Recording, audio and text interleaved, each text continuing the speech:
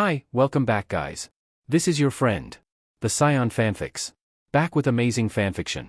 This is the series of What if Deku had triple mutation quirk?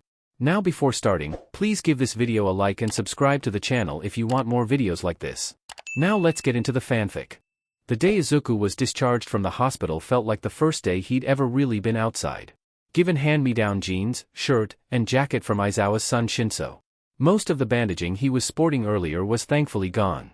Leaving his only remaining issue to be his slow-to-heal shoulder, that didn't take the full healing effect as it should have. It would be a minor inconvenience until it finished on its own. Izuku could handle it. Izuku was walked out the front doors by Aizawa into a decent March day. Almost noon. Sun bright and warm and a chill in the air. The world felt lighter. It was a strange feeling. Especially being out without a hood up to hide his hair. Without it he just felt exposed to everything. Out in the open with no reason to hide or disappear. Right outside the hospital was Inko. She greeted Aizawa warmly and drew Izuku into a brief hug. Letting him go and smiling happily at him as Aizawa started speaking. "So you agreed with the housing arrangements?" he asked. Inko nodded with a soft, yet reserved, smile. "Yes, I talked with Toshi about it and we both agreed that it was best," she answered with a sigh. Crossing one arm under her chest and putting a cheek in her other hand as she did so. Her tone was something akin to begrudgingly accepting terms put out for her. "Housing?" Izuku asked quietly. He was looking between the two curiously. Aizawa looked at him with a soft comfort on his face, not exactly a smile but it was there. "We've talked and agreed that you'll be switching between Inko's home and my apartment every week. Purely for your own health." Izuku's face scrunched in question. What the F does switching houses have to do with his health? He'd much rather just stay with his mom to make sure she was safe. Aizawa seemed to catch on to his thoughts. "It's to keep track of improvements and how you're adjusting. You'll see your mother regularly, while Yamada and I can help where need be. It's only until you've adjusted to living out here after everything that's happened and we can make sure you don't get hurt in the process." Izuku raised his eyebrow and shifted weight to his other foot. At least he was getting to see his mother regularly. Maybe this housing situation was part of the program? It'd make sense. "As much as I want to have you home, there's still some things in the apartment we need to fix. And the bed in your room is too small," Inko started, "and moving things around is difficult with our work schedules. So you'll be starting with me." Izuku looked between the two. He really wanted to stay with his mom. He hadn't seen her in so long, aside from hospital visits, and he could tell the situation pained both adults. Maybe because they both knew who he'd want to stay with if given the choice. But if there wasn't space for him yet he understood. "Wait. Are?" Izuku asked, almost hesitantly. Inko brightened. "Oh. I remarried a few years ago to Toshinori. You'll get to meet him when you stay. I think you two would get along. He's currently at work." Aizawa rolled his eyes. It wasn't annoyed or sarcastic but more knowing. Why did he? What did he know? Izuku's mind flashed back to the photos Hisashi used as a threat. The tall blonde man walking with Inko. The bright smile on her face when the two were clearly talking. Maybe that was Toshinori. Ink certainly looked happy when talking about him. He couldn't be so bad if he made her happy, right? Thoughts of a new stepdad were shaken off as the three started walking down the street. Apparently a lunch was in order. For cheap food, real food, it was good. Inko talked about things Izuku was happy to listen to. Common life that he missed out on, but not overwhelming him with too many things. Her work, Bakugo Mitsuki, an old friend Izuku knew at one point, Toshinori, things like that. When it was time to part ways Inko gave a soft and oddly comforting farewell and a tight hug. Making sure Aizawa had her phone number as a just-in-case before she left for a shift at work. Almost seeming to tear herself away. Izuku and Aizawa watched her walk away until the crowd swallowed her. Aizawa assured Izuku that she was safe, under watch by local heroes. He trusted Aizawa to not lie to him about something so important to him. "Tests," Izuku said flatly as they got off the train, working through the crowd headed for the hero's apartment. Aizawa shrugged with his hands in his jeans pockets.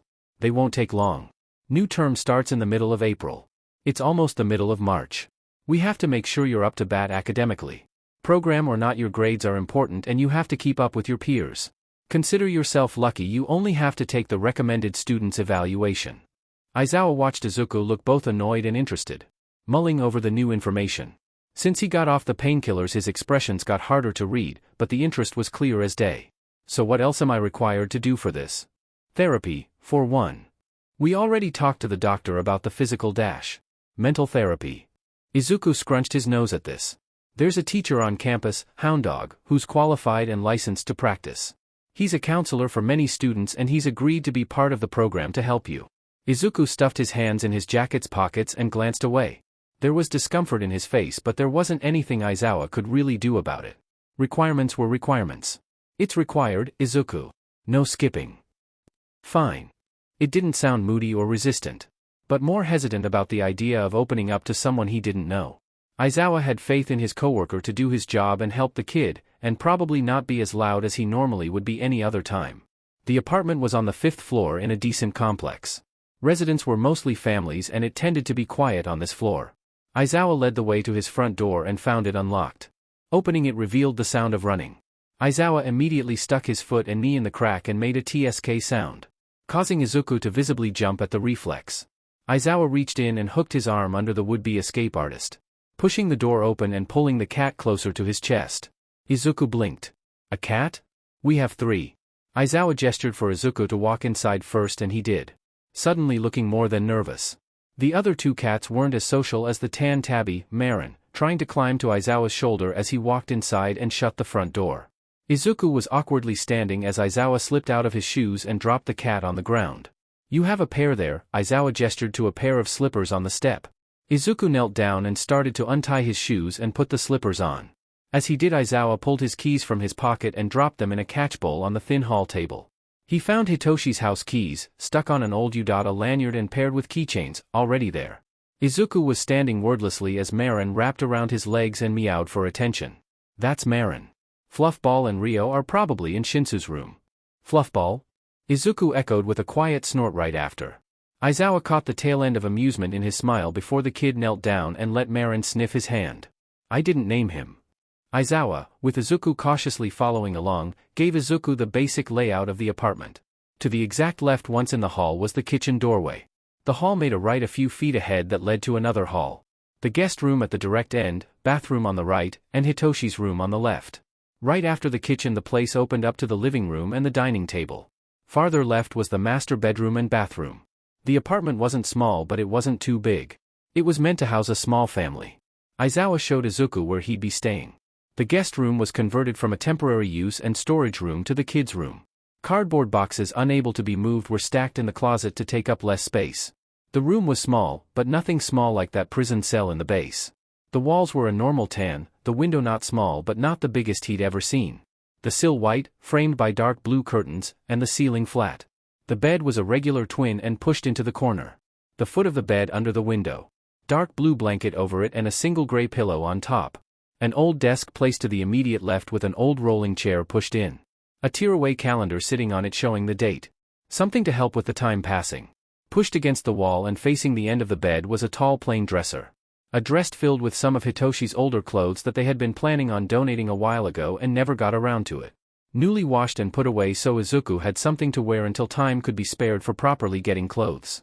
On top, sitting in as neat a row as Hisashi could manage, were unmarked empty notebooks. Right beside the closet, which stood in the far corner on the right wall straight from the door, was a tall mirror. Unhooked to the wall and just leaning against it. It was plain, the furniture was old to a degree, and it needed redecorating to fit a teenager's style. But it was the best they could offer without completely overwhelming the kid.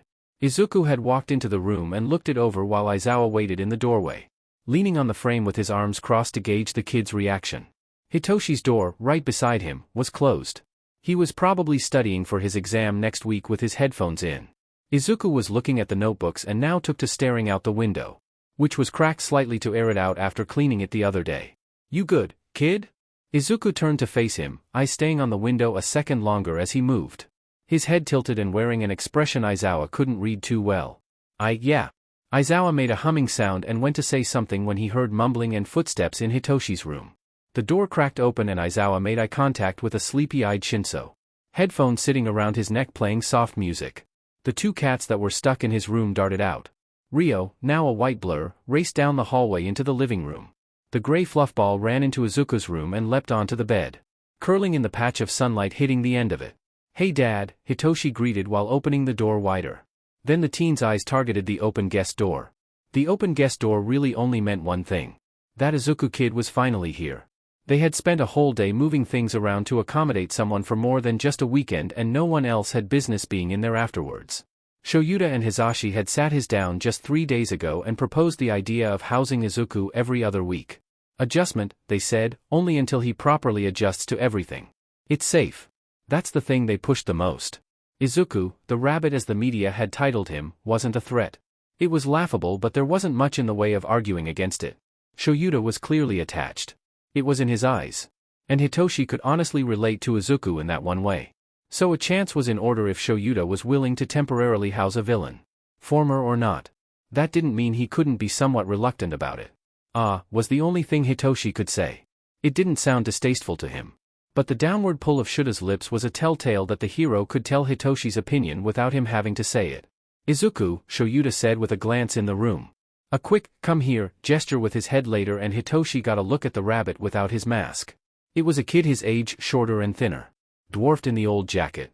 But other than that, Hitoshi was taken back only a bit. The scars on his face, the one on his neck and falling under the neckline of his shirt looked odd. Hands stuffed in his pockets.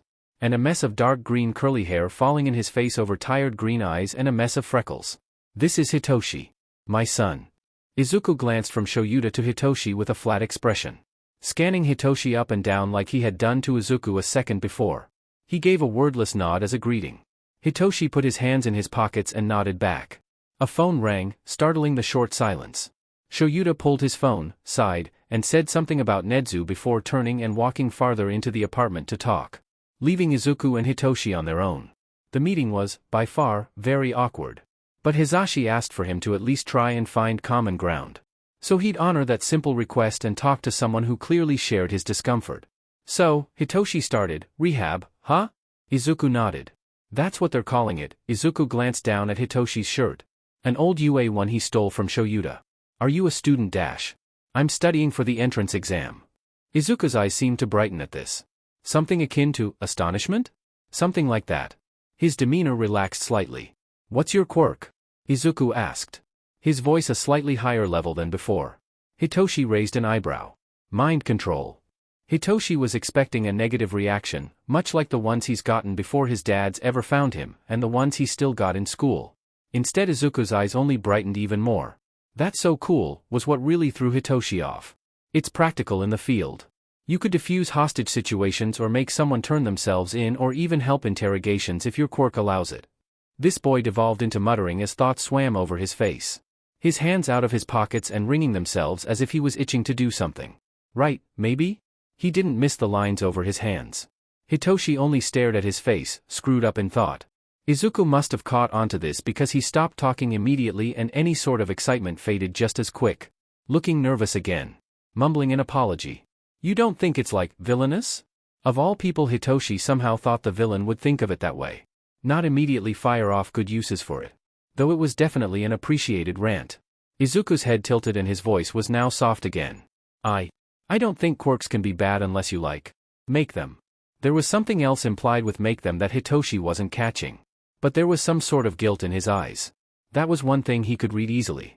Aizawa looked back into the hallway to see Izuku looking somewhat guilty and serious and Hitoshi looking off-put.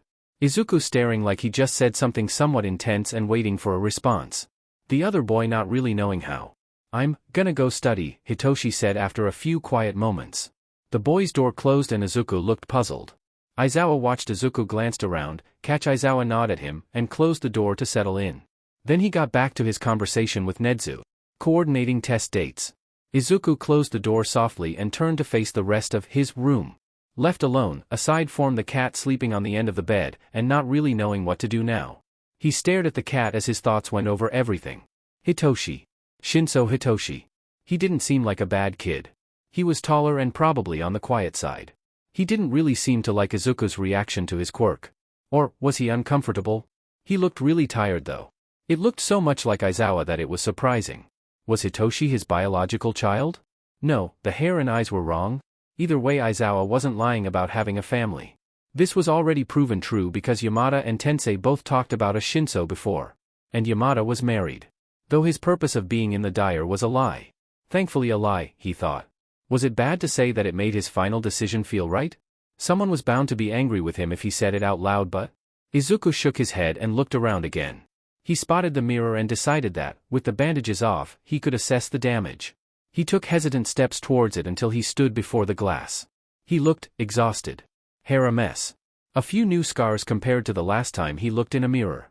His left jawline, over his nose, 2 through his right eyebrow. The one on the end longer, it was the new one. A cut under his left eye and the temple above it had a faded traces of 1, 2. Every scar he could see meant he survived 9 years of hell and he still didn't believe it. It didn't feel like 9. It felt like longer. He didn't feel 15. He felt older. So much older. Izuku frowned and took off his jacket, letting it fall to the floor as he looked over his arms. His scarred left hand. The lines crisscrossing over his fingers. Gashes and scratches over it. The patchwork mess of old and new burns. Reds, pinks, browns, mixed with white lines and barely any uninjured skin on that side. The burn crawled up his neck over the neckline of his shirt. A shirt he hesitantly took off and left hang from his right hand. His chest was a mess. The left side burned, too. Over his left shoulder and across his chest. Though the right wasn't as extensive as his arm. If there was too much damage there he couldn't write out those analyses. He couldn't be as proficient with a weapon if his dominant hand wasn't working, right? The right side of his neck had 2 tiny little marks. The prongs from the shock box. The center of electric line scatters around them. Then he prepared himself for what he knew his back was decorated with. At the time he forgot about it. He was too focused on the pain being caused than their stupid FING tradition. He knew what was there but was still unprepared. He turned around and then craned his neck to look into the mirror at what was there. More burns. Some new, most so old and fading. Ancient lines and gashes became the backdrop to the newer masterpiece Korra and Yukio had healed and hurt him enough to permanently remind him. Lines crossed each other to frame the 4 characters carved down from the shoulder blades to just below the middle of his back. Traitor. Izuku reached back and gently touched the top character. Feeling raised skin for a moment before frowning. It was real. He was real. But standing in a pro's apartment in clothes that weren't his in a bedroom with a flat ceiling. He didn't feel like it was actually true. He stared for another few minutes before he felt sick just looking at it and pulled his shirt back on. The thing on the bed moved and caught his attention instead. It was the cat. Lifting their head and yawning wide before staring Izuku down with bright yellow eyes. Curiously Izuku crossed the room and sat on the floor next to the cat. Holding his hand for the cat to sniff and then rub their head on. The collar red fluff ball. A bell rang as it hit the small metal tag. Izuku smiled as he pet the fluff. Hiya, he ate quietly. Bending an arm to rest on the top of the bed and letting his cheek rest against it as he scratched behind Fluffball's ear. The cat purring and flipping to lay on her back, head in his hand. You're cute. Izuku smiled as the cat switched from cute to biting his hand. Going from complacent to playful in seconds that had Izuku smiling and playing along. Izuku? Hisashi had called from the kitchen at around 6 o'clock that evening. A door opened down the hall and Hisashi didn't even hear the kid's footsteps but he was suddenly in the doorway. Fluffball, the gray traitor, curled in his arms while the boy just stared. Hisashi smiled at him. Wanna help with dinner? Izuku looked at the counter Hisashi was standing at. The small one that separated the living area and the kitchen. Plastic bag scatters over it holding the ingredients for that night's dinner. And the plastic cutting board and knife Hisashi was standing in over. There were cabinets above the long stretch of missing wall acting as a sort of window. The boy silently nodded, put Fluffball down, where she rolled over on her back and begged for more attention, and walked over. Ah, hands, Hisashi reminded before going to finish the pepper he was cutting. Izuku disappeared, the sink ran, and he walked back over with a rag to dry a few minutes later. Just as Hisashi set down a cutting knife. We're making curry, that alright? Izuku silently nodded, think you can take over cutting stuff for me? Hisashi looked over with a comforting look. Hopefully it conveyed that Izuku had the full right to say no. It was alright if he either wanted to watch or go back to his room until it was done. Izuku looked between the cutting board and Hisashi's hands before slowly nodding. Hisashi smiled and stepped aside to get a pot from a cupboard, getting various things from the fridge and sitting it by the stove. When he had everything for the rice cooker up and set for when he needed it he glanced back at Izuku, the boy was completely frozen. His right hand, the one with the knife, shaking. What the F am I supposed to do? Was the only thought running repeatedly through Izuku's head as he stared at the bell pepper under his left hand and the shaking knife in his right. Why did he agree to do this? He doesn't know how to cook FING pasta let alone cut up peppers. He could do it but what if he did it wrong? He'd probably PSS someone off. Yamada might not really care but what if he did? Should he just admit he doesn't know how? Is that acceptable? Can he just openly admit he knows nothing? It's his job to. Need help, listener? Yamada snapped Izuku from his thoughts and he jumped slightly. Focus on your surroundings more. Izuku looked at the knife and nodded quietly, refusing to look at the hero's face. Yamada went to get a different cutting board and a new knife, setting up beside Izuku. Izuku intently watched Yamada cut up a different pepper, slowly and carefully. Izuku eventually taking up his own slow pace mirroring the actions. It went like that for everything that needed to be cut until it was all done and divided out. Yamada smiled once the job was finished. Great job. Izuku's head tilted slightly at the praise and he hesitantly smiled back, only getting Yamada to smile wider. Now, Izuku watched Yamada move around the kitchen, starting up the actual cooking. He looked around at the quiet apartment. The TV was running as background noise. Where's Aizawa? Probably outside training with Hitoshi. Izuku went quiet again and leaned back against the counter, arms crossed and not really knowing how to help or what to do with himself. He was uncomfortable. The hero's apartment was so domestic. No threat. A few cats. He spent the last few hours staring at a ceiling and petting a cat, not knowing what to do. There was nothing to do. Not sure how anyone would react to him taking up note-taking heroes again, so he didn't. Not sitting there waiting for the buzzing of his pager for a new job or having to analyze a hero for a report to Hisashi. Not wondering if Hisashi would point out some mistake or broken rule and react. The anxiety of what to expect was so different from before, he didn't know what to expect. Couldn't know what to expect. It was boring. And he wasn't quite sure what to make of that discovery. Whatcha thinkin' about, kiddo? Yamada said absently, unthreatening. Open-ended and able to be shut down. Or, was he just trying to talk because it was so quiet? Izuku stared at him and buried any sort of suspicious expression down deep. He didn't know Yamada as much as he knew Aizawa. Scratch that, he knew Aizawa only a little more than he knew Yamada. But there was still that calm air that seemed to sit around most of the heroes he'd met out of combat. And it was trusting that air that led him to where he was in the first place, wasn't it? Izuku's only answer was to shrug. Yamada didn't give him a look, or any sort of disappointed tone. He only gave a humming reply to acknowledge the lack of response and let the silence sit again. Izuku was pretty sure he had some sort of thought about that reaction, but Fluffball biting his ankle pretty much stole it. Izuku smiled and moved to sit on the floor and pet her, ignoring the green eyes that glanced at him ever so often between tasks. Katsuki didn't quite know how to react to this. These few sentences in the middle of story recaps. The same story that's been buzzing the media since the press got the light to release it. The magazine in his hand, the article, now a few days old, reading back to him the source of his anger, was shaking. He was shaking. The article covered the nationwide raids of gang bases, the Silver Dyer, over a week ago. And this one was talking about the high horses running the group and air court sentences. Those BSTRDS. The name of the boss, Hisashi, meant nothing to him. That BSTRD was a distant memory. Midoriya mattered more. Izuku caused him the most trouble. The rabbit. That FING, Katsuki threw the magazine across the room and it hit the wall. It was late, he couldn't go blowing things up unless he wanted that old hag to shout at him for waking her up. But Izuku. Did Inko know her son was that shitty of a person? Katsuki remembered how upset Inko was when Hisashi got custody. She was devastated she was when he was gone. How she only started recovering from it shortly before Tashinori. Izuku never even called her. Not once. And now he comes back as a villain? A killer? Katsuki growled and ran his hands through his hair. He, unlike most every big shot in that group, had no known court date. No known punishments. Not even a FING picture to out his existence to every person in Japan. You know what? He thought, that shitty nerd doesn't even need me thinking about him. He'd rot in prison before I ever see him in person anyway. And somehow that line of self-comfort didn't feel like it was going to be true. Move your feet more, Hitoshi. Hitoshi hissed a curse under his breath as he dodged another kick from Shoyuta. Dodging again and again, keeping within the large patch of mostly dead grass in the middle of the courtyard. The one they designated as an appropriate battleground. Hitoshi watched and waited for an opening.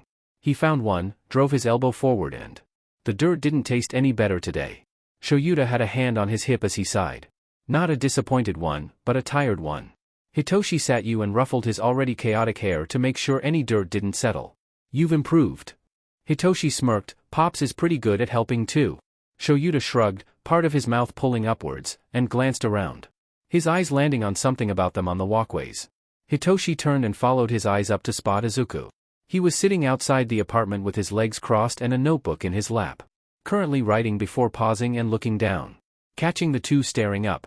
It was the third day he was there and Hitoshi still hadn't said much to him. Izuku seemed to enjoy watching the sparring and taking notes on pretty much everything. Izuku, Shoyuta shouted up. Izuku jumped even though he was watching them and got up, leaning over the railing to look down. Come here real quick.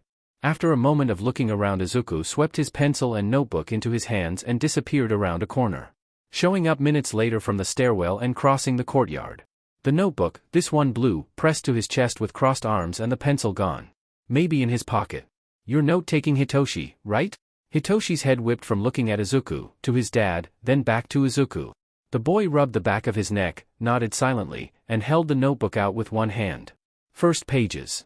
Shoyuta took it carefully and flipped to the first page. Hitoshi leaned over to read the pages, too. The first page was covered in numbers, arrows, and messy writing. The next 2 pages were headed with Eraserhead and Hitoshi's given name. Looking at the fighting techniques of both. The notes were taken, seemingly at random, and written in small, neat handwriting. Some lines were scratched out, question marks were common, and there were more numbers. Notes, in the same messy writing as the first page, scribbled in the margins. What's with the numbers? Hitoshi found himself asking. Oh, I wanted to keep looking into heroes so I can learn from them. And I was thinking about stat numbers. It's a system I'm working on and I was testing it sort of while watching you so yeah. Shoyuta was nodding softly as he looked through Hitoshi's page of notes. Most of it was commentary on footwork and timing. Things Shoyuta was already telling him about. Did you do your stretches this morning? Shoyuta asked as he closed the notebook. Izuku raised an eyebrow and nodded. Are you up for physical movement? Another nod, this time hesitant. Are you lying to me? Izuku paused and stared in bewilderment before shaking his head. Could you get a better analysis if I referee a spar? Now Izuku looked at Shoyuta in surprise. Hitoshi did too. A spar? Really? I guess I could? Shoyuta looked at Hitoshi. Asking a silent are you alright with this or would you rather not? Hitoshi shrugged and stuffed his hands in the pockets of his sweatpants. Fighting you and Pops made you predictable anyways. Alright. To the grass. No quirks. Don't do anything dangerous. As if fighting Rabbit wasn't already dangerous. The 2 boys walked to the grass as Izuku took off the jacket he'd been wearing almost non-stop, setting down next to Shoyuta, the water bottles, and his notebook before walking back over. Izuku immediately fell into a fighting stance once Shoyuta started a mock countdown. Hitoshi only took slight notice of how on the toe he stood and how his nervous expression fell into a neutral one. Shoyuta finished his countdown with a start and everything was still for only a second. Hitoshi was on the immediate defensive as Izuku shot forward, moving his arm out with his hand flat, going right past Hitoshi's head. The coming back with his elbow, one Hitoshi couldn't dodge.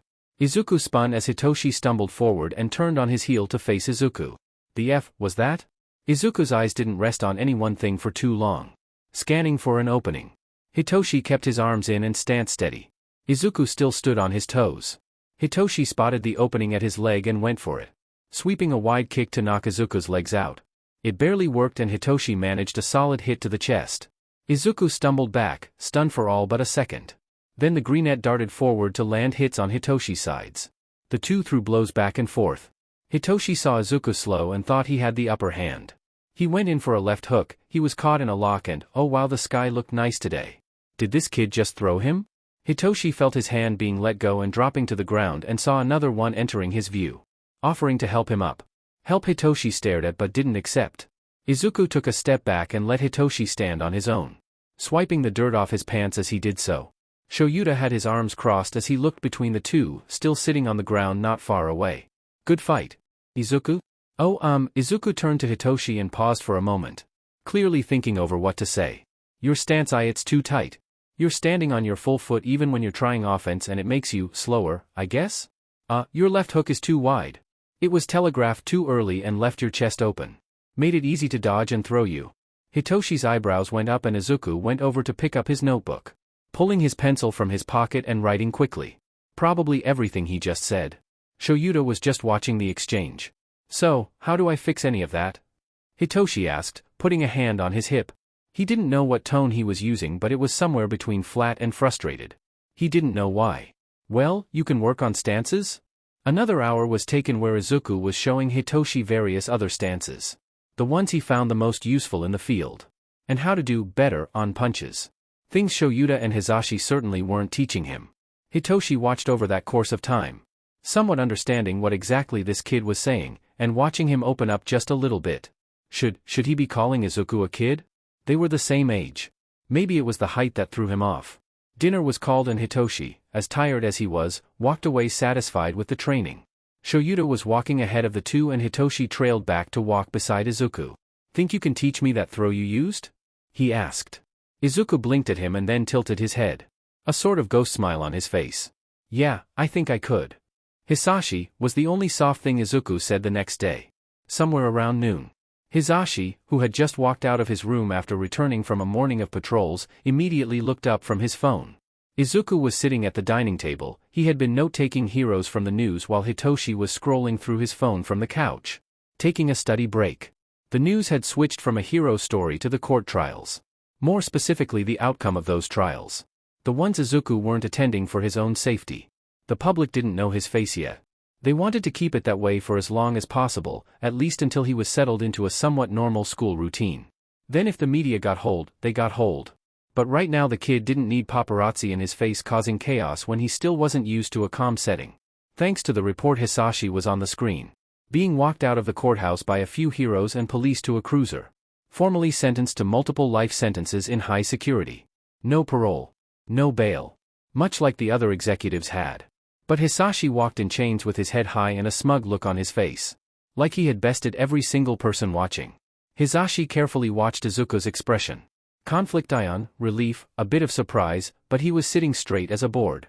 Just watching. His expression wilted when Hisashi smiled right at the camera and the story changed.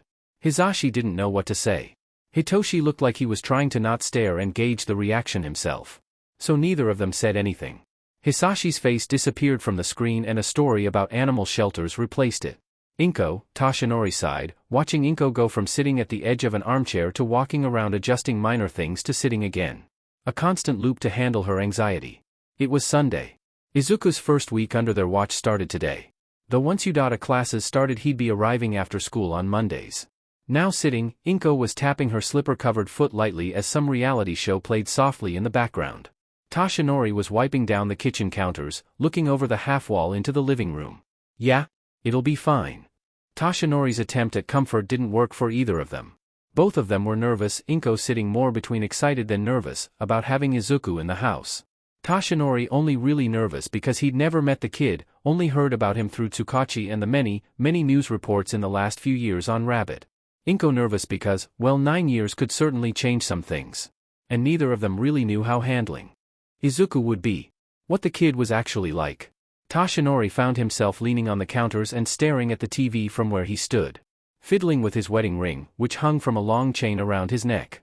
Just so he didn't lose it during a fight and wouldn't have to keep taking it off when he transformed.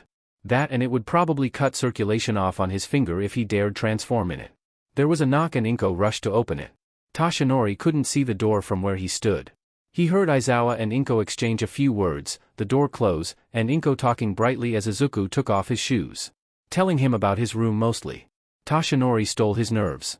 He had been a pro-hero for years. And planned to still be one for at least another good while. He wasn't washed up yet. It's not like he was a complete skeleton, yet. But there was a ways to go before that. Meeting his stepson shouldn't be as terrifying as the villains he's had to face in the past. Inko walked into the living room with Izuku in tow. Now Toshinori had a better view of the green-haired kid who hadn't seemed to notice him yet as he was fixated on Inko. This kid. Toshinori didn't tend to remember about the smaller acts he did as All Might. He did so many in an attempt to help all he could. Defeating small criminals, helping civilians here or there with tasks anyone could really do if they bothered. That was even how he met Inko, come to think of it. But more recent tasks were easier to recall. The sludge-like villain a few weeks ago wasn't a small task. He'd killed a few people trying to rob a convenience store, making him no small deal. The second incident that day involved a rather vulgar-mouthed boy and the frail kid who'd been attacked earlier that day. He remembered all too clearly how the kid looked at him once he could see past the plumes of smoke and the cascade of tears. The stuttering over his words. The not-so-subtle scars. The pure panic on his face both times they had met. A fear at the very mention of his own father. Knowing something Toshinori wouldn't before disappearing. He'd talked to Kamui Woods about it and felt like he had failed when it was clear the boy was gone. He ended up telling Inko about the kid that night, too. Right after she mentioned young Bakugo was caught up in that mess, too. All this came rushing back as that same kid was standing in the living room. Hands gripping the thin straps of a worn-out Udata drawstring bag. Probably got it from Hisashi. No longer in a strangely stained hoodie and a tie that peeked over the top of the neckline. in unevenly stained brown gloves and slacks that didn't match any sort of school uniform anyone in the area wore. That kid was Izuku. Izuku, the kid who panicked after performing a stupid, yet effective, act of heroism when not many others did the same. It really was a small world, wasn't it? Inko glanced over, her smile knocking his train of thought off track, and politely gestured to him. Right. This is Tashinori, she said happily. Izuku turned his head and looked him over with curious and cautious eyes. Now unbidden by smoke and tears, Tashinori exchanged a nod with the kid and greeted him. Izuku was silent. Tashinori had been in the corner of Izuku's eye ever since he walked in. At least before Inko introduced him he suspected this was him. Watching him with an expression he couldn't read without giving away that he wasn't hidden. Yet this man wasn't what Izuku expected. Though he didn't really expect anything about him in the first place. He was tall, decently built, yet it looked like he was in the process of withering away into skin and bones. Not quite rail thin, but his cheekbones were definitely more prominent than the photo in the hallway. Whites of his eyes were strangely black and the blue shone through clearly. He didn't like being watched like that. He felt judged. Though the greeting was nice and that expression was wiped away as soon as Inko looked at him. Holding something much lighter. It was clear Inko had some sort of ability to lift spirits, and Izuku passively wondered if her quirk was lifting a dark mood instead of small objects. Oh, you have those tests tomorrow, don't you? Inko asked. She looked like her mind was running on 100 different things at once. Izuku gave her a soft smile. From what he remembered even when he was a kid, she was juggling multiple thoughts at once. Work, probably the divorce, and him. Must not have been easy. Are you ready to start those? I think so. Hitoshi studies in the dining room sometimes and lets me read what he's not working on. So, I think I can manage it. Great. You'll do great. If you want to settle in, you're welcome to, or there's dash. Inko was cut off by the shriek of her cell phone. She pulled it from her cardigan's pocket and looked at the ID. Her face turned annoyed. Oh, it's work. I'll be right back. Inko turned and walked back towards her room as she answered. Starting to softly berate someone for calling her on a day off. Izuku, now left to his own devices, looked around. Tashinori had gone about doing something in the kitchen. Maybe chores? Something to do? The TV was playing an afternoon's reality show. His eyes spotted an odd patch on the floor behind the couch and it made him feel sick. Though he wasn't quite sure why. He did still feel Tashinori's eyes on him every so often. So to escape it, he went towards his room. Closer to the front door with an All Might name plate hanging from it. Nostalgia hit him before he even opened the door. Compared to what little he could remember of it, the room hadn't changed much. The bed on the far side was bigger and the bottom half sat under the window, in direct sight of the door. Blinds closed and curtains open. Hero posters and merch covered the walls and the 3 display shelves directly to his right. Looking freshly dusted. The desk sat near the other corner. A cup of markers near a lamp. The back corner of the desk had a stack of old Hero magazines. A dresser, one that barely met his hip, was right beside the door. Izuku flipped the lights on and walked in, shutting the door as softly as he could. He had to get used to having a room with a regular door and not a sliding one. There was a bookshelf near the bed. It towered over him and filled with old magazines, regular books, Hero merch, and the bottom had cloth drawers with something in them he didn't want to look through yet. Everything was recently dusted and smelled faintly of cleaning supplies. Izuku dropped the borrowed bag, full of hand-me-down clothes to leave here, on the bed and sat down next to it, looking around again in silence. How strange it was being there after so long. It hadn't changed much. He had though. He felt some sort of peace settling as he sat there in the quiet. He could barely hear the TV or Inko and Tashinori talking. Inko laughed at something and it was a muffled, but nice sound. He fell over onto his side and let his head hit the pillow. Finding it softer than expected. Just sitting there and breathing, and still finding it odd that he could. Hi, what the F was that? Izuku asked as he left the testing room the next day. Aizawa had arrived only a minute before end time to wait, and smirked when Izuku looked at him with a dead stare. Dressed in a gym uniform for tests Aizawa was administering later. Cognitive test. See what you know so we can start up your catch-up work. Aizawa answered as he led the two down the hall. Izuku followed beside him and kept talking. U.A was basically empty at this point aside from a few teachers there for lesson planning or the like. It was the best place to administer the tests he needed safely. It was sheet. This time Aizawa had to hold back the impulse to laugh at his students' frustration. He'd heard kids complain about tests before but they never actively cursed around him. Then again Izuku was no stranger to foul words. Well, we'll get your score soon and dash. How the F am I supposed to know the kind of English they had there? Izuku started in a sort of rant. I know how to curse and listen to negotiations, not ask where the bus stop is. Izuku caught Aizawa's soft huff of a laugh and frowned. I'm serious though, it was weird. We'll get Hisashi to help with that. He's the English teacher. Izuku's mouth scrunched to one side before he took up a more curious expression and looked forward. Where are we going now? I need to get something from the teacher's office before we do a basic physical ability and quirk test. Timed run, long jump, ball throw. I normally test my class on the first day, but you're starting a few days later than everyone else for security reasons. Right. Doesn't sound too hard. From then on the two walked in relative silence. Not an uncomfortable one, but a peaceful one. Izuku stuffed his hands in his pockets and stared out the window as they walked. Both paused outside the offices when the door opened. A figure now standing in the doorway and looking Aizawa over. The two stopped. Vlad, Aizawa greeted flatly. Aizawa. The teacher stepped aside and let him in. Izuku stared as Aizawa inside and the door was still held open for him. Hey Aizawa, who's this? Vlad called into the room. Aizawa, who was still walking to his desk, answered. Midoriya Izuku. He's here for basic assessments. Aizawa heard Vlad hum a note a moment later and the door closed. Izuku now standing inside. Aizawa was not alone in the teacher's offices. Midnight and Snipe were both at their respective desks. Midnight not looking over directly and Snipe. Well, Aizawa couldn't tell where he was looking with the mask on. Though why he had the mask on when the school was supposed to be clear of students was still a mystery. Aizawa noticed Izuku warily looking at the two from beside the door. Rocking on his feet as he waited. Izuku, Aizawa started, catching Izuku's eyes snap to him and Namiri glance up at him. You did your stretches? Oh, yeah. You're clear to use your quirk? It had been a few weeks and he should have been clear. He hadn't seen Recovery Girl that morning to get an actual report from her. Izuku did, though. Recovery Girl cleared it this morning. Aizawa was nodding as he listened. Still trying to find his clipboard and stalling somewhat. Not quite knowing why, maybe so Namiri could notice that Izuku wasn't a threat? She hadn't looked at him yet. Namiri had turned her head to look at Izuku. You're the transferee? It was said calmly and innocently. Why yes ma'am. Midnight seemed to look him over and ask, in a genuinely curious tone, what's your quirk? And Aizawa was hit with the realization that not everyone knew his quirk now. That he had gotten lucky to learn about it or even record it when he was still just the nameless rabbit. Izuku quickly looked to him. Silently asking. What, exactly? If he should tell her? Asking for his line? You can go ahead and tell her, Aizawa said, she's a teacher. Leaving it somewhat open for him to oppose. Hisashi got onto him about that. Offering outs, reaffirming he wasn't being ordered to do anything, trying to get the kid to understand he had the ability to say no. A skill Izuku seemed to be very much lacking in some cases. Namiri cast him a glance and looked back at Izuku. The kid had shifted slightly, his hands still balled in his pockets. My main quirk is elemental, ma'am, he started. I also have lightfoot and fire breathing, but elemental is the only non-mutation quirk and is the most obvious in combat situations.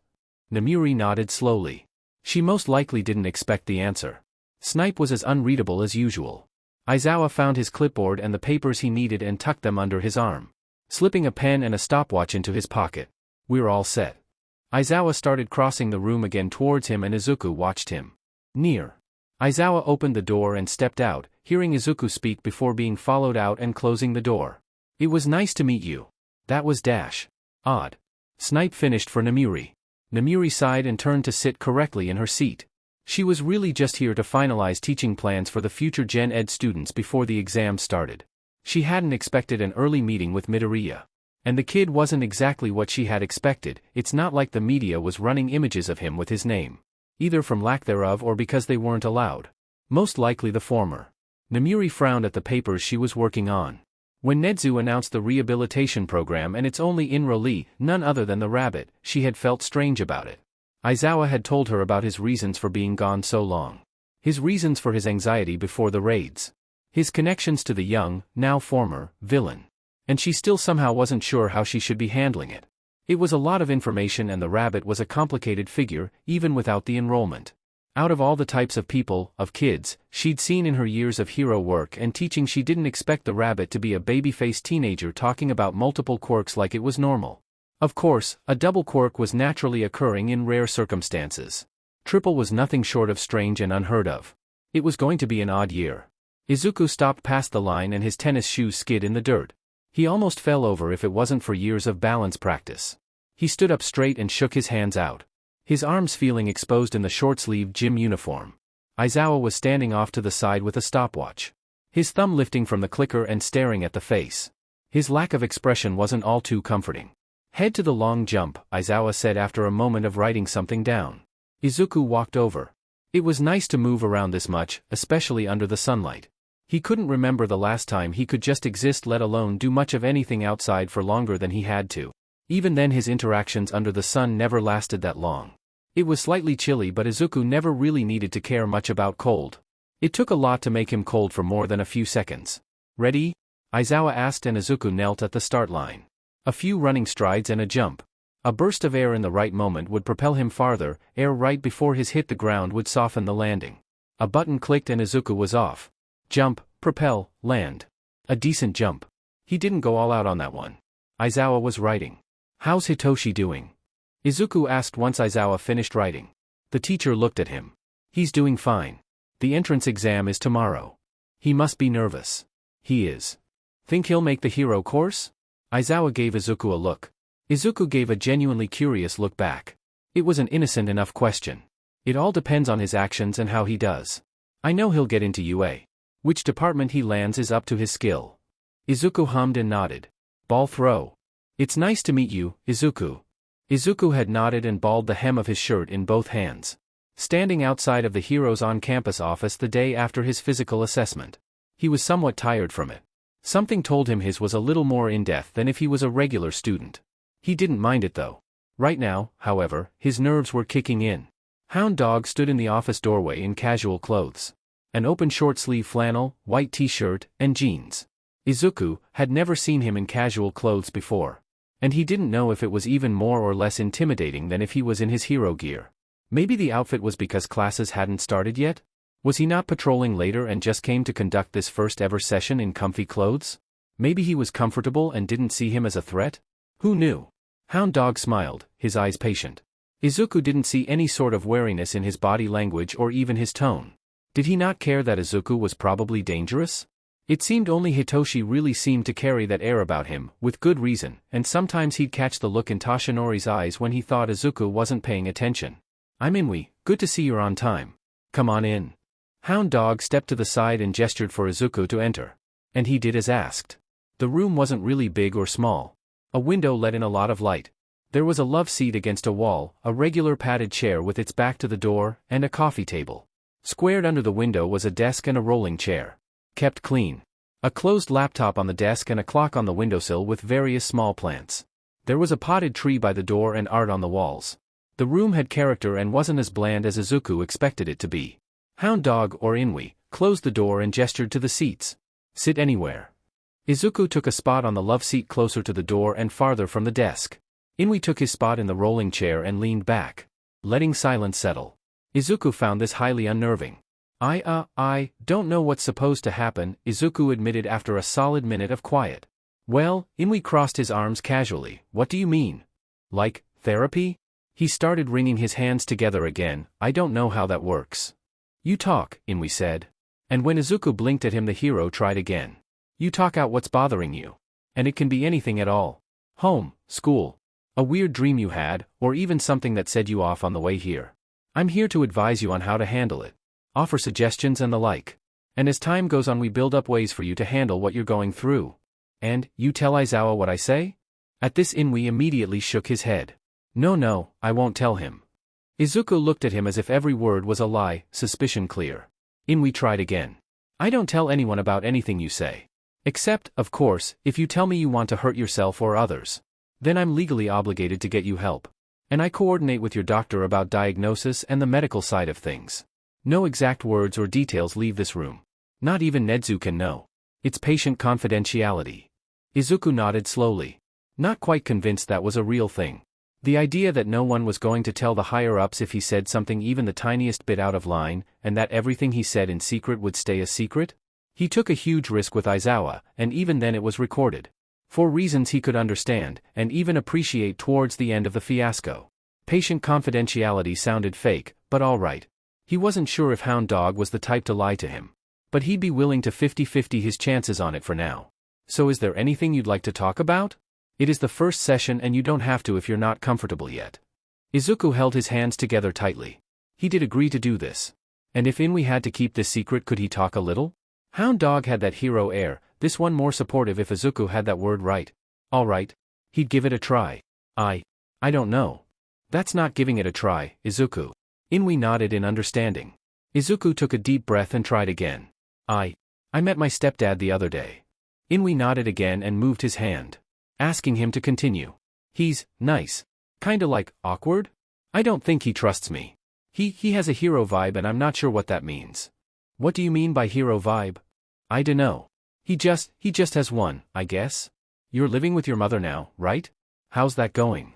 It's alright. It's weird but I'm happy to see her happy. Toshinori makes her happy too, so I guess he isn't too bad. Inui nodded and offered a smile. Progress. However small, this was progress. Why don't you try and get to know him a bit? The hero offered. You two are practically strangers, right? Maybe then you'll understand his hero vibe better and he'll come to trust you more. Izuku stared and then nodded. Talk to him. That was an idea that genuinely didn't cross his mind. What do you work as? Izuku had asked this as Toshinori sat on the couch while the news played, resting for a few moments. Mere hours after Izuku had gotten back from the day's appointments and minutes after Toshinori had returned from work. Toshinori whipped around to see Izuku standing there, though when he got there Toshinori had no clue. Izuku, who stood in sweatpants, a t-shirt, and who was rubbing a towel over wet hair. Looking at Toshinori and waiting for some answer with a flat expression. From the smell in the house, Inko was probably starting dinner.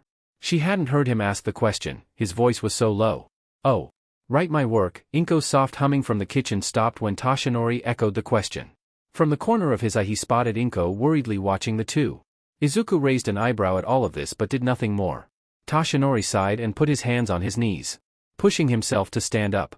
He turned to look at Izuku completely after sharing a nod with Inko. She went back to her task, this time slower, quieter. Let's sit at the table. Izuku went first, sitting with his hands in his lap and towel over his shoulders. He stared as Toshinori took the seat across from him. The boy looked a little off-put, as if not expecting his question to lead to this. It was a situation both he and Inko discussed if Izuku ever asked about it. Tell him the truth. He'd probably been lied to for so long that Inko didn't want to hide too much. And it might HRNSS trust if Izuku found out who exactly Toshinori was. Young man, what I'm going to tell you cannot be repeated outside of the hose. Of course the Udata staff, Hitoshi, Tensei, and Tsukachi know. But you cannot tell your peers. It remains confidential. Toshinori did not sound harsh or threatening. His tone got through that what he was going to say was important in a fairly blunt way. But it set off alarm bells and unease. It sat in his chest and Izuku forced it to stay there instead of moving on to his face. Izuku nodded and Toshinori sighed. Casting a look into the kitchen and nodded, probably after meeting Inko's eyes. Toshinori turned back to him. I'm a pro hero. I've been in the industry for years. Izuku raised an eyebrow at this. A pro? He'd never seen anyone that looked like Toshinori on the boards before. Underground, maybe? Somehow that didn't seem to fit. His face must have radiated his exact questions because Toshinori sighed and stood up. It's better if I show you. Toshinori stepped away from his chair and pushed it in, standing behind it with hands at his sides. Izuku stared at the somewhat thin man, whose clothes were too big and whose hair drooped awkwardly. Curious and suspicious. Who was then hidden behind a burst of steam that Izuku simply chalked up to his quirk. A form-changing quirk was not unheard of, really. Just not all too common. It was when the steam cleared that Izuku didn't chalk it up to a quirk. All too quickly Izuku was out of his seat, fast enough to knock it over. He took steps away from the table, away from him. It had to be a trick. His mind was FING with him. Toshinori had to have an illusion quirk and was FING with him as a joke. A sick FING joke. This wasn't real, this wasn't possible. All Might was not standing in front of him. Izuku dash. What the F dash, was the only thing Izuku could say before Toshinori could continue. You were just dash. Izuku couldn't wrap his mind around what was happening. Even as Toshinori's form changed back into the thinning man he was before. I had a battle a few years ago that damaged multiple organs. Toshinori lifted part of his shirt to reveal a gnarled scar across his torso. I've lost a lung and half my stomach. I've been deteriorating ever since. Izuku took his eyes away from Toshinori to look at the kitchen. Trying to look through the segment of wall blocking Inko, who had gone still. Looking between that part of the wall and Toshinori. Doing his best to keep himself under control and not flip sheet. He breathed out a small puff of smoke without meaning to. running a hand through his hair and grabbing a portion at the back, letting his arm stay there. He didn't pay attention to the smoke other than noting it was light gray. So let me get this straight. Tashinori was watching Izuku patiently, hands resting on the back of the chair. Though his brows were furrowed slightly. You're All Might. A nod. The #1 hero in Japan. Another nod. Izuku laughed. It was a soft and unbelieving huff of a laugh followed by more smoke.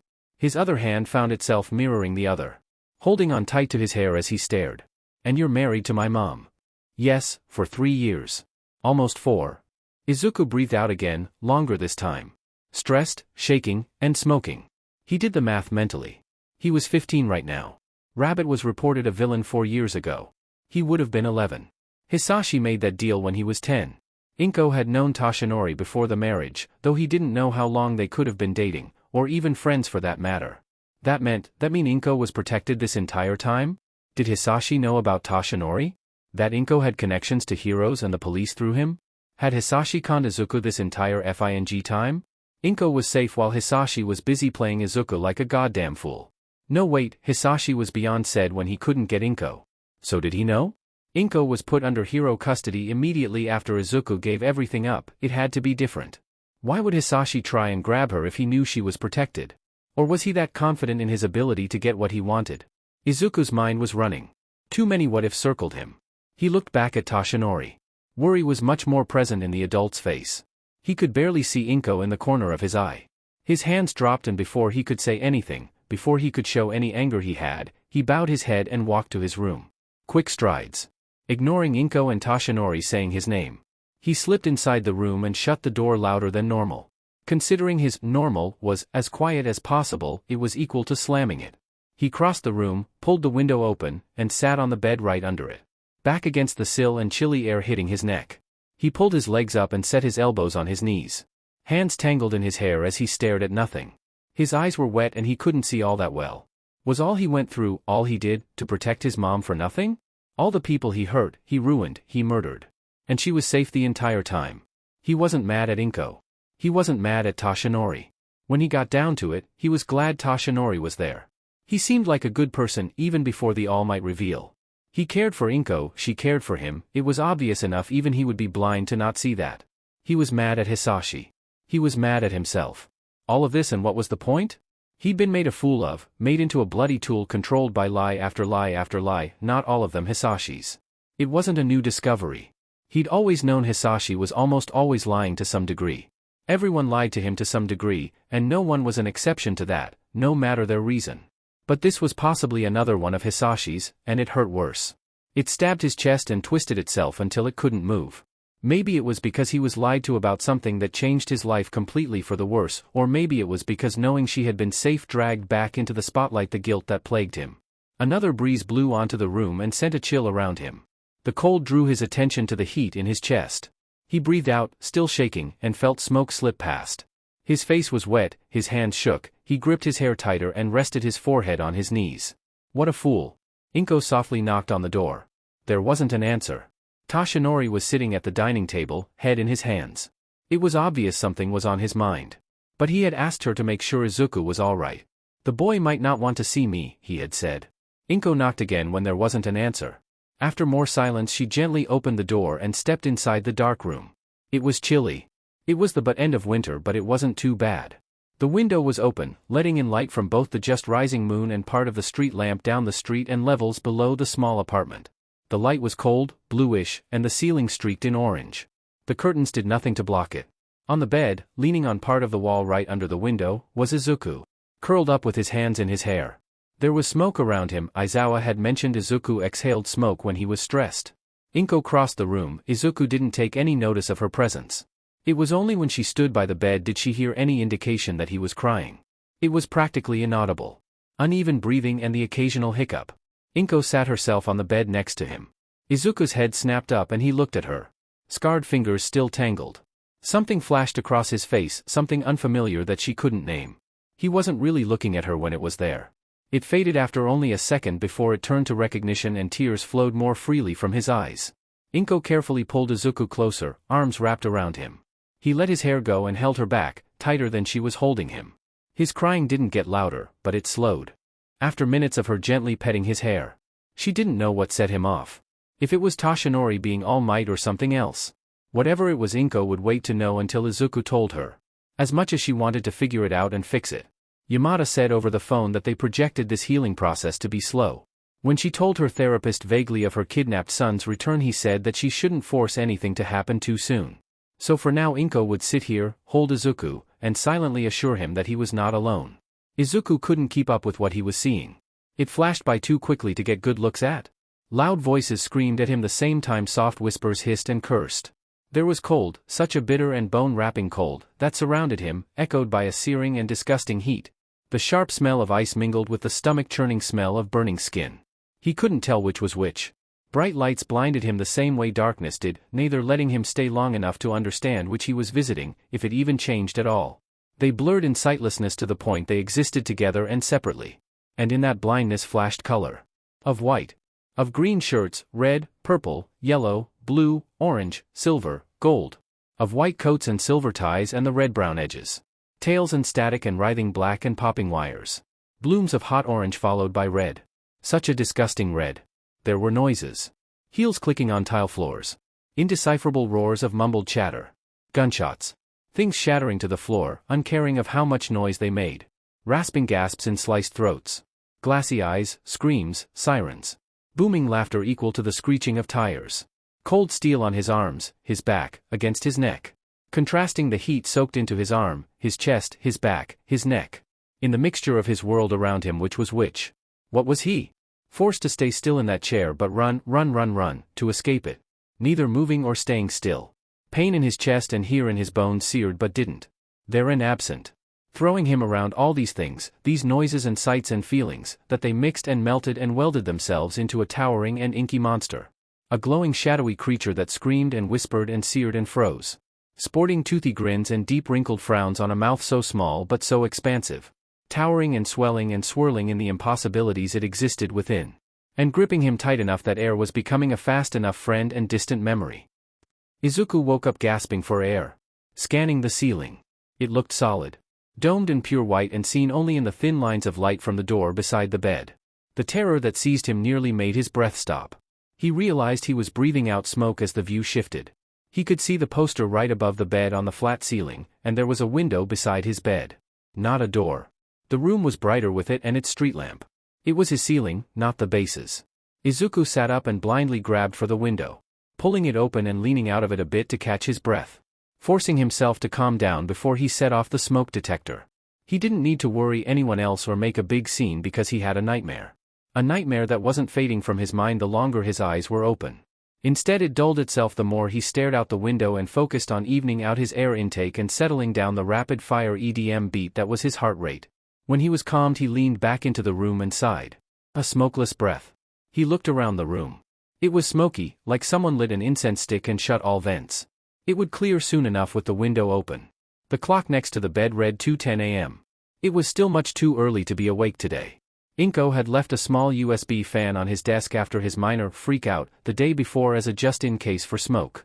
Izuku shook his head and slipped out of bed. Crossing the room and clicking the fan on in hopes it'd blow the smoke towards the window. He sat in the desk chair sideways and huffed. His elbow on the desk and cheek in his hand. Watching the small fan were away at its job. Nightmares weren't a new thing. They were a common guest in the night and often took proper sleep with it when it left. Though they were usually ones he forgot right after he woke up and never left an impression enough to make him panic. He hadn't had one that bad in weeks. Izuku ran a hand through his hair and slumped forward. Looking at his feet as he waited for more of the smoke to clear out of the room so he could go back to bed without the window wide open. What did he normally do after a nightmare? Notes.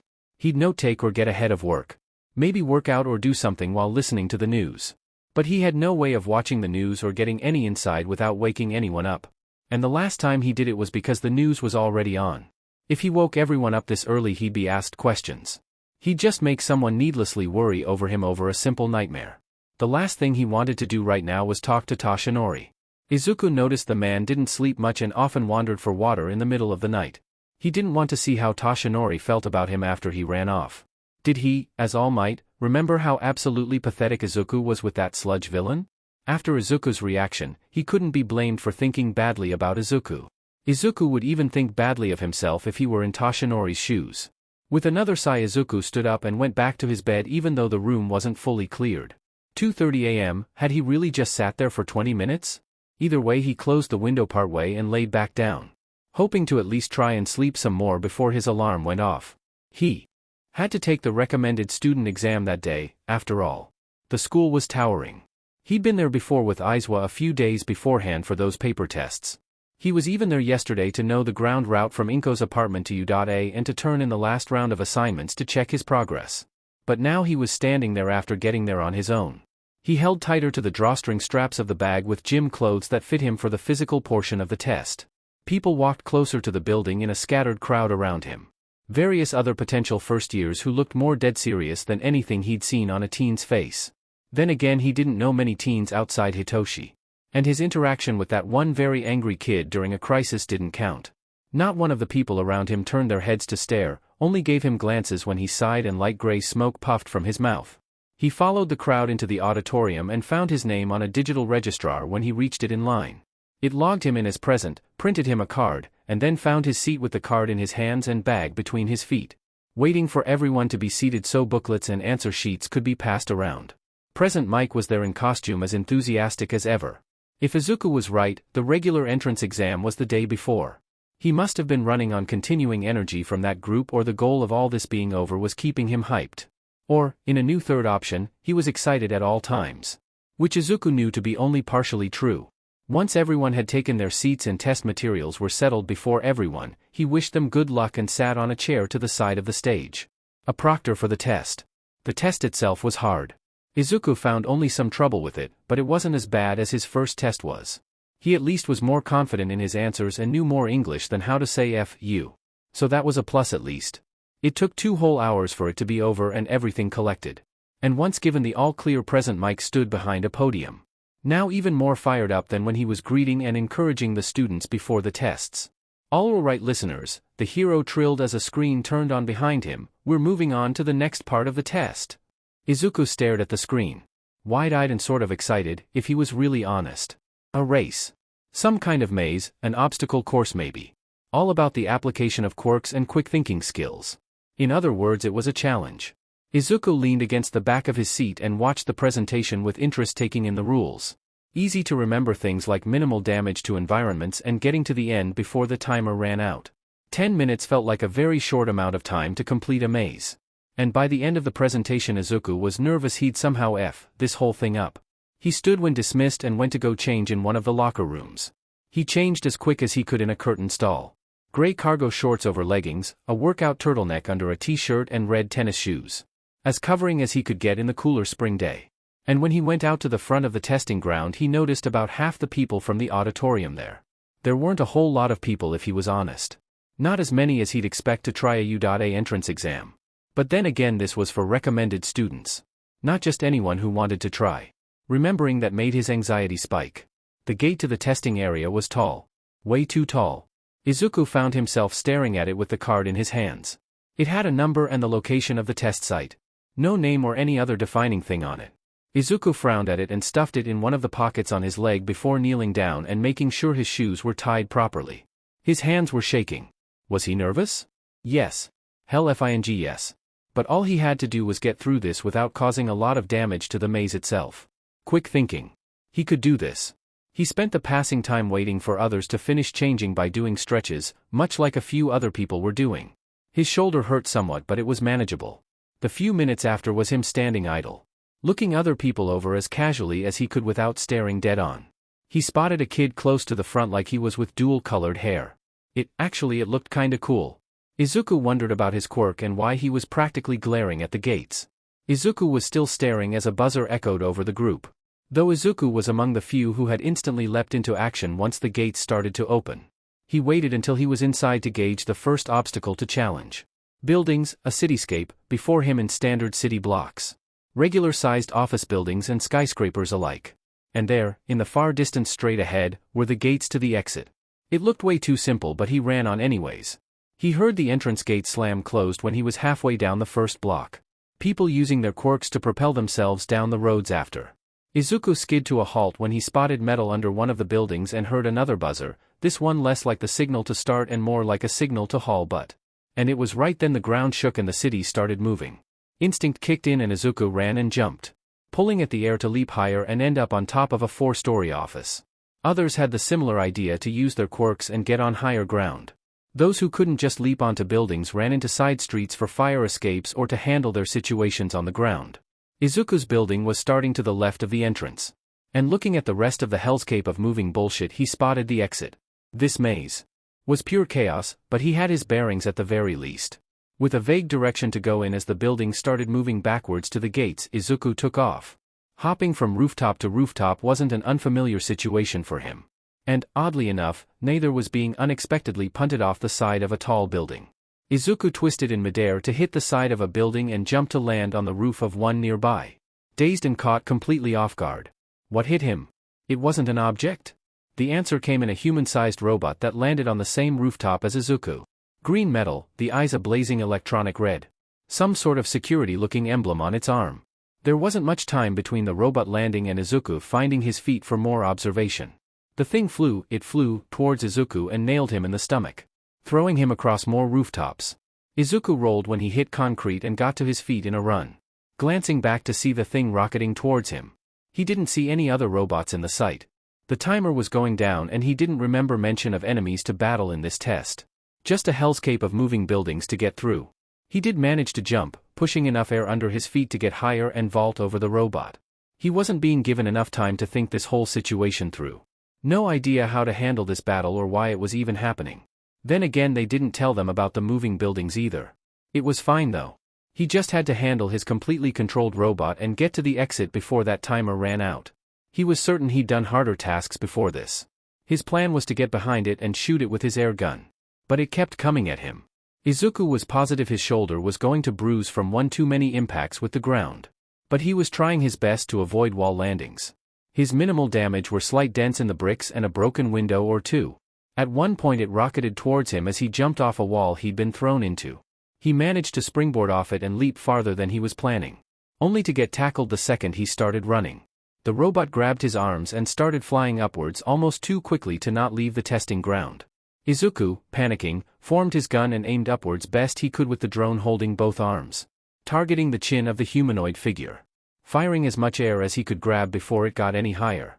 The world moved slowly as he watched the drone's head disconnect and go rocketing towards the clouds the same second the recoil rocketed him downwards. He hit the ground, clipping the edge of a rooftop as he went that spun him and the hunk of metal into the road, pulling enough air to buffer the hit 3 feet above the ground, dropping it when he felt it was safe and crumpling under the metal drone with a thunk. He groaned. Jesus fing Christ, he huffed as he shoved the robot off him, taking a deep breath and exhaling smoke. BZZ. 3 minutes remaining. Izuku's sense went alert at the warning. He got up and felt his legs ache with how much jumping around he'd done. And his back would definitely bruisey with the impact on the ground. Oh, he wouldn't be a happy camper tonight once all this adrenaline left him. That wasn't the goal right now though. Hey! Izuku looked up to see a girl there. Black hair and a ponytail and looking down at him in concern and slight bewilderment. As if not expecting the scene on the ground before her to even he reel. Though the way she was facing it didn't look like she came from the direction of the entrance. Izuku blinked at her and looked at the bot and then back up at her. The building she was on was slowly moving in the opposite direction she came from. Hi. Do you need help? She took half a step forward. Izuku shook his head. I'm fine. Those things are kinda weird. The girl blinked at him and then took off, running towards the exit. Izuku shook the encounter and went on his own way to follow. Turn that fing thing off, shouted Hisashi as Power Loader hurriedly pounded the keys of his computer. A laptop he'd been using earlier to make sure things were in order for both test sites while the kids went through. Muttering curses and apologies as he tried to get the rogue security drone to turn off and stop attacking one of the test takers. Aizawa frowned at Hisashi while his own foot bounced nervously. A rogue drone attacking Izuku during a test was certainly not what anyone expected to happen. It didn't look out of the ordinary, and it was probable the kid didn't even realize it was completely unplanned and uncontrolled on their end. Aizawa was staring at Hisashi with his quirk active as screens from various cameras flipped through to show the field. At all times, though it bounced around, one screen was dedicated to showing Izuku's progress through, though over half of the judges didn't know which one was Rabbit.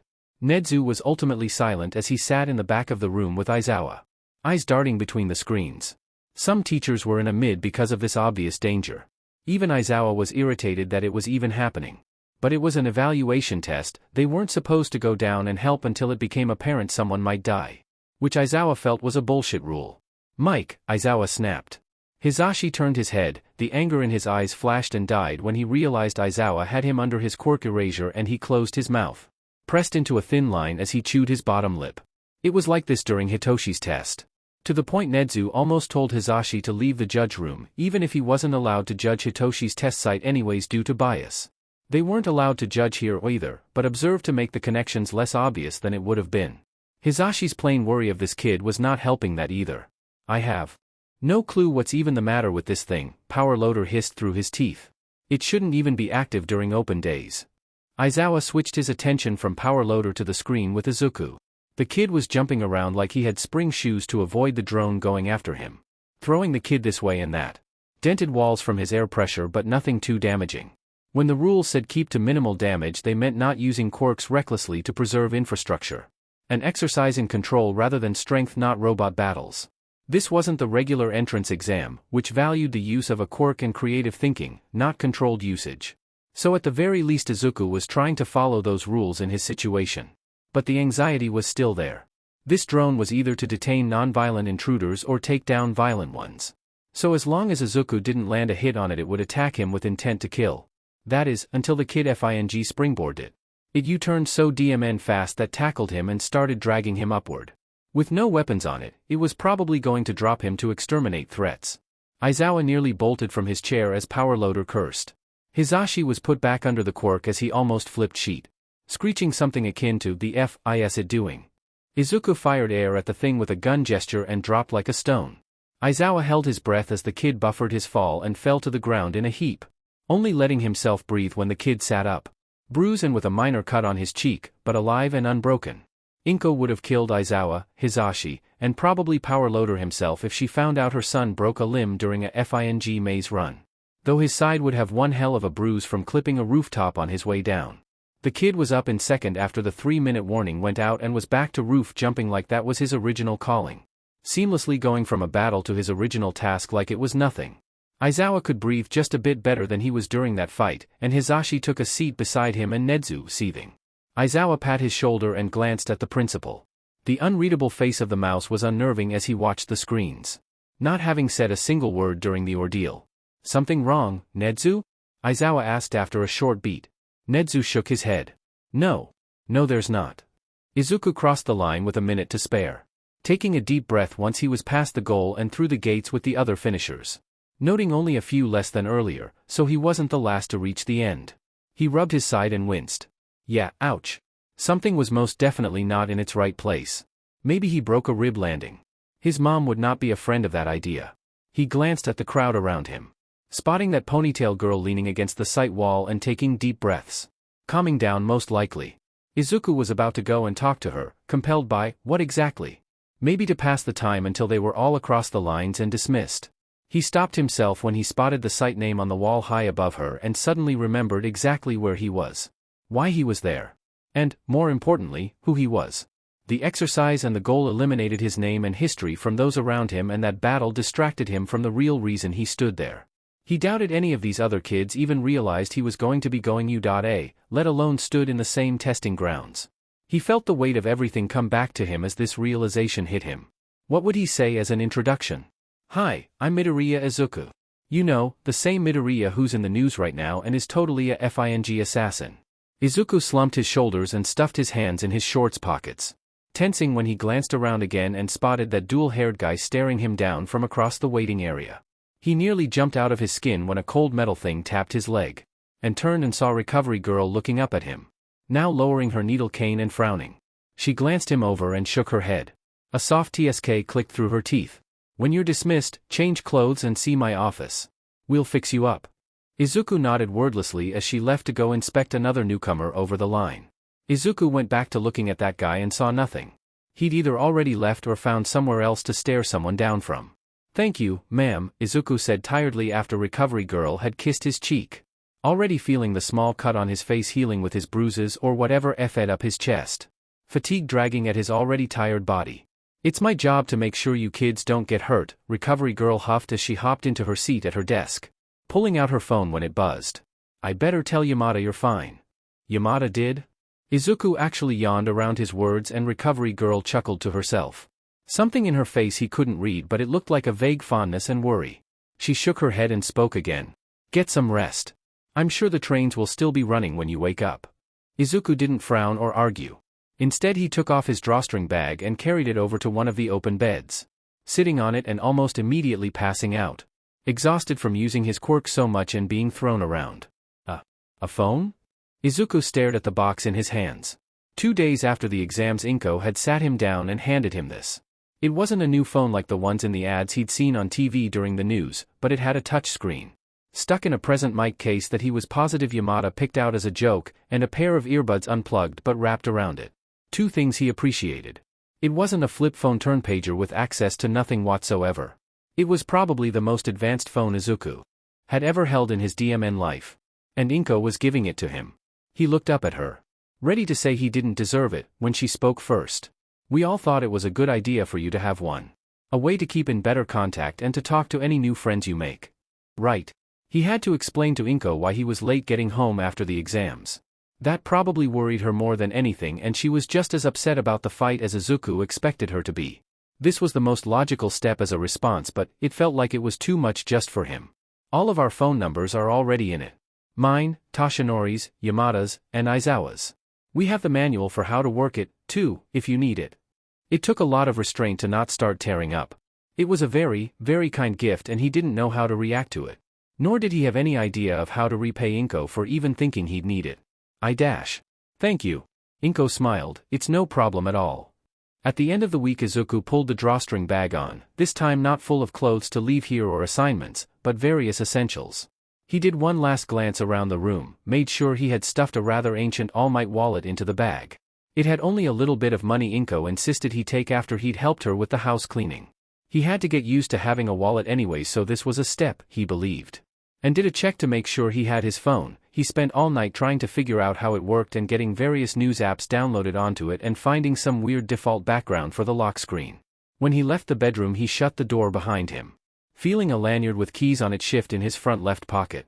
It had a keychain that was left on a shelf, a Crimson Riot logo he'd gotten as a gift when he was a kid he guessed. And with it was a key to Inko's apartment so he could come in after school and not have to wait outside. Izuku almost cried when Inko had explained it as, so you can come inside when we're not here. It's not fun to be locked out of your own home. He'd been avoiding Toshinori. And Toshinori was giving him just as much space. Izuku couldn't say it didn't feel bad avoiding him. But what was he supposed to do? Say something about it? Sorry, I flipped sheet when you told me you were a hero protecting my mom when I've been trying to do that this whole time. It just made me feel like actual garbage. He didn't deserve Toshinori forgiving him and he didn't want to say something that'd guilt Toshinori into forgiving him either. That felt like it'd be worse. Izuku said goodbye to Inko when Yamada appeared to pick him. She gave him a big hug and said she'd see him after his first day of classes. Toshinori was lingering at the hallway between the living room and the front door. Not too close but enough for the two to lock eyes for a second before Izuku looked away. Feeling guilt gnawed at him, but he stuffed the feeling away quickly. He didn't really want to handle it right now. And then he was off. Sitting in the car with Yamada driving. How'd the week go? Yamada tried as the traffic held them up, making their progress rather slow. Izuku paused but just shrugged. His hands stuffed in his jacket pockets with his phone held in his right. Yamada didn't sigh out loud, but Izuku guessed he wanted to. I know about Toshinori, Izuku said quietly. Yamada jolted and turned his head to look at him once the traffic paused again. Izuku didn't return the look. He told me the other day. Ah? Yamada leaned back into his seat and stared at the car ahead. Waiting for something to move. Well, at least you know. Don't go telling everyone, alright? Yamada said it in a casual, almost joking tone. Izuku shrugged. At least he didn't know Izuku flipped out over it. I won't.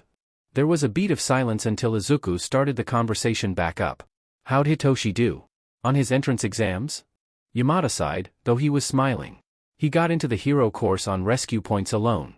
Not the happiest about it, but happy he at the very least got into the course and not Gen Ed. The announcements were sent out the other day. Izuku nodded, but his head tilted. Rescue points? Yamada chuckled and smiled as the car started moving.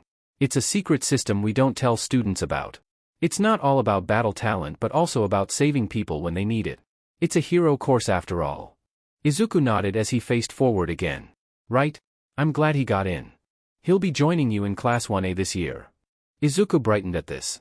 He's not super close with Hitoshi, but helping with his training seemed to break the ice. He had to admit it was weird knowing someone his age. But it wasn't a bad sort of weird. Cool. After that, Yamada started talking about the exams. The ways various kids took out giant robots, nothing like Izuku's exam. He didn't say names or anything specific. Just generally commenting on the group this year gearing up to be an interesting one at the very least. It was still interesting to listen to during the boring Sunday traffic. Walking into the apartment after such a journey was a rush of warmer air compared to the cooler outside. And had cats. Fluffball had meowed when Izuku entered and the boy took off his shoes as the cat tried to get between his feet. Izuku smiled when he knelt down to pet her. "We're home!" Yamada shouted into the apartment as he pulled on his slippers and stepped inside. For a second the phrase threw Izuku off.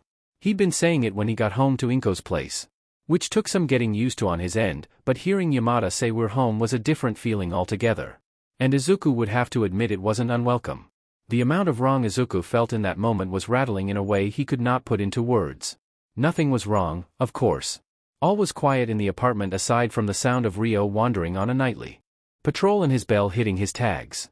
And yet he was there, lying in the early hours of morning with Fluffball stretched partly over his side with his arm cradling her as he laid on his back. No one else was awake. The silence proved that. The light of the room was a dull, mostly dark blue that happened before the sun crests the skyline and turns into soft yellows and golds. There was nothing wrong, and that was the problem. He'd been awoken by some sort of immediate need to be alert. That there was a problem and he needed to leave. He frowns at the ceiling and breathes in slow, counting his breaths before releasing. A trick Yamada had shown him in case he started to get overwhelmed. Eventually he leveled out. Thankfully the incident didn't include smoke or he'd have to bother Fluffball, who was already way too comfortable to try and move. He closed his eyes and tried to go back to sleep for at least another hour or so. He laid there with his eyes closed, hyper-aware of any sound outside his door and feeling the shift of twilight to dawn as the light changes. He's there until he hears Yamada wake up to fill the cat bowls for the morning, and gets up to have another person to confirm everything isn't as wrong as his head is telling him. "And you're sure about this?" Shoyuta looked at the screen on Nedzu's desk where he leaned over the back of the principal's chair. A frown had been drawn on his face for the entire meeting so far and didn't seem to be leaving any time before it finished. Nedzu had called him, Hisashi, Powerloader, Inu, and Tashinori in for this meeting on a brilliant Monday morning. Only a week before classes were due to start. Though his meeting was purely for discussing the mess that was Izuku's exams. Not the results, those were fine, even unexpected in a few spots aside from the maze. But what exactly happened? Most of which Tashinori was learning for the first time since he wasn't there for the exams in person. He watched the playback footage intensely. A rogue security drone made no sense to anyone in that room. Powerloader had gone on about it after he recovered the drone's head and found, well, nothing. And that was the problem as a whole. The screen on Nedzu's desk had the code notes from the drone. Simplified for everyone but the two in the room that understood what the raw code meant. Though beside it were the chunks highlighted of the raw code for comparison should it be asked for. And it was an error. Something that just popped up during the deactivation for the test. Unneeded while the heroes were on the campus. The slate of rest had confirmed it was deactivated for most of the day until a sudden unauthorized reactivation woke it up in the minutes before it attacked Izuku. Timestamps on the program, review footage from the exams, and security cameras had caught it being the only thing in the storage bay even moving. The screen also showed the many outright denials from Powerloader's computer telling it to shut down during the attack until it cut off when Izuku disconnected the head from the body. Something normal programs should not be doing. "It's like it had a mind of its own," Powerloader said while swinging his head to one side, flicking his hair from his face as he reread the log. Eyes concerned and confused reading the lines and frowning. "I couldn't do anything to it. Adachi barely managed to recover the head. We dug through every inch of that thing's code and not a trace of who could have f'd with it is left. None of the others have glitches or weaknesses in their code either. We're stumped." Shoyuta couldn't frown any deeper than he already was. Q's Adachi, a second-year support teacher and a retired hero. Shoyuta could vaguely recall Izuku talking to him about an analysis once or twice back in the Dire. His quirk helped with bot maintenance and building. If he couldn't find anything wrong then there was hardly a chance to sniff a trail this late. Not even the cameras? Inui asks. He hadn't known Izuku as long as Shoyuta or even Hisashi had. Powerloader hadn't even met the kid face-to-face or knew he was Rabbit until Nedzu told him at the start of the meeting. Though he had been the one to suggest not telling Izuku the robot wasn't exactly planned. It wouldn't do much for recovery and the kid had been through so much already. Nezu was staring at the screen with his paws crossed under his chin, elbows on his desk. His face written in contemplating neutrality that was more worrying than a frown was. Hard to read. Your thoughts, Principal Nezu? Toshinori prodded, sitting hunched in his true form. Not the towering and confident figure of All Might, but a tired and worried man talking about his stepson being targeted by something unknown. Shoyuta knew the feeling. Keep an eye on this, Nezu said after a few moments of tense silence. Hisashi leaned forward in his seat, elbows on his knees and hands clasped between them, though his face was creased in curiosity and worry. Keep an eye on what? Coding errors in the robots. The way Hisashi said this wasn't as light as he tried for. He had an idea Nezu wasn't just implying to look for a 0 where a 1 should be. Nezu shook his head. I'm not sure, but it's not right that something suddenly activated a secure drone, let alone in a system as protected as ours. Nezu looked over the group, the main team overseeing Izuku's recovery, plus Power Loader, minus Inko. Just keep an eye out for anything similar. Toshinori, Shoyuta called as they all filed out of the meeting. Shoyuta had left Hisashi to go talk to the hero in the hallway before they left for the press conference in a few hours. Hisashi had went on home, saying he had to take Izuku and Hitoshi school supplies shopping anyways. Shoyuta might have been a little miffed that Nezu had lied to him at the meeting. Nothing wrong his butt, but the panic it would have sowed was avoided with it. Tensions were already high enough. And there wasn't exactly proof of anything. That frustration didn't mean he missed any of Toshinori's reactions though. Toshinori looked at Shoyuta curiously but stopped either way to address him with a smile. Aizawa. Anything I can help you with? Did something happen between you and Izuku? Hisashi had briefly mentioned Izuku knew about the All Might thing, but it didn't sit right to the blonde. And Toshinori's face proved Hisashi's voiced concerns were founded. Toshinori glances around and, when he spotted no one else around, sighed. His shoulders slumping. Young Izuku asked me what I did as a living and I told him. Well, more showed him. He started to wring his hand slightly. Inko and I knew we'd have to tell him eventually, but he didn't take it well. He's been avoiding me ever since. Shoyuta blinked. Avoiding? All Might was Izuku's favorite hero last he checked. In anything Shoyuta expected Izuku to be excited to meet his idol without threat of his BSTRD father overhead. Then again Izuku has a way of subverting expectations. Which meant this went a little farther than Izuku not agreeing with Toshinori being All Might. Maybe it was something related to what happened the last time Izuku was near him? Shoyuta very clearly remembers the notebook and the panic. Do you think the kid hates me? Shoyuta actually scoffs at this. Toshinori raised an eyebrow in confusion. I don't think he could, Shoyuta started, but a lot of sheets happened with him that he won't tell just any of us. This could be a different issue entirely. Not just you being who you are. Toshinori's face fell. Shoyuta knew the feeling in that face. He felt it when they first got Hitoshi. The not knowing how to help with a problem you can't fully understand. Shoyuta continues, I'm sure this won't last forever. Give it time. Another update about the changes to our school this year would be the installment of a NEI experimental program. One we've geared towards a new idea. Rehabilitation. The voice of the Udata principal echoes down the hallway. Those behind the doors along it either tune it out or listen intently. One, in particular, scratches at the power dampener at his neck as he leans against the door. Listening. We're debuting the Villain Rehabilitation Program this year. Its purpose is to re-educate youths whose life paths have taken them down dangerous roads and guide them towards better ones. We seek to train them to use their quirks for much less destructive purposes regardless of what that quirk is. These are misguided children capable of change. We want to grow them as people, not heroes or villains. To offer a second chance at a better life with a supportive and healthy environment specifically meant to foster better adjustment and control of their quirk. The listener frowns. Villains into heroes. A pathetic goal. We have one student taking the trail of the program this year. The former villain Rabbit, otherwise known as Midoriya Izuku, who will be entering as a first year at the start of the school year later this week.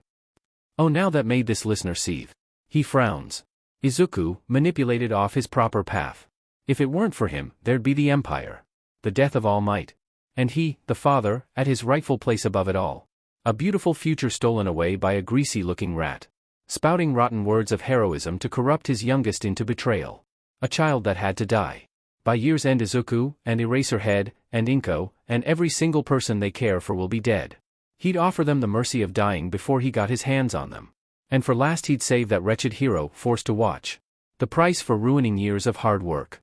Oh, how Hisashi will make sure Eraserhead knows that blood's on his hands. The press is very quick at what they do, Izuku finds. He's found the article while scrolling on his phone. Now much more accustomed to the interface and how it worked. Though Hitoshi had snorted at seeing the case it was in. The two were sitting on a bench in the mall while Yamada stood at a light-up map figuring out the plan. It was pretty empty for the middle of a Monday, which Izuku was glad for. Yamada had said the trip was for school supplies, though with the way he was leaning at the clothing stores suggested Izuku might need to reinforce he was happy with his current wardrobe. Even if it barely fit him anyways. The article he was looking at was a recap of the day's press release. Nezu, standing with a grinning All Might and a stoic Eraserhead, announcing the 2 new changes to U.A this year. All Might's beginning career as a teacher, met with many differing opinions ranging between positive and apprehensive, and even hinting retirement. And the villain rehabilitation program, with its sole demo student, Midoriya Izuku. The rabbit. There were still no pictures of him, or of his face, at least. And for that he was thankful. Though the opinions on him were wary. Hesitant. Questioning if it was really a good idea to have the center of so much controversy, so much death, around so many children. It made Izuku wonder if the reporters even thought of him as a child, too. Probably not. Izuku wouldn't. Though the recap of Nezu's replies, and even the presence of All Might, made him appear as less of the threat, it was still chopped up for the article to pin in favors not aimed at him. What's the face for? Hitoshi asks. He leans over slightly, not all that close but enough to see the screen when Izuku tilts it towards him. Hitoshi's face didn't change but his mouth quirks downwards for a moment. He shrugs and leans back, going to look at his own phone. It was gonna be announced sometime. Don't worry about it. That was funny. Don't worry. Izuku was having a difficult time shaking off the feeling from the article. If that was an outside view of him, what would his classmates think? Would he be treated differently by students? By staff? Izuku wouldn't exactly blame them for it if they did. Was it better to let himself be ostracized instead of rotting in prison? Would it be easier to rot instead? Yamada snaps him out of whatever thoughts have burned into his head by announcing he found the right store to start with. So the two got off the bench and started to follow after. Izuku felt bare without a backpack or the drawstring to hold onto, stuffing his hands in his pockets instead. They got school supplies first. Notebooks, pencils, the like. Izuku was insisting that the ones on the dresser were enough for both him and Hitoshi to use. But Yamada kept insisting that those were his, yes, but they were for him. Not school. In general the whole exchange baffled him until he simply complied and picked out a few generic ones for class notes. Before they went to check out, Izuku caught sight of the backpacks. Specifically a yellow one. His old yellow one was flat, barely even yellow after years of use, fights, and the fact he got it after someone else. The one he looked at was pretty much a box in shape, maybe there was something lining it to keep it that way? It was neat and clean and not a painful shade to look at. Darker and more orange tinted than highlighter yellow. It reminded him of the backpacks he'd see little kids carrying on their way to grade school or daycare or something similar to that. Yamada caught him looking at it and stopped walking. Something catch your eye, kiddo? Izuku jumped, looked over, and shook his head. And no. Yamada apparently was having none of that sheet and leaned to check where Izuku had been looking. He smiles something warm that twists Izuku's chest as he stands up straight. Oh. I forgot you needed a backpack. Izuku was in the middle of insisting the drawstring he'd been lent would be fine as Yamada walked over and looked at other bags with overplayed expressions. Then he grinned. Spinning on his heel, picking the yellow one off the rack, and holding it up for the boys to see and pointing to it. Looking as if he hadn't intentionally planned to pick that one in the first place. Think this'll work? I don't dash. That drawstring is just about ready to fall apart. Putting school books in it will just tear it. I can carry dash. Once he's on a mission, Hitoshi sighed from behind Izuku. And Izuku knew that no matter what he said, Yamada had read him like a book and wasn't going to give up on the bag. Yeah. Yamada grinned wider at the acceptance. That wraps up school shopping then, the hero said as he led the way to check out. Most of the plastic bags of items were stuffed in the backpack and Izuku had hesitantly asked to carry it. Yamada was happy to let him as they walked out of the store. The weight was comforting in its own way. And Yamada led the way through the mall again towards a cluster of clothing stores. Oh. Hisashi. The three stopped at the call. Yamada whirled around the same time Izuku's head snapped towards the sound. Only realizing a second after he'd misheard the name. He spotted Tensei in casual clothes walking towards them with another boy beside him. He looked close to his and Hitoshi's age. Tensei. Yamada greeted brightly, and Tenya, too. It's good to see you both. Same here. What's going on? Tensei stopped nearby and put his hands on his hips. His smile wide and welcoming. He had a bang hanging on one wrist and boy, Tenya, had two on his arm and one more in his other hand. He must have been the brother Tensei talked about before. School shopping. We were just about to go find this one some clothes. Yamada ruffled Izuku's hair good-naturedly, like he didn't think about it. Izuku was momentarily stunned by the contact.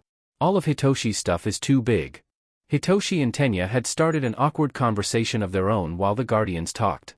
Tensei started to tell Yamada they were there for the same thing and the two delved into their own conversation. So now Izuku was trapped between two conversations he didn't know. He was confused on what to do next. Stand and wait until they were done? Join in one of them? He elected to grip the straps of his bag tighter and wait in his own silence, hoping whatever panic he felt wasn't on his face. Tensei had turned and smiles at Izuku. It's good to see you up and around, Izuku. How's Zashi treating you?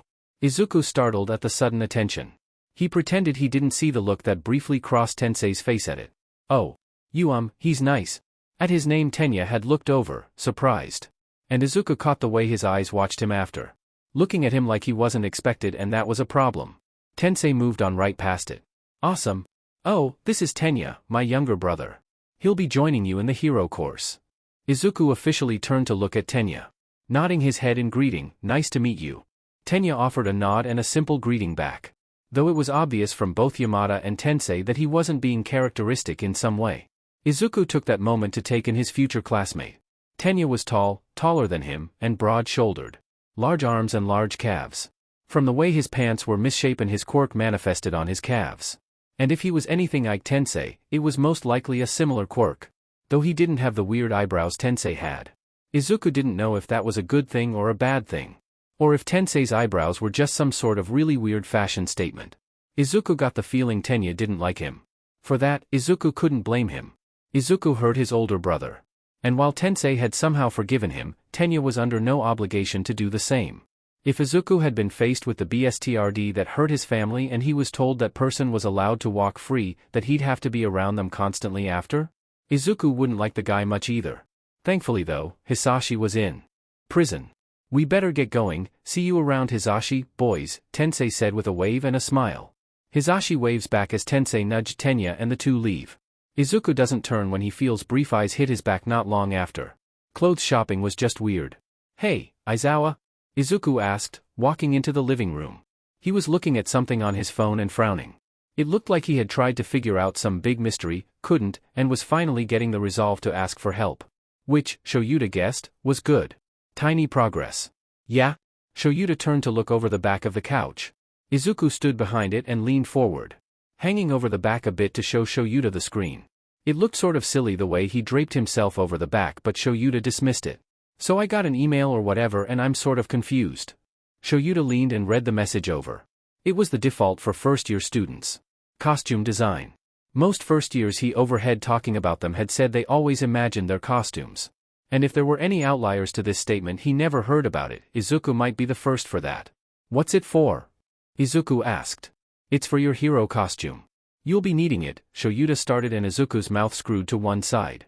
Wondering why. If you're planning to be a pro hero once you're out, it's essential. And with things like internships and the like later on, it's important to have one. During training you'll figure out where improvements need to be made or if you'd need support equipment. So having one when you start out is a way to work out the KNKS so you'll have functional equipment tailored to your needs when in the field. Izuku nodded slowly. All right, he sounded apprehensive. Do you have any ideas? Not really. Hisashi was the one who mandated uniforms and that's all I really had to wear when working. Nothing else was allowed. Shoyuta nodded. I can help if you like? He offered. Open-ended and non-pressured. The way he and Hisashi talked about. Izuku made some sort of sound then left towards his room. Coming back with a pencil and a notebook a few minutes later. The very notebook, Shoyuta noted, that he was using to take training notes. Much like the one he'd handed off to Shoyuta after he saved that boy. The two sat at the coffee table and started talking things out. Style, if he wanted some sort of distinct markings or colors, masks, extras. Then Izuku sprinted the question. I turned over my rabbit jacket when I gave you the info, right? He asked. Shoyuta, for a moment, internally panicked. Wondering if Izuku was really so stripped of ideas that he'd consider taking that thing back. Izuku seemed to catch some sort of expression on his face. The material it was made out of he said quickly, it saved me on more than one occasion. I wanted to know if some sort of under armor could be made of something similar. What was it made of? Shoyuta asked, that panicked fading. Izuku had been resentful of all rabbit or dire association since the stories rose. It was stupid for Shoyuta to think he'd want that bloody jacket back for a hero costume. I don't know. But it was burn resistant and I couldn't cut it. I think it'd be useful for defense. Shoyuta hummed to himself for a moment. I can try and ask Tsukachi to figure it out. But any tests would come in too late. Izuku's face wilted slightly. But my capture weapon is made of something similar. Shoyuta got up and grabbed the scarf off the back of the couch, where he left it after getting home. He sat down and held it out for Izuku to touch. It's carbon laced with a special metal alloy for strength. Practically resistant to everything I can think of. The kid reached out and his eyes widened. He nodded slowly as if that was perfect. If we note it specifically, I think the company can make the under armor for you. Izuku nodded enthusiastically as Shoyuta wrapped the scarf over his shoulders so he didn't have to get up again. It took them a while, and Hitoshi had stumbled enduring it and made his own casual commentary. It prompted Izuku to reconsider a few aesthetic choices he wasn't sure on. While the situation was geared towards costume designs, Hitoshi had asked for similar help to revise a few things on his own costume. Hisashi got home to the three sitting with the cats, talking over the paper drawings scattered on the table around them. The clock ticks on the wall of Inwi's office. It's quiet. The last therapy appointment before the year starts tomorrow. Izuku won't start until Monday. Inwi sits at his desk after having closed the door. Their seat's identical to the last time they were there. How's everything been this past week? Inwi starts. He's open and welcoming. Izuku fiddles with his hands. It's been alright, I guess. You took the recommendation exam a few days ago, didn't you? How'd that go? Don't you review that stuff? Izuku raises an eyebrow. Inwi laughs. There's a difference from outside views and a personal one.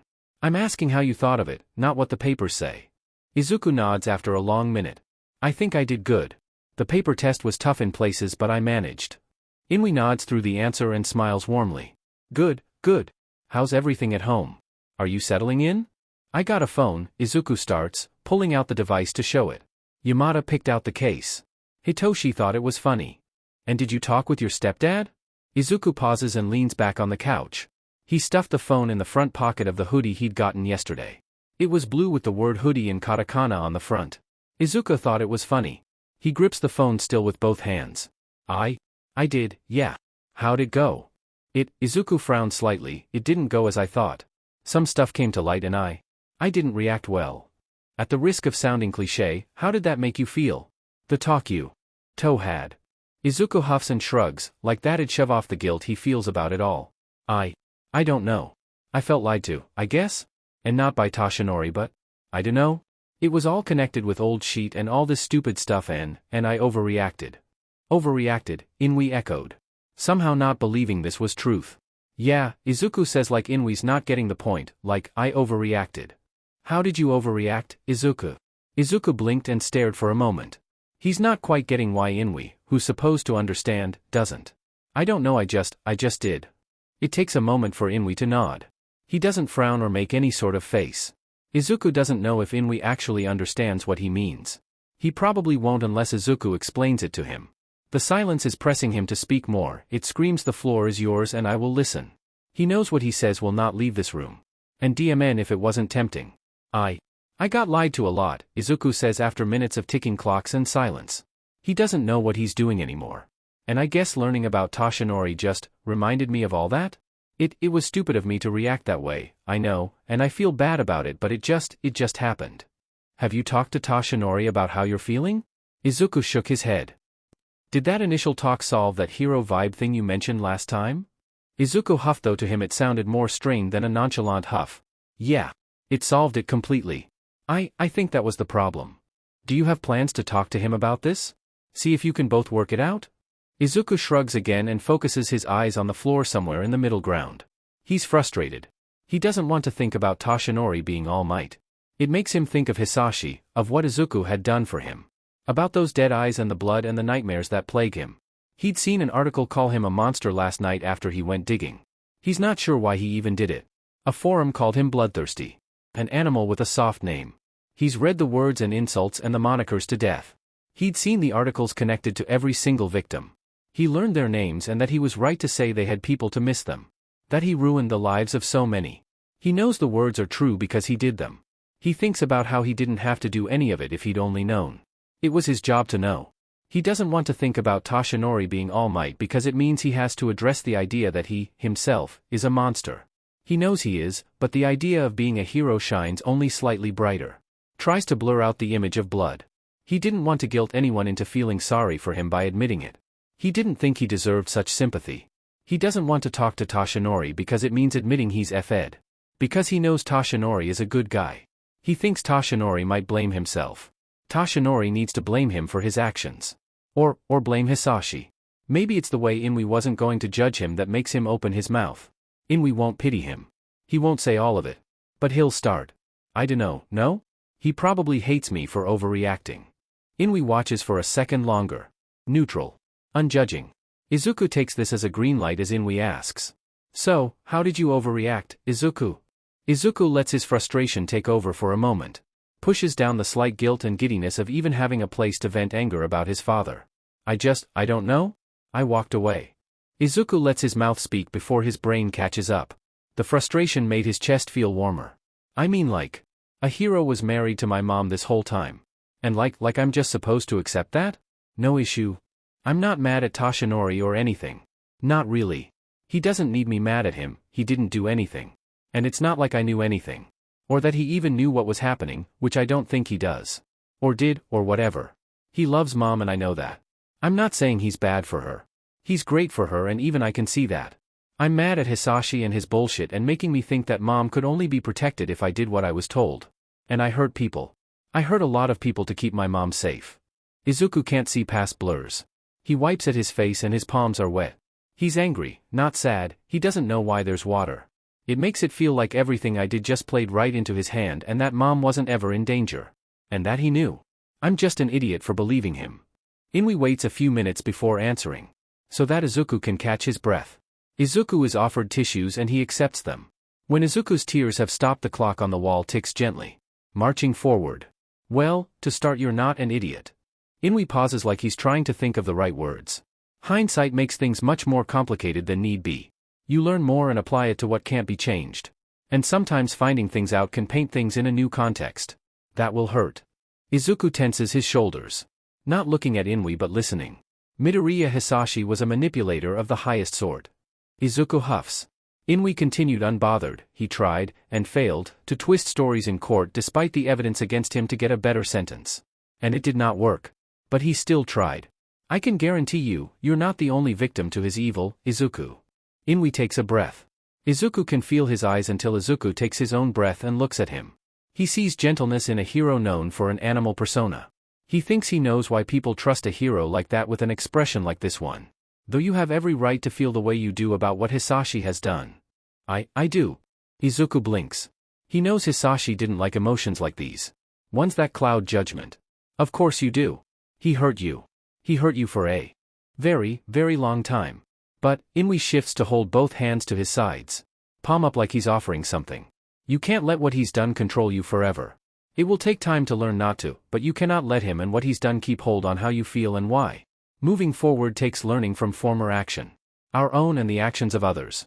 It doesn't mean your current feelings are invalid, but it means that you can't let the source of them dictate you forever. It takes a very long time for Izuku to think about this. Turn it over in his head. The words need to make sense. He feels horrible, he feels monstrous. Because of Hisashi.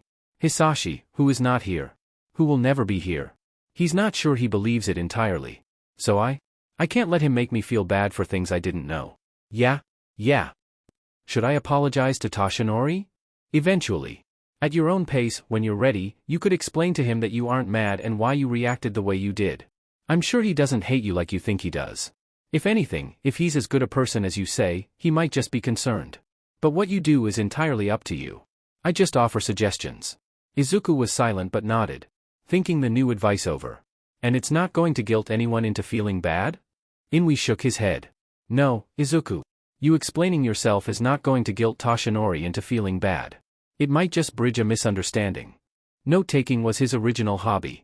It was getting thoughts and observations out on paper to look back on when he was a hero. Childish dreams at some point. And years of doing it made him good at spotting weaknesses, chooks in the armor, things to exploit and use to win. A skill used for evil, sure, but one he admittedly sort of missed. Maybe it was the solidness he could rely on for it. Here's the facts, the good and bad of a hero. The things that define them and make them the person the costume painted them as. If anything, such stark truth was a comfort almost. Room for personal notes, maybe, but the facts about quirks and fighting styles were usually non-negotiable unless he watched an outlier event. It was this line of thinking that led to Izuku staring at the empty journal. The spare for working out the points system or one for school lay open to the side. But before him right now, clean and empty, was one from the dresser. Though the new point system page, now finalized, was laying there. Partly covered, but he knew it anyway. It was late Wednesday night. Hitoshi started school that day. It made his own start day the next week all the more real. He sat by lamplight with Fluffball laying on part of the desk, and the point book, napping. Pencil in one hand, idly moving back and forth though it was not writing, and his phone sitting beside it with the news up. An old article about a hero he'd written about once before. He'd written down his own personal note as a reminder of what exactly this new book was to include. His notes for the future. His notes to build himself into a proper hero by looking into others. One to be proud of.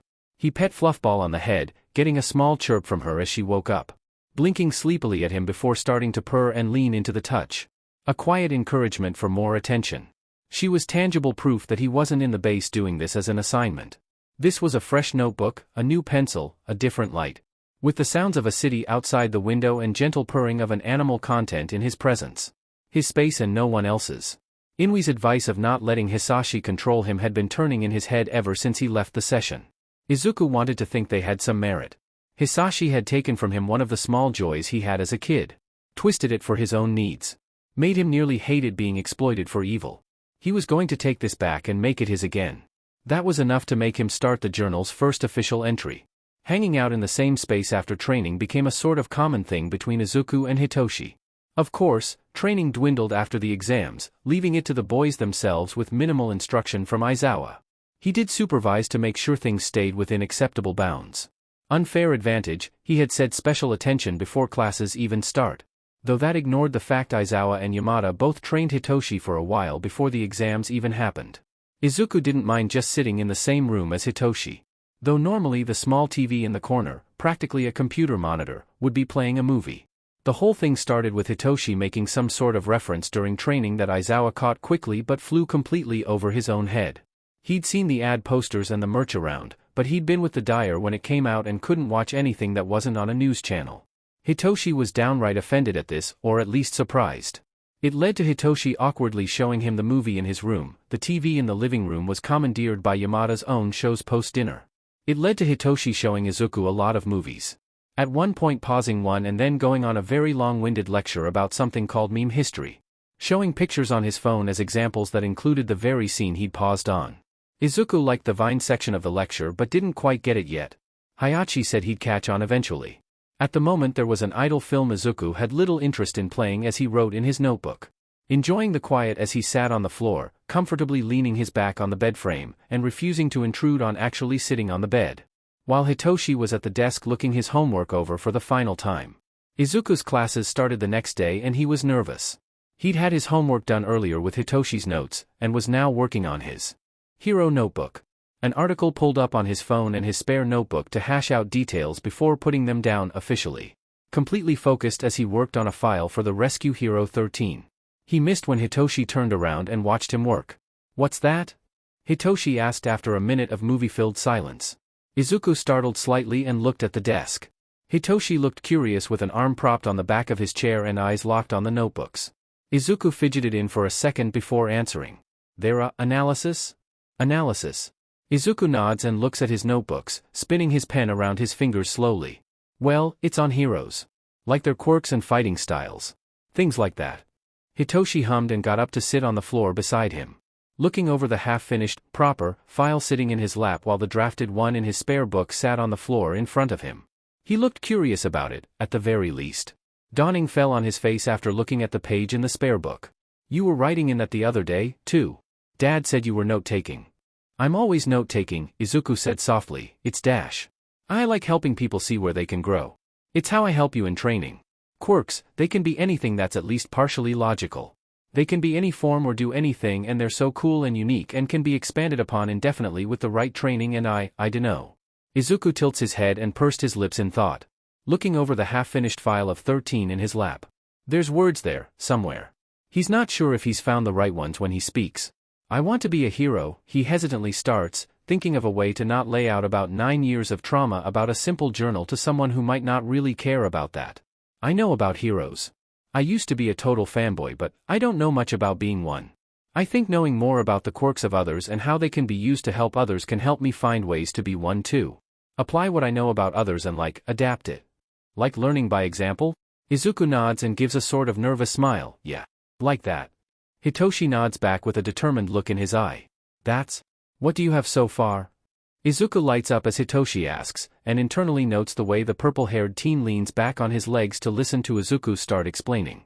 And decides to think the hesitant smile on Hitoshi's face that relaxes the more Izuku speaks is a good thing. It's enough to make him forget, if only for a little while, what this habit was born from. Just try, Tenya, Tensei said, not in an annoyed tone but an asking one. He was putting the new armor away on the proper shelves, having decided to extend his stay at the house a few days while his apartment in Hosu was being fixed. The result of a particularly destructive villain fight a few days before. Tenya leans on a counter on the other side of the room, arms crossed and watching. Tenya was still on the fence about the rabbit issue. About the whole Udata program in general, if he was being honest. Meeting Izuku early in the mall was somehow not budging this feeling away from his opinion. At least, not by much. Maybe it was because he'd seen Tensei after that fight. The scar that took over his chest, barely able to heal even with healing quirks. How ruined his armor was. Melted and warped to the point it didn't even look like ingenium. He'd seen the video of the fight, remembered how sick he was when he watched it. The bloom of scarlet fire and his brother crumpling as the rabbit was dragged away by his cohort. Tenya was not one to instantly judge character, but this was too close, too personal, to just not. Even with Tensei constantly trying to assure him the fire incident was an accident, he says, Tenya wasn't budging. The events of Rabbit's past were too gruesome to overlook entirely. Too marred with innocent blood. He's a villain, Tenya tries again for the millionth time. Though his resolve has weakened slightly over the last few days. Izuku wasn't the last thing he pegged the rabbit as being, but it certainly wasn't expected. Tensei frowned. It's a rehabilitation program. He wants to be better. Udate is giving him that chance. Are we sure about that? Tenya snaps back. It feels a little childish, but he's trying to hold to his ideals. Would he really be a hero if he overlooked something like this? Tensei's mouth scrunched to one side and his eyebrows furrowed. A common face he got when his point wasn't being picked up. He just studied Tenya for a minute before speaking again.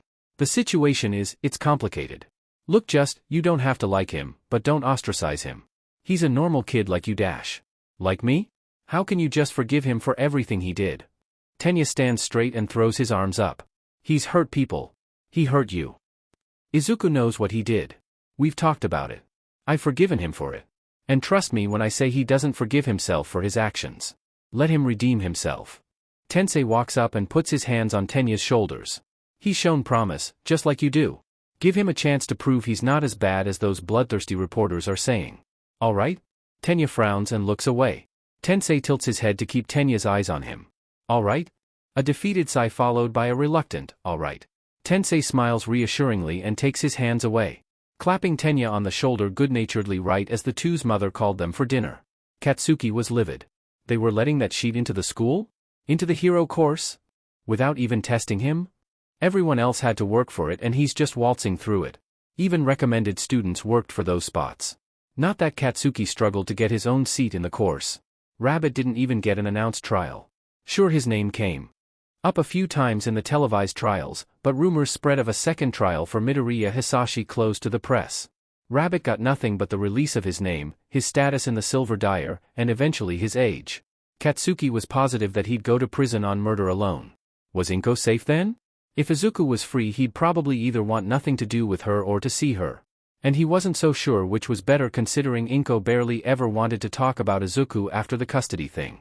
Katsuki closes the news app and drops his phone on the bed before he's tempted to throw it or crush it in his hand. Fuming as his thoughts bounce around Rabbit and the program. Rehabilitation, they said, as if villains like that can change. Shoto Todoroki looks up from where he was reading at the table. He doesn't startle, not visibly anyway. Endeavor was standing at the open doorway, face as harsh as ever. His own version of neutral. Shoto matches it with indifference and silence. Tilting his head down slightly to acknowledge him and avoid accusations of ignoring his father. When it happens, do not let the appearance of that villain distract you from your goal, the number 2 says. Something in his voice fails to veil his disgust. It's a media stunt and nothing more. Shoto only really nods and says, "Of course, father," before the man leaves for evening patrol. Shoto tries to go back to reading but, like before Endeavor interrupted him, he's thinking about the rabbit. It had been 2 days into the school year and Rabbit still hadn't appeared in classes. Despite this, his seat has already been changed. The longer the chair stays empty, the more tension settles over the school. But no place more concentrated than classroom 1A. Shoto's far from scared at the idea of a villain in his class. He knows he can handle any challenge thrown at him, potentially rogue rehab student or not. If he was honest, he's more curious, though that's not something he'd openly admit. He wasn't attending U.A to make friends or solve the mystery of the villain that never got a trial. Randomly being assigned to a brand new U.A program without even a photo taken during the publicized arrests. No, he didn't need to know anything. If he found out along the way, however, he wouldn't complain about it. Izuku was nervous. He'd been to U.A before. Of course he's been to U.A before. He went for his tests and the recommended exam. Taken the routes to know the way from both Inko's and Aizawa's apartments. He's been to UA. Attending U.A is an entirely different situation. He used to dream of it as a kid. Dreams of being a hero and idolizing All Might, wanting to directly follow in the hero's footsteps. That meant wanting to get into the best hero school in the country. They took the best of the best, and not just in the hero field. To have U.A as your alma mater was to practically have a seal of approval that you were top class. Primed for whatever field you graduated from. Now he was just plain nervous about it. Izuku stood in front of the mirror and fixed his tie yet again. It was red, he knew it would be, but the image of the tie around his neck was never imagined to be red. It was strange. The material wasn't as stiff. He liked it. He blinks at his reflection and adjusts the tie to be slightly uneven. Imperfect. A tiny rebellion. Uniform suits, apparently, sat different from the actual formal suits the dyer used. Maybe it was the materials, something less starchy, or the way the cloth sits. Thinner and breathes more. The fact he was wearing an actual blazer over it, not a vest or a hoodie, also might have changed things. Either way, the image in his reflection was a strange one. Izuku Midoriya, U.A student.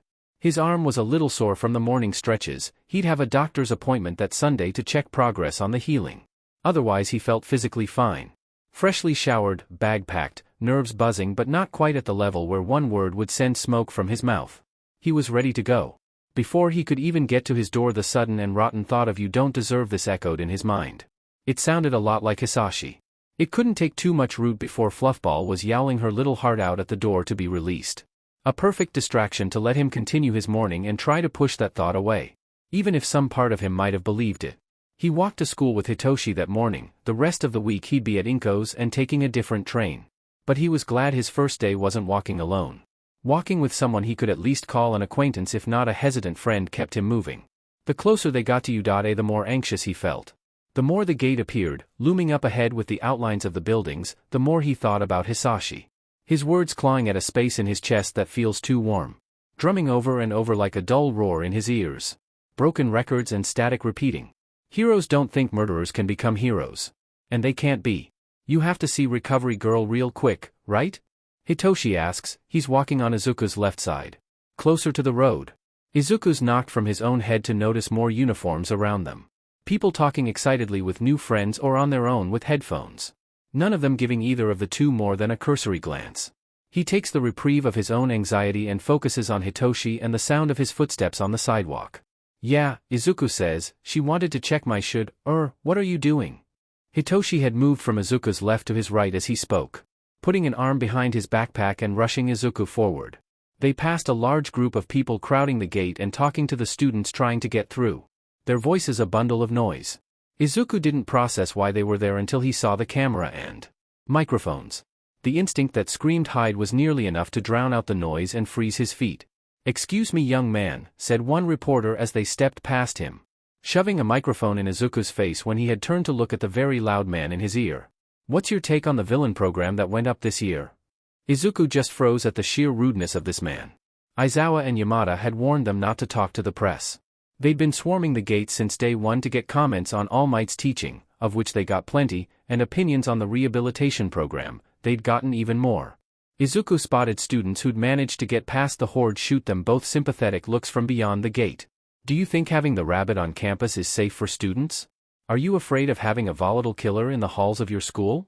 The same reporter continued when Izuku hadn't answered the first question. Volatile? That was a new one. Was that what he was to them? A time bomb? We're not supposed to talk to you, Hitoshi butts in, finally pulling the two past the gate. The reporter moved on, unbothered, to harassing someone else. Izuku didn't start relaxing until they'd put more distance between them. Fing vultures, Hitoshi mumbles under his breath. Izuku glances over at him and says nothing. That same overeager reporter had apparently started to follow a student past the gate. A loud noise rang out, and as both Hitoshi and Izuku whipped around to see what caused it, tall metal gates rose up to block the entrance, startling a few other students and most likely annoying those who'd been locked out. What the dash? Hitoshi nudges Izuku to keep walking after recovering. It's the Udata gate. People without ID or a pass can't get on campus without triggering it. They're all over the place. Izuku looks over his shoulder to see a pair of teachers going up to a sensor pad to disable the door to let students in. And probably to tell off the reporters harassing school kids. He lets the idea of barriers and security systems make him feel a bit safer. They didn't talk much going to Recovery Girl's office, but Hitoshi was on guard. It was weird and anxiety-causing. Izuku didn't know why Hitoshi was looking out for some unknown issue, but it was both nerve-wracking to know there was something to look out for and calming to know someone else was. Is everything all right? Izuku asks as they climb a set of stairs. The office was right down the hall. Various students milled about in groups or were walking to their own classes. They were early to get this quick check-in over with. Sort of. Some sheet just happened the other day, don't worry about it. Izuku was not happy with the answer but let it go. They were on limited time before classes started and he had to get to the teachers' offices. The plan had changed from just going straight to the classroom to rip the band-aid off to him being escorted in by a teacher after the first heroics class. An incident no one was telling him about aside from it was wild. You don't have to wait for me. I can get to the offices on my own after this, Izuku says as they reach the doors. Hitoshi only shrugs and leans on the wall outside, shoving his hands in his pockets and mumbling about not wanting to risk it. Izuku's had plenty of information hidden from him over the years by executives and Hisashi alike, hell even Aizawa had hidden things but that was more so he'd survive and not to be malicious. Hitoshi hiding something hit just a little differently. So Izuku disappears into Recovery Girl's office and Hitoshi waits outside, scrolling on his phone. Hitoshi wasn't defensive about Izuku. It hasn't even been that long so logically he shouldn't care. He's still on the fence about a lot of things.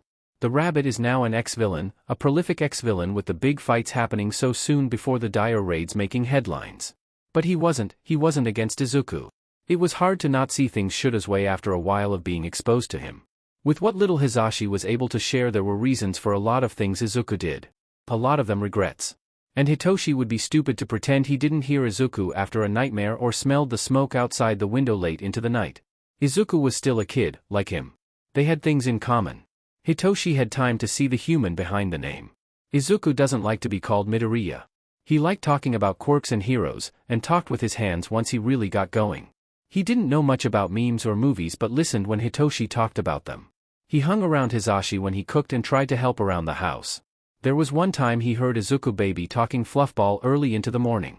He liked cats and was good with writing and bad at long-form math. No. Hitoshi wasn't defensive about Izuku. But he was worried after the first day of school. Most were anxious about the empty desk in Class 1A. It was normal, even expected, with who was supposed to fill it. And the longer it stayed empty the more tense everyone seemed to be about the subject. Bakugo Katsuki, however, was simply just said.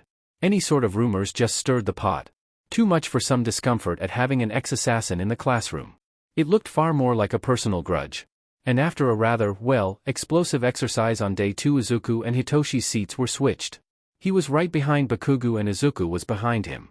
Not a drastic change and he was asked before it happened. He could at least see the board better. On the surface it looked like babying. In reality it was trying to avoid a fight that would make the rumor mill near instantly. That meant the chance of it getting back to parents and, with how the public viewed the program, eventually another inevitable round in the news. Izuku wasn't one to instantly jump into a fight, but Hitoshi didn't doubt that if attacked he'd at least defend himself once to back off. Maybe Hitoshi should warn him. But Izuku looked stressed enough by the mere thought of going to school. Despite how calm he looked on the outside, the very faint wisps of smoke when he exhaled weren't something Hitoshi overlooked. He probably already thought everyone was against him. Knowing one of their classmates wants to literally blow him up before he'd even stepped foot in class wouldn't help. Hey, Shinso. Sheet. Hitoshi looks up from his phone to see Kirishima approaching. Hitoshi's talked with him a few times before and they're on good terms.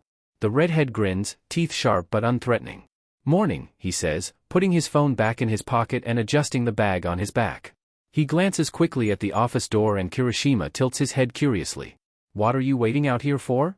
"Girlfriend," he's teasing and Hitoshi rolls his eyes, unamused. "No, I dash." The office opens and Izuku steps out, half distracted with telling recovery girl something and closing the door behind him. The door's closed by the time he looks up to accidentally lock himself in a staring contest with Kirishima. Kirishima staring back, surprised but not awkward. "Everything good?" Hitoshi asks. Izuku visibly snaps out of it and steps closer to Hitoshi. Yeah.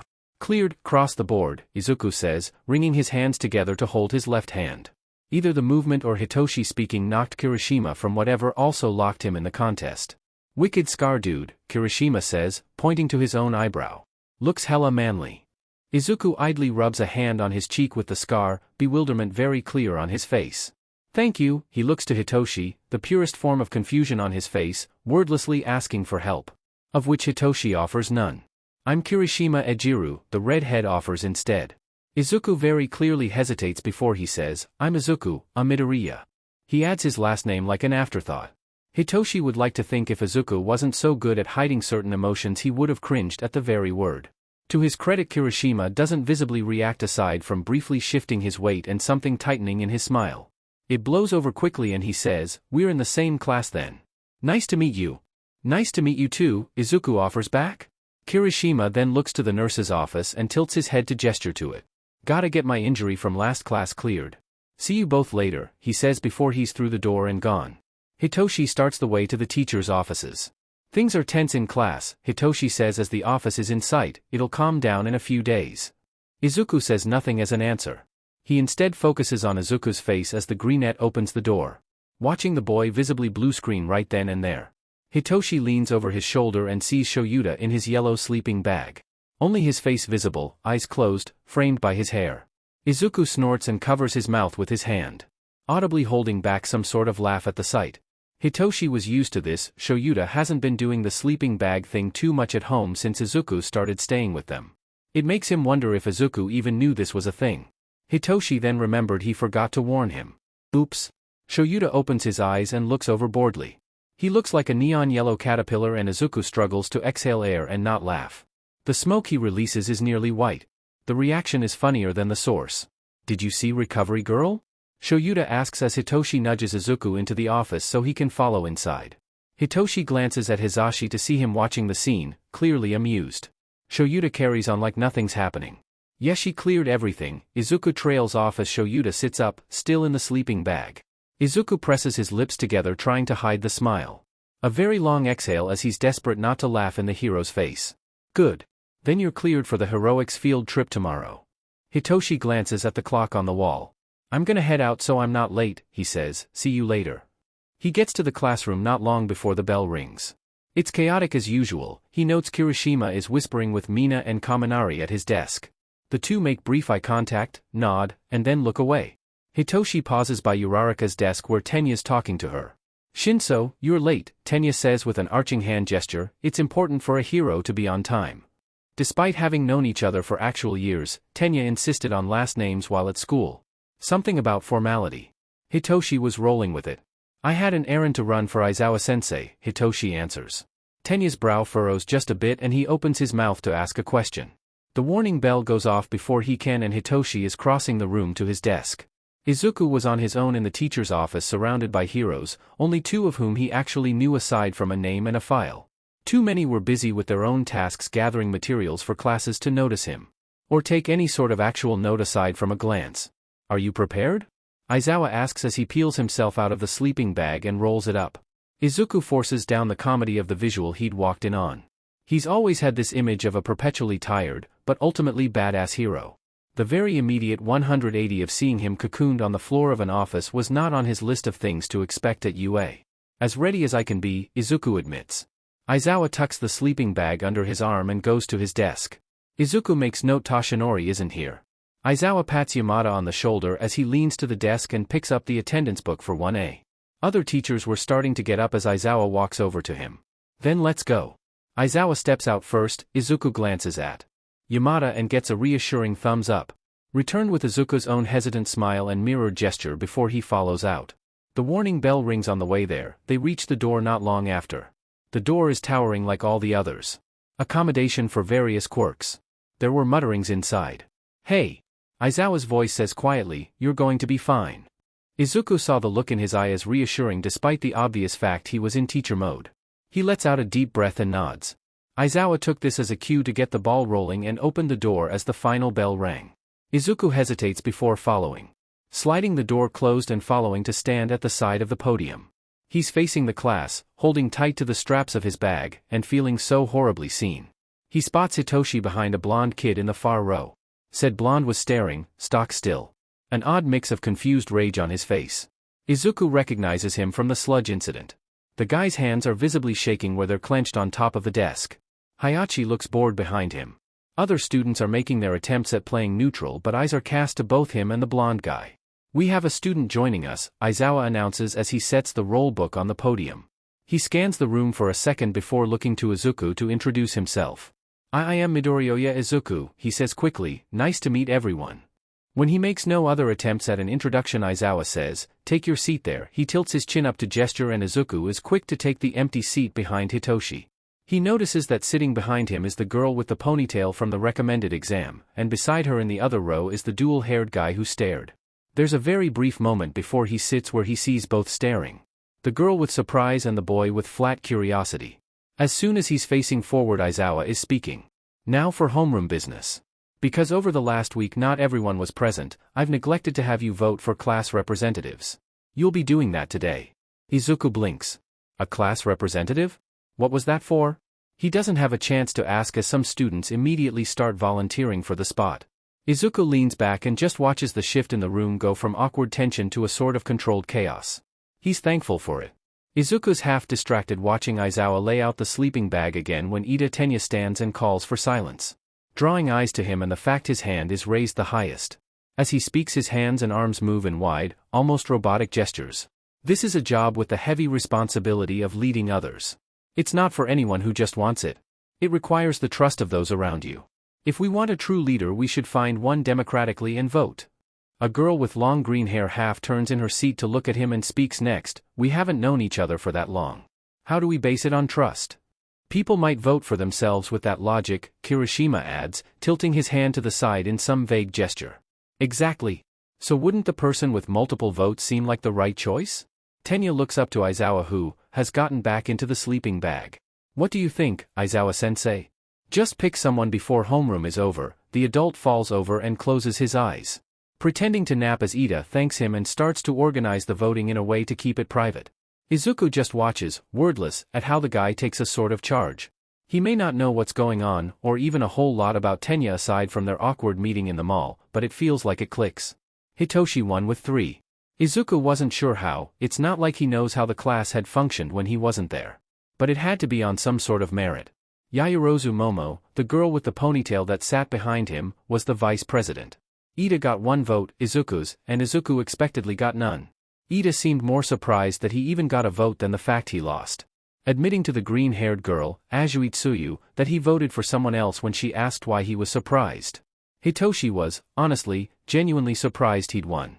It was on his face as he and Yaoyorozu stood up front to address the class. Izuku focused on Tenya in the corner of his eye. Resigned and trying to hide a sort of, not disappointment but something else. Then homeroom was over and the air felt a little less tense as Izuku stopped being the absolute focal point. All of them distracted by something that was apparently super normal to take the attention away. Though the blonde, Bakugo Katsuki, had sent him glares the few chances he had turned to collect papers for other classes. Izuku once knew this kid, and only remembered him by name alone. And despite everything that's changed since his kidnapping, the guy was still chronic with his temper. Though what was setting him off was a mystery to Izuku. Once midnight dismissed everyone for lunch and left, Hitoshi was out of his seat and turning to Izuku. Leaning on the desk and fully blocking the walkway in a way he hoped was casual. Kirishima, at the same moment, was also up and attempting to get Bakugo to go to lunch with his group. The guy had gotten more and more antsy as lunch approached and everyone around him could feel it. Everyone was expecting him to start something. Even if they all had varying opinions on the target of such ire, they weren't going to let a public outburst reflect badly on all of them. Hitoshi watched Bakugo get dragged out by his arm, beaching and turning a scathing glare behind him, and turned back to an awkward-looking Izuku, catching a questioning look from Ida as he did. Izuku was watching the door Bakugo had gone through before looking up at Hitoshi, curious. Others had started filing out at that point. Lunch? Hitoshi offers, tilting his chin to the door. Ah, sure. Izuku's quick to put his notes away and tuck his backpack under his desk. They leave the classroom with no issues. Hitoshi ignores Ida's eyes following them as they go. They merge into the crowd easily enough. Izuku looks jumpy as Hitoshi tunes into a few rumors floating past them. Rabbits on campus now, no one's confirmed who. 1A hasn't said anything. Word travels horrifyingly fast around here, it seemed. They make it through the lunch lines and find themselves at the end of a table with room for others to join if they wanted. By the time they have said seats, Hitoshi's clocked way more looks their way than when they entered. Not all of them simply curious. Almost unsurprisingly, their table remains just them despite the crowd. Cat's out, Izuku mutters as Hitoshi finds Bakugo staring the two down with a near unholy fire in his eyes. Squished between Kirishima on the end with Siro and Mina on the other. Hitoshi huffs at the expression before addressing Izuku with something a little less harsh and more neutral. You've been the big topic since the first day. I'm not surprised. Izuku hums and stares at his food, tapping the chopsticks on the side of the bowl idly between bites. You don't have to hang around me if it causes you trouble, he says after a long silence stretches between them. He looks up without lifting his face and his eyes hold resignation. Hitoshi shrugs. I don't really care. Izuku watches for another long moment. Hitoshi focusing more on his own food than being stared down. What's a class president do? Izuku asks if only to change the subject. Hitoshi completely pauses and then outright stares at Izuku. You don't know? Izuku deadpans, I lived in a bunker, Hitoshi. Hisashi didn't exactly let me go to public school. Hitoshi huffs a laugh and shakes his head. They represent the class, Hitoshi starts, catching Izuku's no-sheet expression before continuing, but also help their classmates and do errands for the teachers. If our class has problems, the president or vice usually reports it to staff and works to resolve it. But it's more like organizing people. Leading them. Sounds like a lot, Izuku shrugs. For UA it's a bigger deal because it's leadership experience. Looks good on applications and all that. Especially for hero courses. Izuku nods along and then his face scrunches in thought. Do you want to be class president? Hitoshi shrugs. I wasn't expecting to be, honestly. I wasn't either. Izuku takes a bite after he says this and Hitoshi blinks, off guard. His face must have a question because Izuku continues. I mean, Ida Tenya did a good job at organizing people for the election. I don't know him super well, but that alone made me vote for him. You're the one who voted for Ida? Hitoshi's surprised. He sort of expected a vote for him since Izuku didn't know anyone else very well. He's sort of glad Izuku thought Ida was a better fit. He voted for Yaoyorozu, himself. I mean, I needed to vote for someone, right? Would have been weird if I didn't. Or, is it weird that I did? It is my first day dash. Hitasne nudged Izuku's leg under the table to prevent what was clearly going to spiral. Chill out, it's fine. No one really knows anyway dash. Hitoshi gets cut off by the loud ringing of a bell. Izuku startles and looks up at the speakers emitting the sound. Hitoshi puts his hands over his ears at the pitch. There's been a level 3 security breach. All students please evacuate outdoors immediately, says the intercom. Izuku's eyes widen as Hitoshi looks at him, the greenette is pale. Some look of panic and horror in his eyes that Hitoshi doesn't know the root of. Some students are already out of their seats heading towards the doors. What's level 3 mean? Hitoshi hears someone ask as they pass the table. The intercom is looping its message. It means a trespasser. Someone answers as more get up. They get caught in the crowd. Managing to get stuck by Ida and Uraraka. Izuku is much more susceptible to being shoved around. Hitoshi ended up grabbing him by the back of the jacket and holding him to keep the guy from being swept into the crowd. He'll deny ever doing it. What's going on? Uraraka shouts over the din of panic.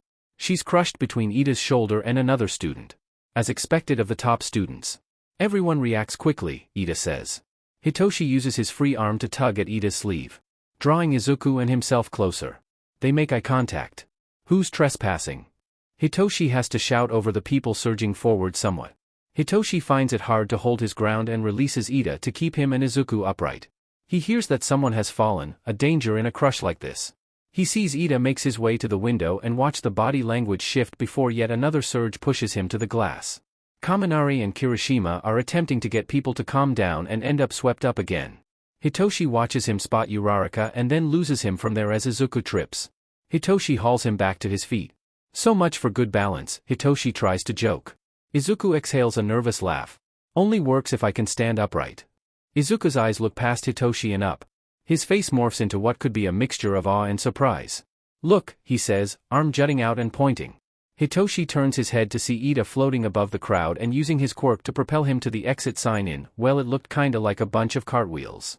It certainly drew attention until he hit the wall, giving him the attention he needed to be heard when he said, "Everyone. Everything's fine. It's just the press. Everything is fine." The surging stopped and he continued, "This is U.A. We need to act in a way fitting for the best of the best." As the energy-calmed distant police siren sounded to replace it, waves of relief washed over. Izuku stood up correctly now that he wasn't being pushed and Hitoshi loosened his grip on the uniform. Though Hitoshi noticed Izuku was staring at the glass windows and the shapes of the media and journalists crowding the path. Something was in his face. Hitoshi looked away from Izuku and back to Ida, who was being helped down. A thought crossed his mind. Class resumed. Hitoshi stood at the front with Yaoyorozu. He stood with his hands partially in his pockets for lack of something to do with them. "We need to decide the rest of the class officers," he starts, "but first I'd like to say something." Brief confusion on the faces of his classmates. Hitoshi continues, "I think I'd like Ida Tenya to be class rep instead of me." Ida startles at this. During the panic in the cafeteria he was able to think clearly and establish order. "I think he'd fit the role better than I could." "Agreed," Kirishima says after the briefest of pauses. Kaminari agrees and makes a joke about the exit signs. Hitoshi nods to Ida and is about to continue. "I don't care what you do, just hurry and do it," Shota says from his sleeping bag. Hitoshi looks at him with both eyebrows raised as the man lays back down. Ida stands and draws attention back to him, accepting his new role with grace. Izuku sort of felt awkward watching the scene of Ida Tenya accepting his role. He's glad for it, in the sort of way one's happy about a near stranger's good news. Though the thought of the press swarming onto campus suddenly was discomforting. He couldn't stop thinking about it, even as Yamada stepped in for his English class during 6th PRD. It was nice seeing Yamada, even if his energy was much higher than at home. And much louder. Aizawa had a completely different attitude when in teacher mode, though on the surface it wasn't too obvious. The sleeping bag and, in general, the carefree way he dismisses things is almost comical. If Izuku wasn't himself he'd assume the man is actually sleeping when he lays down in the middle of homeroom. The irregular movement of his chest suggests otherwise. Yamada's wasn't too different. The familiarity of that alone was a comfort. He did have trouble keeping up with the lesson however. It seemed everyone else already had some sort of step up over him in the formal language. Then again they teach English in middle school, too. They had a few years' worth of genuine schooling above him. He only knew certain key phrases to listen for during the few negotiations he's played bodyguard for and just as many foul phrases and words for intimidation should he need them. The last class was math, not heroics like he originally assumed. Izuku wasn't the best at it. He ignores the underlying tension returning to the room the longer it goes without something happening. He runs into Yamada on his way out of the building. Hitoshi had been called back by Ida for something and Bakugo had already left. Yamada pulls Izuku aside into a classroom and pulls his sunglasses on top of his head so his eyes are visible. His smile reassuring. "How's it going, listener?" he asks. Izuku shrugs and adjusts the straps of his bag slightly. "It's a weird first day." Yamada pauses and then sighs heavy, rubbing the back of his neck. "The media didn't help things, no," he brightens, "but it was taken care of quickly enough. I heard Tenya pulled a real impressive move earlier, too. They were here because of me, right?" Izuku says softly. Yamada startles and in the brief moment of pause Izuku continues, "They were harassing students this morning about their opinions on the program and Rabbit. Even triggered the gate dash. It's a bit more complicated than that, listener," Yamada starts quickly, interrupting Izuku but calms as he continues, "They're also here for All Might. His decision to teach here is just as big of a story as yours. He's been declining interviews and dodging the media about it since the announcement." Izuku looks away and shuffles his feet a little. "Don't think this is your fault, Izuku. They were the ones who trespassed. Whether they were here for All Might's story or yours, this would have happened anyway." Izuku frowns at the floor. "I should get going before Mom worries," he mutters. Yamada doesn't sigh, exactly, but his exhale sounds like he wants to convince Izuku it really wasn't him. "Get home safe," he says instead. "You too." He didn't get that far out of the building before he got himself into trouble. A new record for him, if he was honest. He hears particularly loud footsteps behind him before he turns around and his blazer is grabbed. He's pulled off the main path. Someone has a fistful of his blazer and shirt by his collar and is holding him in place. There's a few students leaving the building, none from the hero course, but they don't even look at them. Instead he looks right into the eyes of a set-off Bakugo Katsuki. "Who the F do you think you are?" Bakugo hisses. There's no one around to get him out of this. Someone looks over when Bakugo starts yelling and she looks away just as quickly. He's stuck. I don't dash, he breathes out light gray smoke. His voice feels hard to raise and his hands might be shaking. Backed up against the wall, something smells a sickly sort of sweet right beneath his nose. Bakugo narrows his eyes. What gives you the right to just show up like this? His grip got just a little tighter and Izuku feared hearing a crackle or feel any sort of heat this close to his neck. You left Inko. You became a villain. You kill people. Then you show up here like you have a right to it. Where do you get the FING audacity? Your dad? Izuku freezes after hearing himself even vaguely compared to his father. It dug at something deep in his chest. It twisted and felt so FING gross. And then he mentioned Inko. As if Izuku had a choice. I didn't choose to dash, Bakugo interrupts before he can defend himself. Then why are you here? I'm here to be a hero like everyone else. Izuku shouts back, the smoke's just a little darker as Bakugo's free hand crackles like static at his side. What makes you think you can? Izuku thinks back to Hisashi's words. The same ones haunting him over years and years. And more recently, the same ones told to him after he risked everything on an impulse to save the same exact kid holding him to the wall. The kid that would have died had Izuku not done anything. The kid Izuku would have died for if he was just slightly more worthless to his father. Hey Bakugo. Baku whips his head to the side screaming, "What?" before recognizing the mistake. Let him go, Hitoshi says, walking up with a worried Kirishima. Bakugo lets Izuku's collar go and he's already hurrying back up the path towards Hitoshi. If only to put distance between them. Bakugo's back to himself seconds later. Anger returning.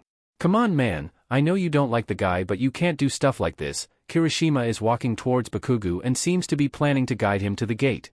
Izuku ignores their conversation as Hitoshi addresses him. You alright? Izuku nods his answer as tugs the blazer back into place and ignores the sweet smell that lingers on the fabric. He only nods his answer and shakily exhales more smoke.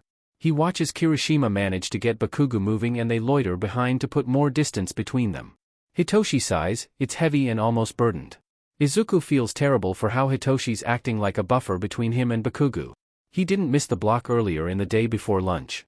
And the vigilance from this morning made a lot more sense. You don't have to keep dash. Don't dash, Hitoshi snaps. Izuku tucks his chin down when he does. Hitoshi just inhales deep and speaks, just, don't dash. He doesn't look like he has the right words. He turns on his heel to look Izuku directly in the eye and Izuku's at least a little intimidated. There's conflict in his face. Anger and something else. I don't like who you used to be. Izuku deflates but nods. He knows he was sheet. Blackmail or not, he knows exactly what he's done. He knows there's very few who actually know the why. But I know you're a person and what you said about heroes the other day. With the notebooks, I want to know him. That version of you instead. And if Bakugo f's you up you can't be that version so. Izuku he stares. He doesn't know what to do here. Hitoshi shoves his hands in his pockets and looks away. Frowning at the ground. See you tomorrow, is all he adds before he leaves. Izuku watches him go. Nizu stands at the crumbled remains of the gate and the intruding press are marched right back out by police through a different exit. It's a horrific image considering what it was. For solid metal plates torn through like a hot knife in butter. Piles of debris on the ground more like ashes than anything else. Someone instigated this, 13 nudged a pile with a boot. They look out onto the road beyond and, like the rest, see nothing villainous. The culprit long gone. Nizu doesn't think any of the reporters that got in had a quirk that allowed this. If they had they would have been stupid enough to use it sooner. His tail flicks behind him. Irritation at the forefront as his mind runs over everything it can. Everything he knows. It's not nearly enough. First a rogue bot during the recommended exam and now, the day Midoriya starts at U.A, a break-in. Security footage from the cafeteria shows Izuku doing nothing aside from existing before the incident. No checking his phone, not even touching the thing, just eating a meal with Shinso Hitoshi. A coincidence, maybe, and that was a very strong maybe. The start date was known only to staff and all of them knew better than to release sensitive information, even if there were differing opinions throughout the departments. Even if it was just chance, the threat of this move was clear. Someone got in. And they were not caught. It's awkward at the apartment. Izuku had set up to do homework at the main table instead of his desk, before Inko or Tashinori even got home. When Toshinori did return home, he silently started to prepare dinner. Inko was going to be late, her hours odd, so she'd at least come home to a hot meal and a clean kitchen. Toshinori let the silence settle. The only sounds being the soft radio and his moving about.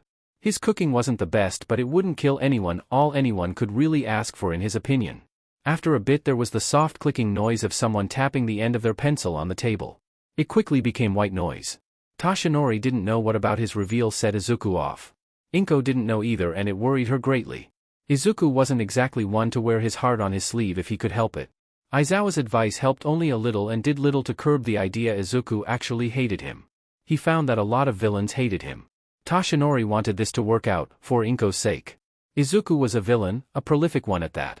It's something he struggles to connect with the pictures of the young boy in the hallway, grinning wide in some sort of hero merch either on his person or in his hands. Even the terrified face after the sludge incident, it's not something he can see hiding behind a gruesome mask. Part of Toshinori wants Izuku to succeed in becoming a hero. An uphill battle, surely, with his name smeared across headlines like a hero scandal before he even stepped to the starting line. The other saw the name Rabbit and recoiled, thinking of too many crime scenes of gore he'd come across while in the area. It was a constant battle of wills to see the person behind it all. The circumstances that made him. Dinner was in an idle cooking state when Izuku spoke from the other room. "I'm not mad at you." The young man's voice was quiet in the silence. Toshinori startled at the sound, staring at the wall where he knew Izuku sat beyond it. Idly he reached over and lowered the radio's volume to allow the conversation to start. Then, slowly, he went back to watching dinner, trying to make sure it didn't burn.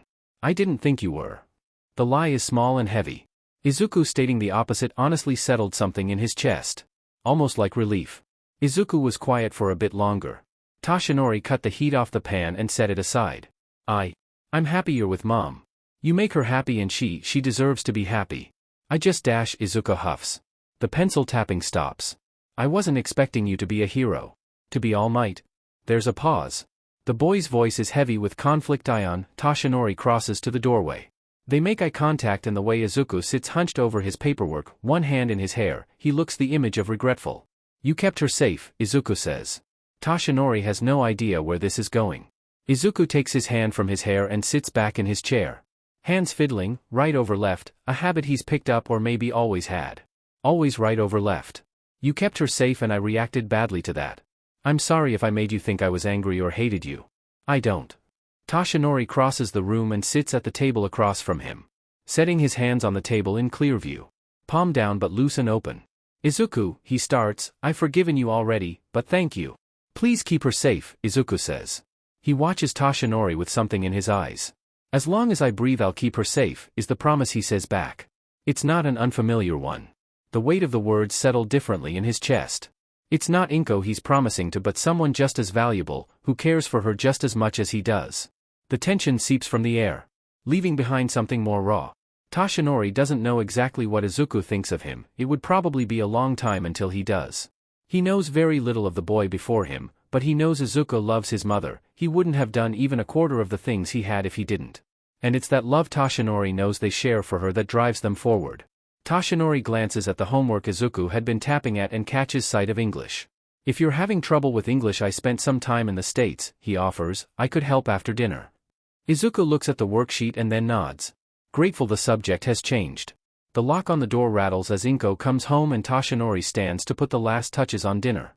The home feeling much lighter than it had the week prior. Izuku wakes up early. It's something he learns he just did. Either during or right before the sunrise.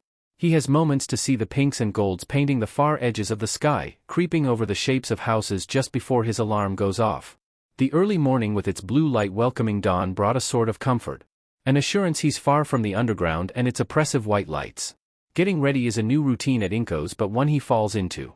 And by the time he's walking into the kitchen for breakfast, Toshinori is already there. Yellow suit, oversized, waiting for the coffee to brew in the dinky little machine. They make eye contact, though Toshinori startled when he hadn't heard Izuku coming. Izuku slips past to find something easy to eat. Izuku is glad the issue started to be resolved the night before. It's not fully fixed in his mind, there's plenty he left out. Explanations he couldn't find himself able to say. He hasn't so much as uttered Hisashi's name in this apartment, and he doesn't want to.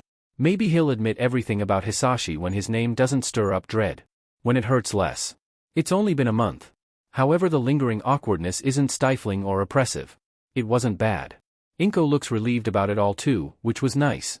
Izuku just has to do exactly what he did with Aizawa and Yamada and Hitoshi, and figure out how to exist here. Toast, jam, milk. Truly the breakfast of champions. I wanted to ask you something, Toshinori starts. The words on his mug are in English, but the cartoonish character on the side betrays them as a horrible pun. Probably corny as hell. Izuku tilts his head to ask the question instead. Toshinori leans his back on the counter and nurses the mug with both hands, his face clouded with something. Izuku turns to have his own back to the counter, leaving his breakfast on the plate half finished. The sludge villain incident, Izuku's eyes narrow. Why did you help that young man? You can say it was Bakugo. Toshinori freezes and then laughs quietly, fully aware Inko would be waking up later to prepare for a midday shift. You had no reason to help him. But you did. I'm glad you did, but... Izuku doesn't really frown and instead stares at the floor tiles. Even now he's not entirely sure what drove him to do it. He doesn't think he'll ever have a concrete answer. He doesn't have those for a lot of things. I don't know, Izuku says plainly. It's clear from the way Toshinori's face tightens that it's not the answer he really wanted. With a thump of panic in his chest, Izuku continues, I was coming back from an assignment, caught a bit of the commotion and just... I tried to talk myself out of it, but, before I knew it, my backpack was gone and I was firing. Izuku finishes his toast while the silence between them settles. He stares at the empty plate before hesitating and going to make a second piece. He drops the bread into the toaster and watches. Idly he reaches to hold his left arm. He remembers restraints on his wrists and photos lined up neatly on the table. Inko smiling at a tall blonde man in a grocery store. The same one who saved him. The one whose autograph was never found. Who he was too afraid of to ask for help. A moment he used to wonder about constantly while trying to find sleep. What if circling and haunting every breath he was at undeserved mercy to keep? I don't regret it. The toaster clicks as it cooks and he watches the coils heat up. Backlit skin and smoke behind teeth flash in his mind's eye, tingling the scars along his arm and throat. He shakes his head to get rid of it. Hi, he was said, but I don't regret it. You know, part of being a hero is meddling where you're not supposed to. Izuku snapped to look at Toshinori. He had a somber expression that changed to a kind smile. Seeing you act drove me to intervene much faster than I would have. And for that I think what you did was noble. There was clearly more he wanted to say.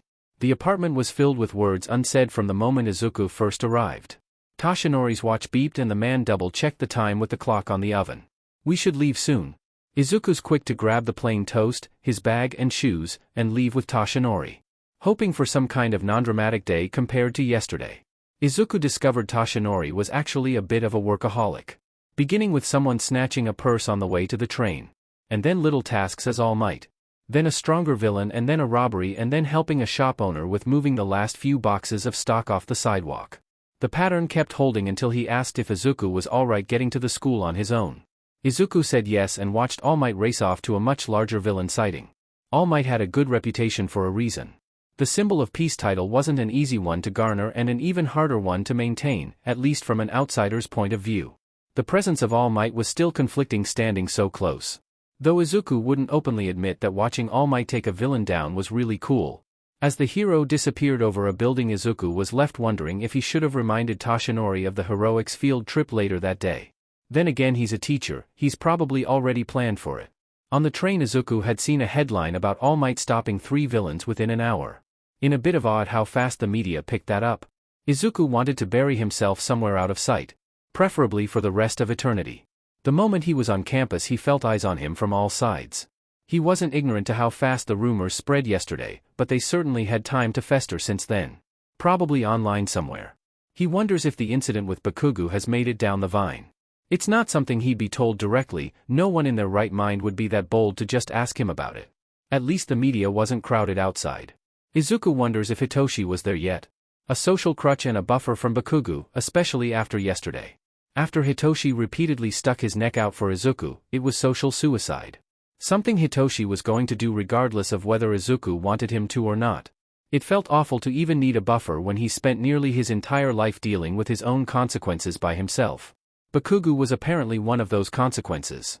Blessedly he finds Hitoshi inside leaning on the wall and staring at his unmoving phone. Not so casually glancing upwards until he caught sight of Izuku and put the phone away. He falls into step before Izuku even has a chance to stop. They head for the stairs without even a good morning between them. How bad is it? Izuku asks bluntly as a girl neither of them knows steps away from the two, even if she wasn't anywhere near their path. It stings. Hitoshi hums when they start climbing the stairs. Not subtle in the glare he tosses over his shoulder.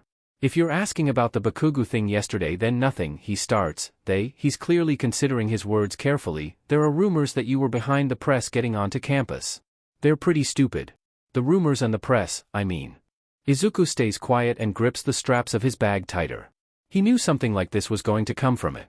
It's almost expected that he'd end up a scapegoat for lots of things. Those expectations were a pit he was determined to fight his way out of even if it was too steep to see the top of.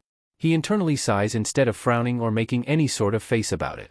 The floor receives his bitter look instead of anyone else. Hitoshi bumps his shoulder with his own. At least we have a heroics field trip today.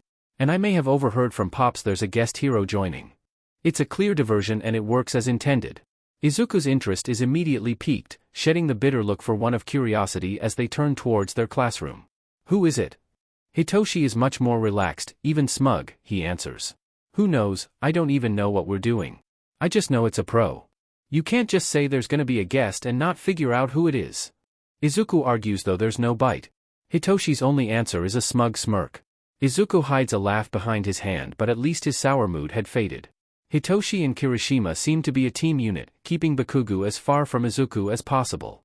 Izuku never even saw them talk to each other, just exchange looks and that was that. Thankfully Bakugo wasn't as bloodthirsty as he had been the day before but his looks were just as scathing. Wordless insults. Izuku wasn't hiding per se but he didn't really know what to do. He'd ask Hounddog later. On the bright side it was a half day of classes. Lunch started early for 1A and ended sooner. The class filed out of the cafeteria before most of those on the standard schedule even decided what they wanted to eat. Returning to the classroom where Aizawa waited for them. Today's hero lesson is in a separate building off the main campus. You'll have 3 instructors, me, All Might, and one other. Izuku wonders who the last person is as chatter sweeps over different corners of the room. Aizawa calls for silence.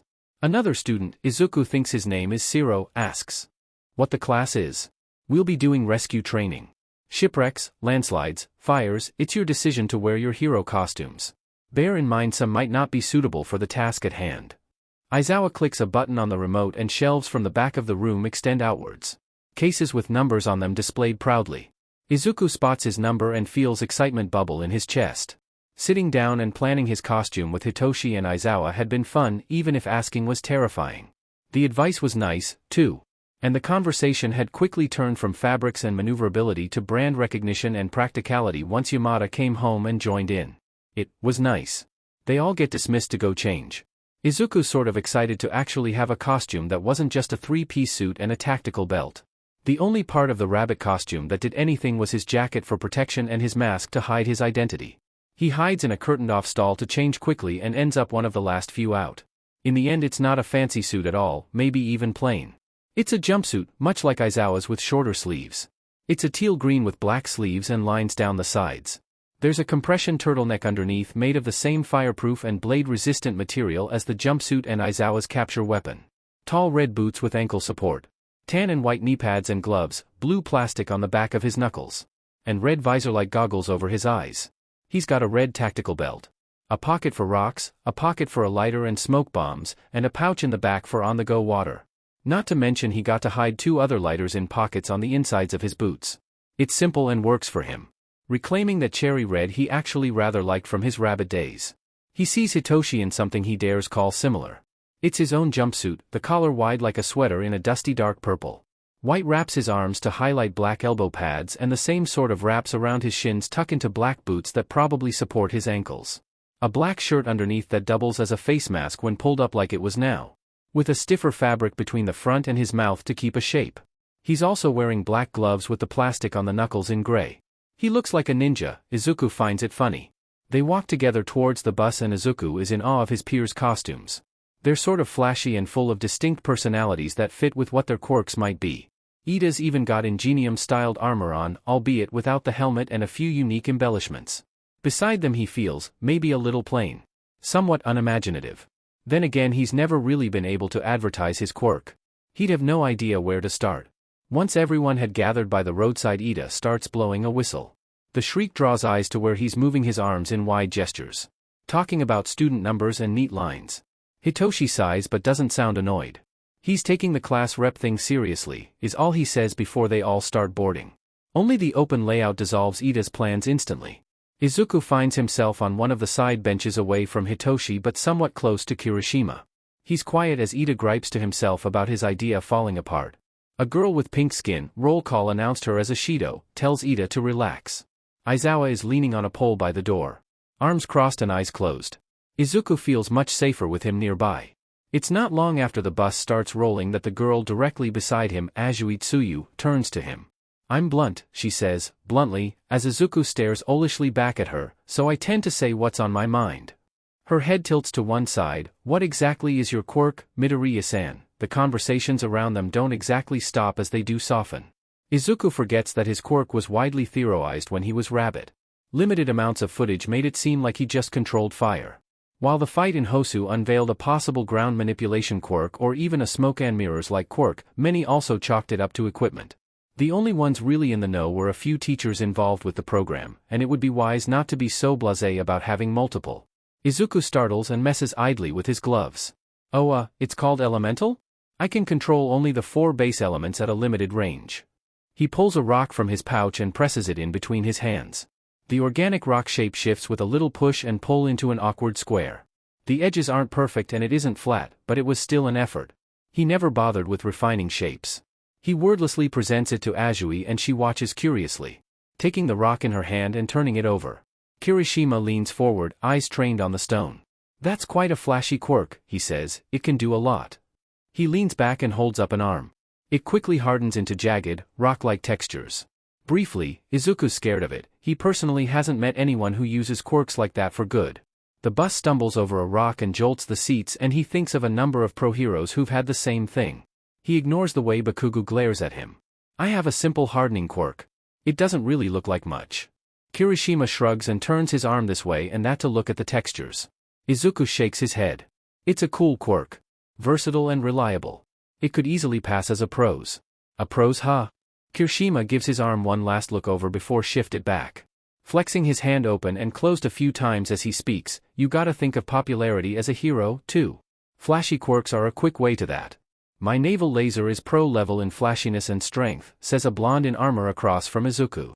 Aoyama if his memory serves. Izuku looks over, head tilted. Ashido steps in before he can ask anything. "Not that great if you keep getting stomach aches." Aoyama visibly deflates at the comment though it looks a little comedic.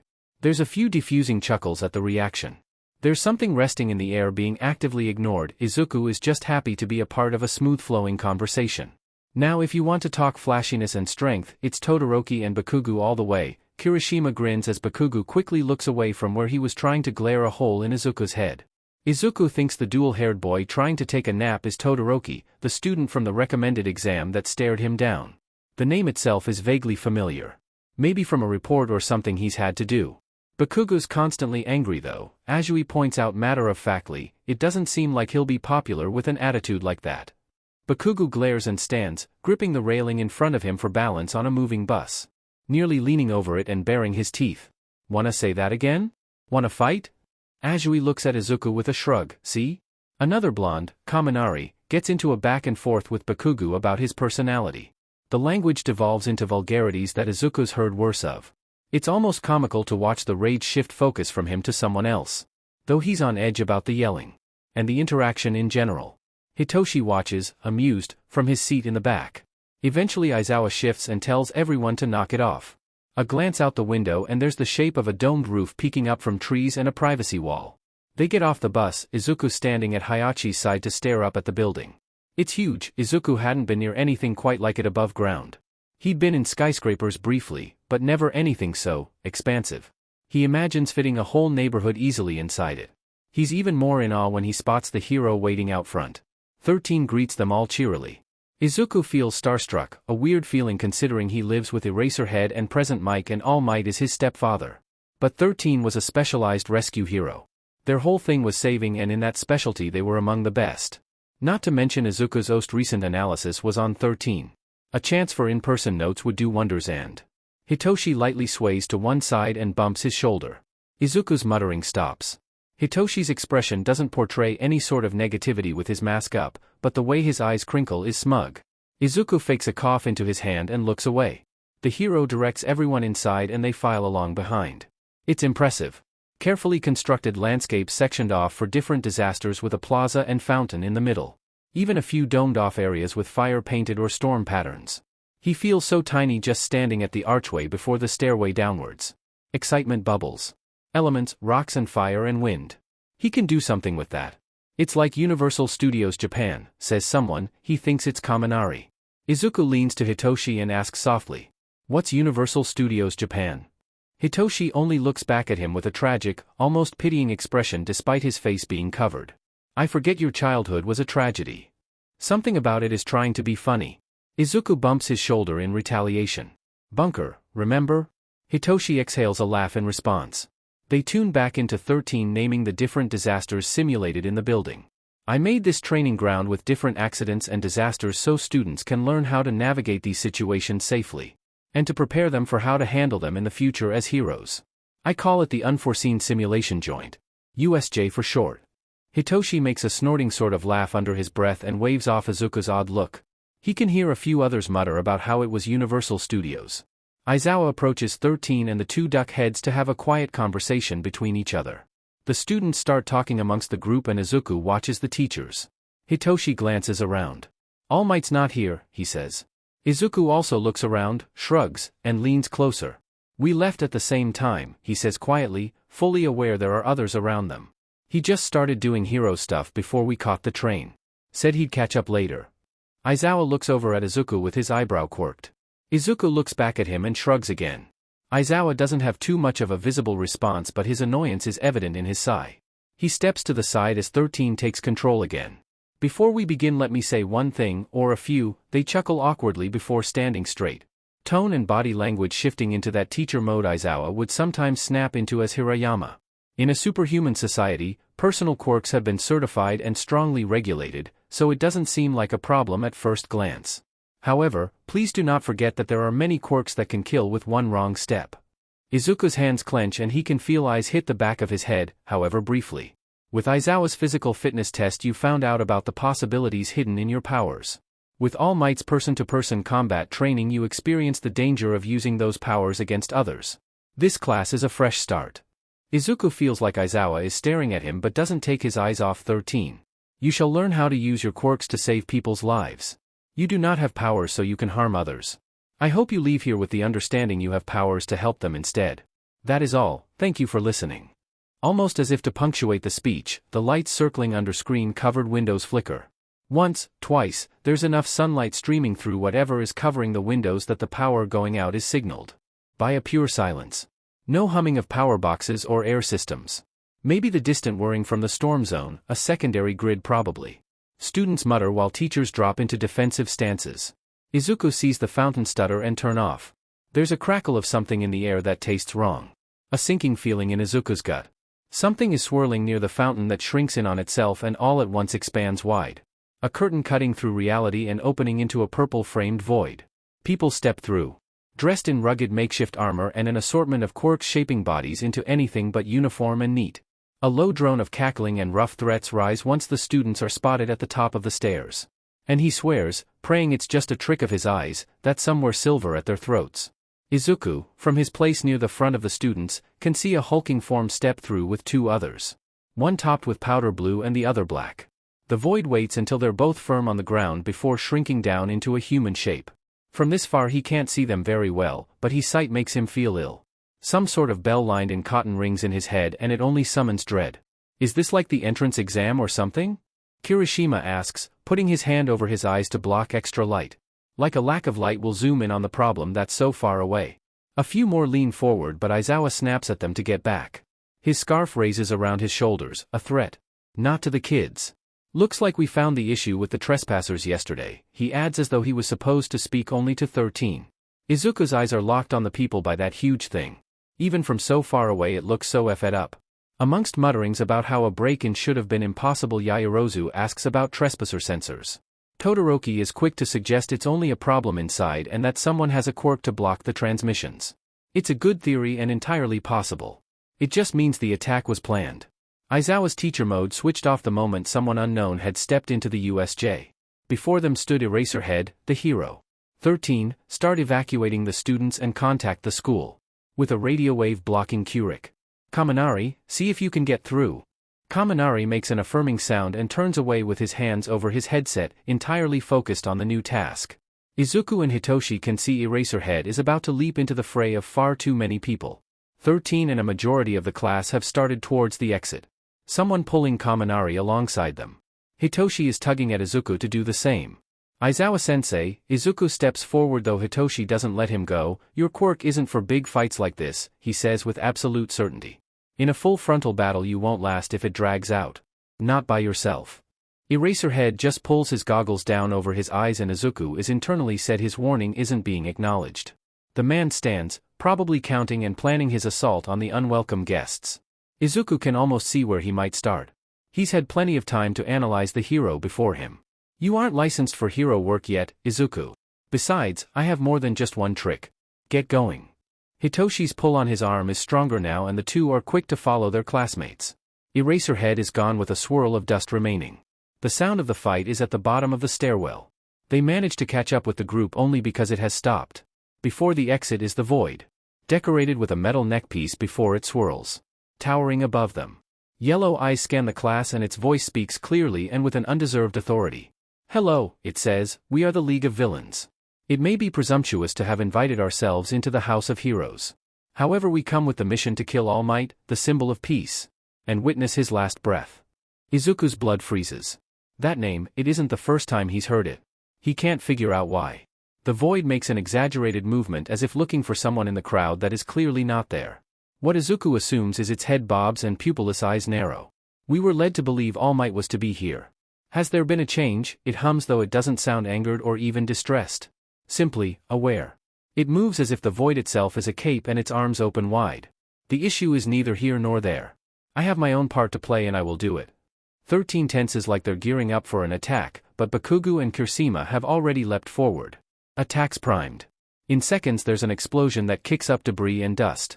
Izuku instinctively holds his arms over his eyes despite having his visor and looks up. He opens his hands to pull at the air and clear the dust from the group, with enough cleared in time to see the void rebuild itself. Hitoshi has taken a step backwards from the threat. Izuku watches it. Without a face it looks smug but not in the comedic way Hitoshi wears it. It looks mocking. Izuku decides that he hates it. It laughs a deep rumbling noise and rears back. Even as students you show such promise. Golden eggs of UA.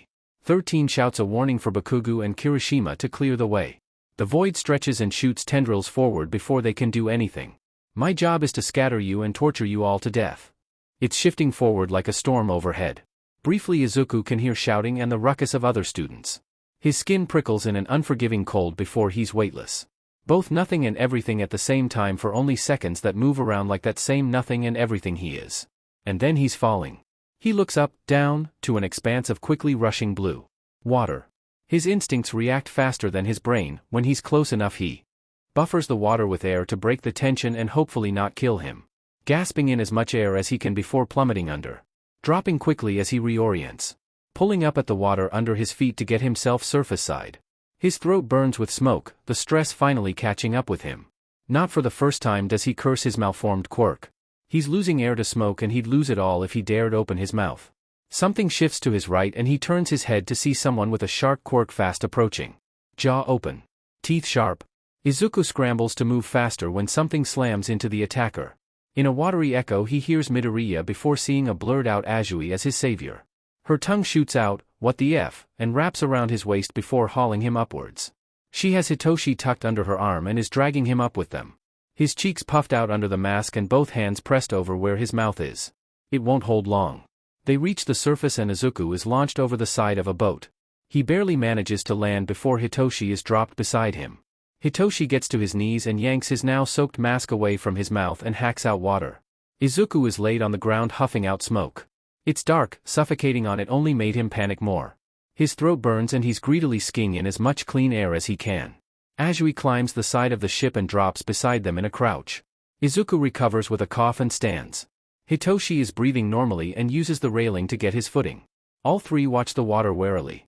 This has gone to sheet, Hitoshi huffs, ruffling his hands through his hair to shake the water out, if only for something to do with them. Izuku steps away from the railing to lean on the wall behind him. He pulls his lighter from his bag to flick the case open and check it. It still works, thankfully. He closes it tight and tucks it away. He doubts the smaller ones in his boots are all right. They knew All Might was going to be here, Izuku says idly. Hitoshi hums. He's left his face covering around his neck. The fabric too wet and too close to his face to keep on without inhaling water. Thinking about it, they might have used yesterday as a distraction to steal the schedule. Izuku raises an eyebrow. And organize this in just a day? Izuku fires back. Hitoshi shrugs and Azui tilts her head, finger on her cheek. Maybe they had this ready and just needed to plan exactly when, she says. Izuku and Hitoshi nod along. Hitoshi sighs and rubs his palms over his eyes. I mean, it's not like they can just kill All Might anyway. He's, well, All Might. He doesn't just die. Azui shakes her head. They wouldn't have a plan to kill him if they didn't already have something that could. Gods no. Izuku frowns at the floorboards. If Toshinori dies, his mother would be absolutely heartbroken. The symbol of peace being dead would bring in a whole other set of issues, both for the heroes and the country as a whole. But, his mom. He doesn't really care about why they want to kill All Might. For power or whatever prestige hero killing gives to villains, no one really has an original want for such a thing. Maybe if it was for a grudge or something, but countless villains and even civilians hold grudges against heroes for one reason or another. Hisashi was the same way at times. Touting whatever victory the Dire had over heroes like a badge of honor. Even more so if that hero had been killed. To organizations it meant protecting assets. It meant strength and power and bloodlust. Izuku was lucky he hadn't killed a hero with his own hands, the Ingenium fight flashes in his mind's eye. He doubts he would have been given any good graces if he had. Briefly, and for the first time, he wonders how the Dire plan to take out All Might during Phase 1. There's something in his mind that clicks at the thought, but he can't find the words about it. Hitoshi bumps Izuku's shoulder with the back of his hand. He'd zoned out a bit. He looks up to see figures moving in the water. More water-based quirks. Villains, for all intents of the word, surround the ship, he assumes on all sides. Izuku frowns and steps off the wall. If we want to get out of here we need to fight our way out, he says, though he's not too sure it sounds as confident as he wants.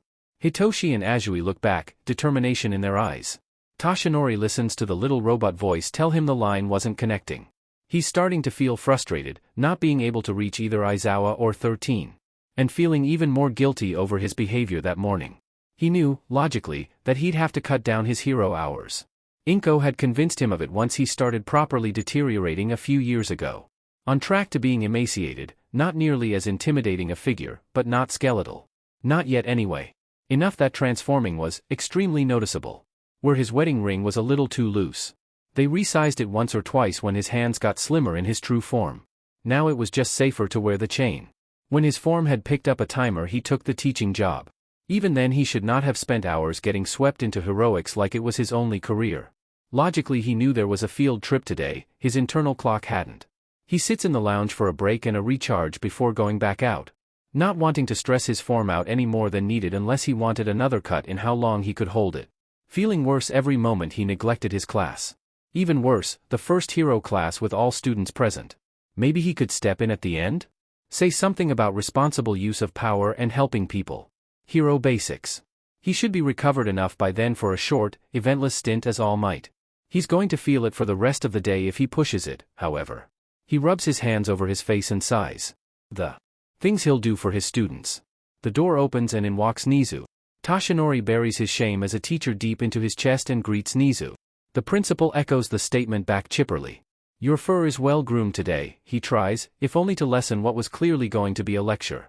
Nizu doesn't preen under the compliment but he does stand a little straighter. Pride in his beady, all-knowing eyes. The secret is keratin. Humans can't get this sort of luster. Nizu walks up to the table and starts preparations for tea. Flicking a switch on the half-full electric kettle and watching it heat up for a moment. He pulls out a tablet. Either way, look at this. Nizu holds the tablet up with both paws for Toshinori to see. It's an article giving him a glowing review. 3 incidents solved in a single hour before further describing his crime-stopping spree that halted only a mere hour and a half ago. Nizu sets the tablet on the table between them with a sigh. His chipperness gone. The fault does mainly lie with the villains and criminals that hide in the cities to start. Even with you here they still happen. Nizu levels a look at Toshinori that makes him flinch. Feeling for all the world like a child being scolded by a parent. But that doesn't mean you can jump to every incident. There are plenty of heroes who can handle it if you let them. The kettle starts to whistle and Nizu pours 2 cups. It's just like you though. Helping people despite your injury and its aftereffects. You're the symbol of peace, looking for a successor. And your health is rapidly deteriorating the more you push it. That's why I suggested you become a teacher to begin with. Toshinori nods solemnly. Nizu nudges a cup across the table before picking up his own and clambering his way onto the couch. Skillfully not spilling anything of his drink. Toshinori picks up his own. Without having to take a sip, he feels it scalding his palms. I do wish you'd prioritize your teaching duties going forward. Though you can relax here a while longer. You can only drop in for a little while near the end, correct? Toshinori remembers how he couldn't even get a voicemail through. Before he can really think about it, Nizu starts a lecture about his theories of teaching. Toshinori is far too scared of the rodent to deny him. Ida glares the villain down from where his form blocks the exit. Stuck in a stare down with the rest, no one is moving. Shoji's arms, extended with eyes and ears, shift and move to locate everyone. They stand beside 13, Uraraka, Ashido, Shiro, and Sato. The only ones who managed to avoid the cloud that had stolen the others. Shoji dash. Everyone's in the building. They're scattered but alive. The tension eases a bit at the news. Ida shifts his immediate focus to the villain itself now that the worry for his classmates has lessened.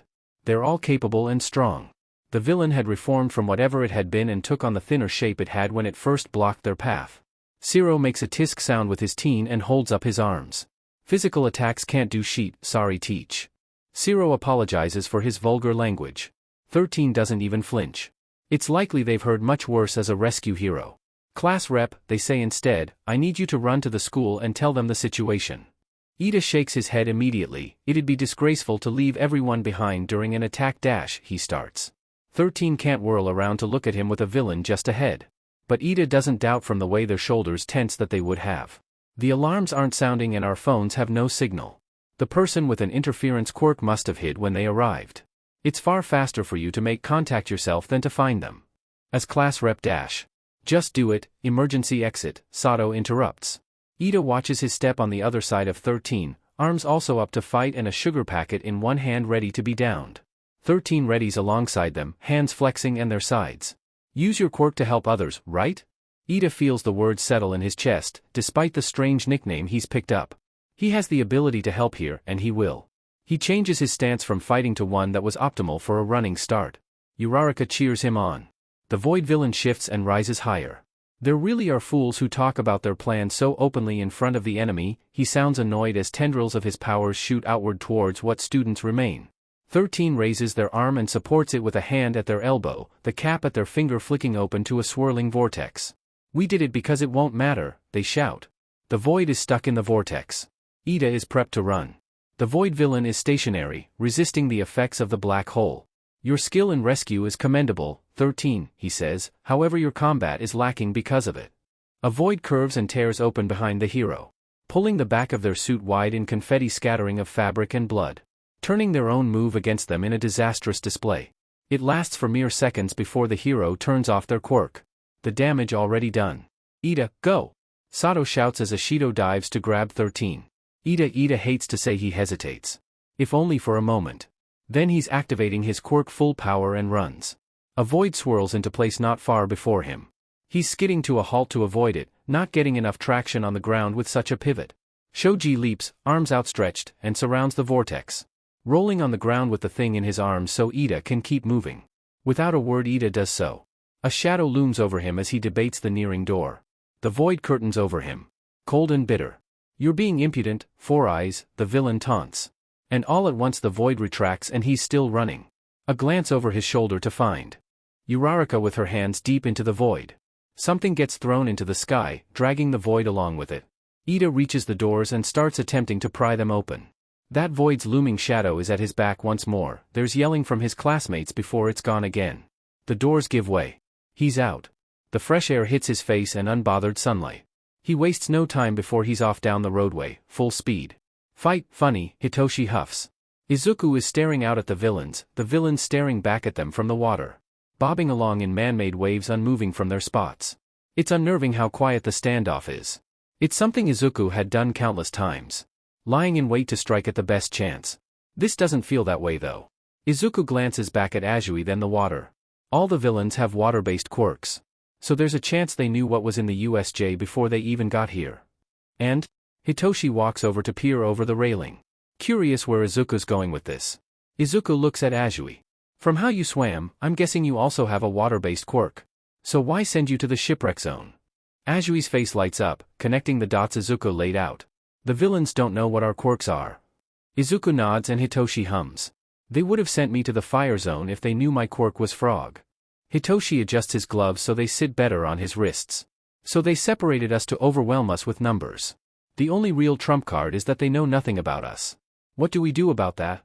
Azui hums and steps away from the railing. Hitoshi and Izuku follow suit to crowd by the wall instead, crouching to keep out of sight. She speaks low but clear. My quirk is frog. I can jump high, stick to walls, and extend my tongue about 20 meters. I can also spit out my stomach, but that doesn't help here. Izuku nods along, brain whirring with ideas. He doesn't know her weaknesses, but strengths do just as well. I told you before, Azui, but my quirk is elemental. I can do basic control of rock, air, fire, and water as long as it's in close range or part of it is close to my hands. I'm not super good at precision. My best element is air and my weakest is water. I can't make material from nothing, so it has to be present already. Azui's mouth twitches at her name, but she says nothing else, only nods along. Hitoshi rubs the back of his neck. My quirk is brainwashing. When I ask someone something, they have to verbally respond back before my quirk takes effect and I can ask them to do something. It can't be anything that requires higher brain function, and it only lasts for a few seconds. I can control one person at a time. Izuku knew parts of his quirk from brief conversations about it, but knowing the full thing was helpful. Maybe if they survived, Izuku could help Hitoshi. It was a big if. Izuku is knocked from his thinking by the whoosh of a large amount of water. He looks up to see the shape of a hand, clawed and dangerous, rising from the pool. It swipes at the ship, cutting clean through the metal with a shriek. Izuku is knocked to the side as the bow of the ship sways and begins its slow crawl to standing. He holds onto the edge of the railing with one foot on a post as the include steadily rises. Hitoshi had stuck his heels on at a metal post melded to the wall and presses against the wall to keep from slipping. Azui clinging to the floor nearby with a hand on his arm to keep him from slipping. They're running out of time. Izuku hauls himself up so his feet are tucked underneath him. He breathes in, feels the pull of air and jolts. Whipping his head to the other two, he says, I have an idea. Not even a few minutes later, he's perched on the railing closer to the bow of the ship, higher and away from the rising waterline. The distraction. He makes the loudest shout he thinks he's ever purposefully created to draw eyes. Air pulls at his fingers and with light foot he leaps into the air, reaching for more air than he's ever grabbed. Right before he's too close to the water, he forces his hands together in the shape of a gun and fires. The force of it catapults him right back into the sky. The water surges outwards and Azui, with Hitoshi on her back, leaps, catching Izuku with her tongue as they pass and continuing with momentum to the far edge of the pool. Izuku looks back to see the whirlpool converging inwards, the villains trapped beneath the waves. An alarm triggers and the water keeps turning and turning. The whirlpool feature must have triggered. It'll keep those fuckers occupied.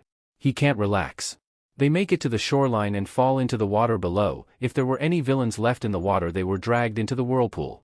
Izuku doesn't actually care. Wading to the edge, they pause as the sounds of the fight rage.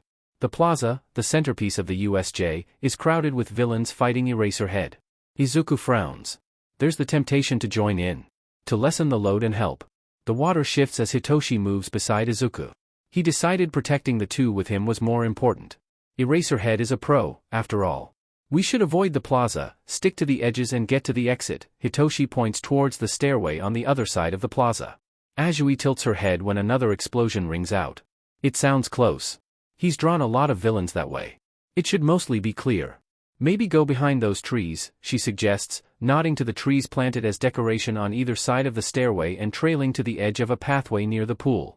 There's still too many, Izuku says. We'd have to be cautious. We have to be cautious either way. I don't see another option, Hitoshi huffs. Izuku concedes. They keep low near the bank, getting closer to the plaza to avoid the pulling waters. The fight had gravitated closer to where they were trying to go, making them all pause. Getting closer wouldn't be smart anymore. They'd have to get out of the water to get on the path and be in plain sight doing so. It also wouldn't be smart to stay where they are or take the long way around the way the shallow edges of the pool sort of drop off. Staying does, however, allow them to duck farther into the water and be overlooked. They do get a good look at Eraserhead fighting. Izuku's nearly entranced by it. Staying light on his feet and moving with the capture weapon. Villains grabbed and thrown around like dolls. Izuku had been on the other side of that weapon, however briefly, and wasn't able to see the belt variant in Hosu while he handled himself. Watching now as a bystander and not a fighter was enlightening. Despite this, however, he's still tiring. And it's obvious. Another villain, the one with powder blue hair and covered in hands, goes for an attack. Eraserhead dodges, ducks under, his elbow is grabbed by the villain. Whatever is said is too quiet for Izuku to hear, but he can see the fabric and skill dissolving and cracking like dry clay. There's exposed muscle and leaking blood before Eraserhead gets out of the hold and dodges more attackers. Defending his new injury. Power active. Hitoshi nudges Izuku's side and the two make eye contact. Hitoshi makes a dramatic tilt of his head to the stairway. It isn't too far if they keep to the edges and just book it. Izuku goes to agree when something moves. He looks back to Eraserhead and the fight. That hulking figure looms over the hero. It's huge. Wicked teeth trapped in a smile and exposed brain over lifeless, dead eyes. Every muscle defined in heavy purple down to the tendons in its hands. The very image makes Izuku shudder. It moves, it looks slow, but the way the hand darts forward is faster than he can process. There wasn't even time to so much as blink before Eraserhead is down. Arm bent dangerously behind him in the beast's hand. Blood on concrete where his head was slammed down by the other hand. He can hear the hand villain monologuing. Something about an anti-symbol of peace. A bioengineered weapon. A Nomu. Izuku isn't listening. The thing, the Nomu, releases a horrific screeching wail. Izuku wants to scrub the sound from his memory. A crack of bone, Aizawa screams. Izuku's hands twitch. He can't imagine what Hitoshi is thinking. Stuck in this stupid pond watching his father bleed. The hand villain laughs. Erasing quirks. It's impressive on its own. But against power, true power, you might as well be quirkless. Eraserhead's head turns, hair moves, and his hand slams on unbroken arm. The bones snap. Izuku does not want to hear Aizawa scream anymore. The Nomu grips the hero's head and bashes it into the ground. Slow, methodical, over and over and over. Erasing the thing's quirk didn't work. Izuku reaches over and grips Hitoshi's upper arm, tugging him to get his attention. The two look at each other. Hitoshi's usual neutrality is replaced with abject horror. Izuku is positive he matches it to a degree. With another tug, the silent insistence to move, the void appears in the corner of his vision. Hovering by the standing villain. Azui stops them. They're too close to not draw suspicion when they climb out. Shigaraki Tamura, says the void to the hand villain. The guy asks if it killed 13. 13 is out of commission. However, there were students I couldn't disperse. One of them escaped. Their support will be arriving soon. The villain, Shigaraki, makes a rough noise of question. His irritant's clear. His hands come up to scratch at his skin, clawing almost erratically at his throat in red lines. Izuku's on his way to hating this guy on his gestures alone and not just for ordering harm on Aizawa. His name, however, gives Izuku pause. He's heard it before, nearly positive he has. Maybe in passing. He remembers an offhanded note in the margins of his villain notebook. A memo in Phase 1 and the All Might problem. He doesn't know details, was never supposed to know details, and doubts the base's files had them if the heroes hadn't known about this league of villains. This was far from a random attack. Far from an impulse. And certainly not a disjointed group of criminals with an idea. Kurojairi, Shigaraki hisses, if you weren't the warp gate I would have torn you to pieces. All at once Shigaraki stops moving. Dropping his hands to hang at his sides and staring upwards towards the ceiling. Angry red lines coat his throat and beads of blood peek at the edges of a few. He turns to the void, Kurojairi. We can't win against a bunch of pros. It's game over. Shiragaki makes an upset groan. Man, it's really game over. Let's go home. Just like that? Hitoshi whispers. Azui ducks lower in the water. I don't have a good feeling about this, she says. Izuku nods though he doubts either are looking at him to see it. Shigaraki tilts his head just slightly back. Oh yeah. Before we leave the villain turns on his heel and his head drops sideways in a motion not unlike a marionette with how disjointed and sudden it was. His eye peers from behind his hand mask and sets on the three students. Izuku's grip on Hitoshi's arm tightens. Let's damage his pride as the symbol of peace. Before any of them can react, the villain is at the bankside. Hand outstretched towards Azui. There's seconds where the word moves in slow motion. Hitoshi and Izuku can barely even track the way Shigaraki's hand settles over Azui's eyes. Nothing happens. Shigaraki makes a tisk sound with his teeth. Disappointed. He turns his head to speak over his shoulder. You really are cool, aren't you? Izuku dares a glance to see Eraserhead's hair floating upwards. Despite the blood on his face, his quirk is active. Face livid as he glares the villain down. The Nomu slams the hero's face back into the ground. Izuku takes that moment to act. He pushes the water under his feet to launch himself faster onto the bank. Only to drop the water and pull his air gun. The best move in his arsenal to get Shigaraki far away and do it fast. He aims at the villain, who watches with something dawning on his face before he fires. He doesn't get the chance. The Nomu, the space of a second as he fires, has blocked the path. Its hand grabbing Izuku's wrists and taking the point-blank blast of air to the face. It hardly moves. Instead it growls and curls over where Izuku stands. Izuku's neck is craned back to keep those teeth in his sights. Dwarfed by the height and sheer size of this thing. That move dash, Shigaraki hums, "You're the rabbit, aren't you?" The villain cackles a laugh to himself at some joke in his head. Izuku doesn't dare look away from the Nomu. There's quite the bounty on your head. So many people want your corpse. The Nomu's hand squeezes over his wrists. He can feel his bones creaking with the simple action. The Nomu pulls Izuku up, his feet off the ground. Its other hand reaches for his skull. Azui had jerked away from Shigaraki, but now he reaches both outwards towards her and for Hitoshi, whose mouth is open to try using his own quirk. Time moves like molasses. The end inches from their faces. Boom. The sound echoes over the plaza, putting a pause over the USJ. Over the villains and the Nomu and the students trapped inside. The air itself stills to see what has disturbed it. From the dust emerges All Might, standing below the archway atop the stairs. His smile gone and form towering like every other time Izuku had dared look at the number one. The dread such a sight used to cause replaced by relief. He casts aside the yellow blazer in his hand. Tie torn from his neck. His voice booms across the plaza. "I am here." Izuku wants to warn him of the threat. Shigaraki laughs from where he stares the hero down. Having turned his head away from Hitoshi and Azui. Continue then, huh? He can hear scattered villains in the plaza muttering about All Might. It takes less than a minute for All Might to be standing by the fountain. An unconscious Aizawa in his arms. The Nomu leans towards All Might bearing its teeth in a growl, letting Izuku go as it stances to fight. Before his feet even touch the ground he's away from the water and the villains beside it. Beside him is Hayachi and Azui, Aizawa at their feet and All Might's back to them. Stance to take the Nomu head on. Everyone to the entrance. Quickly. I leave Aizawa to you.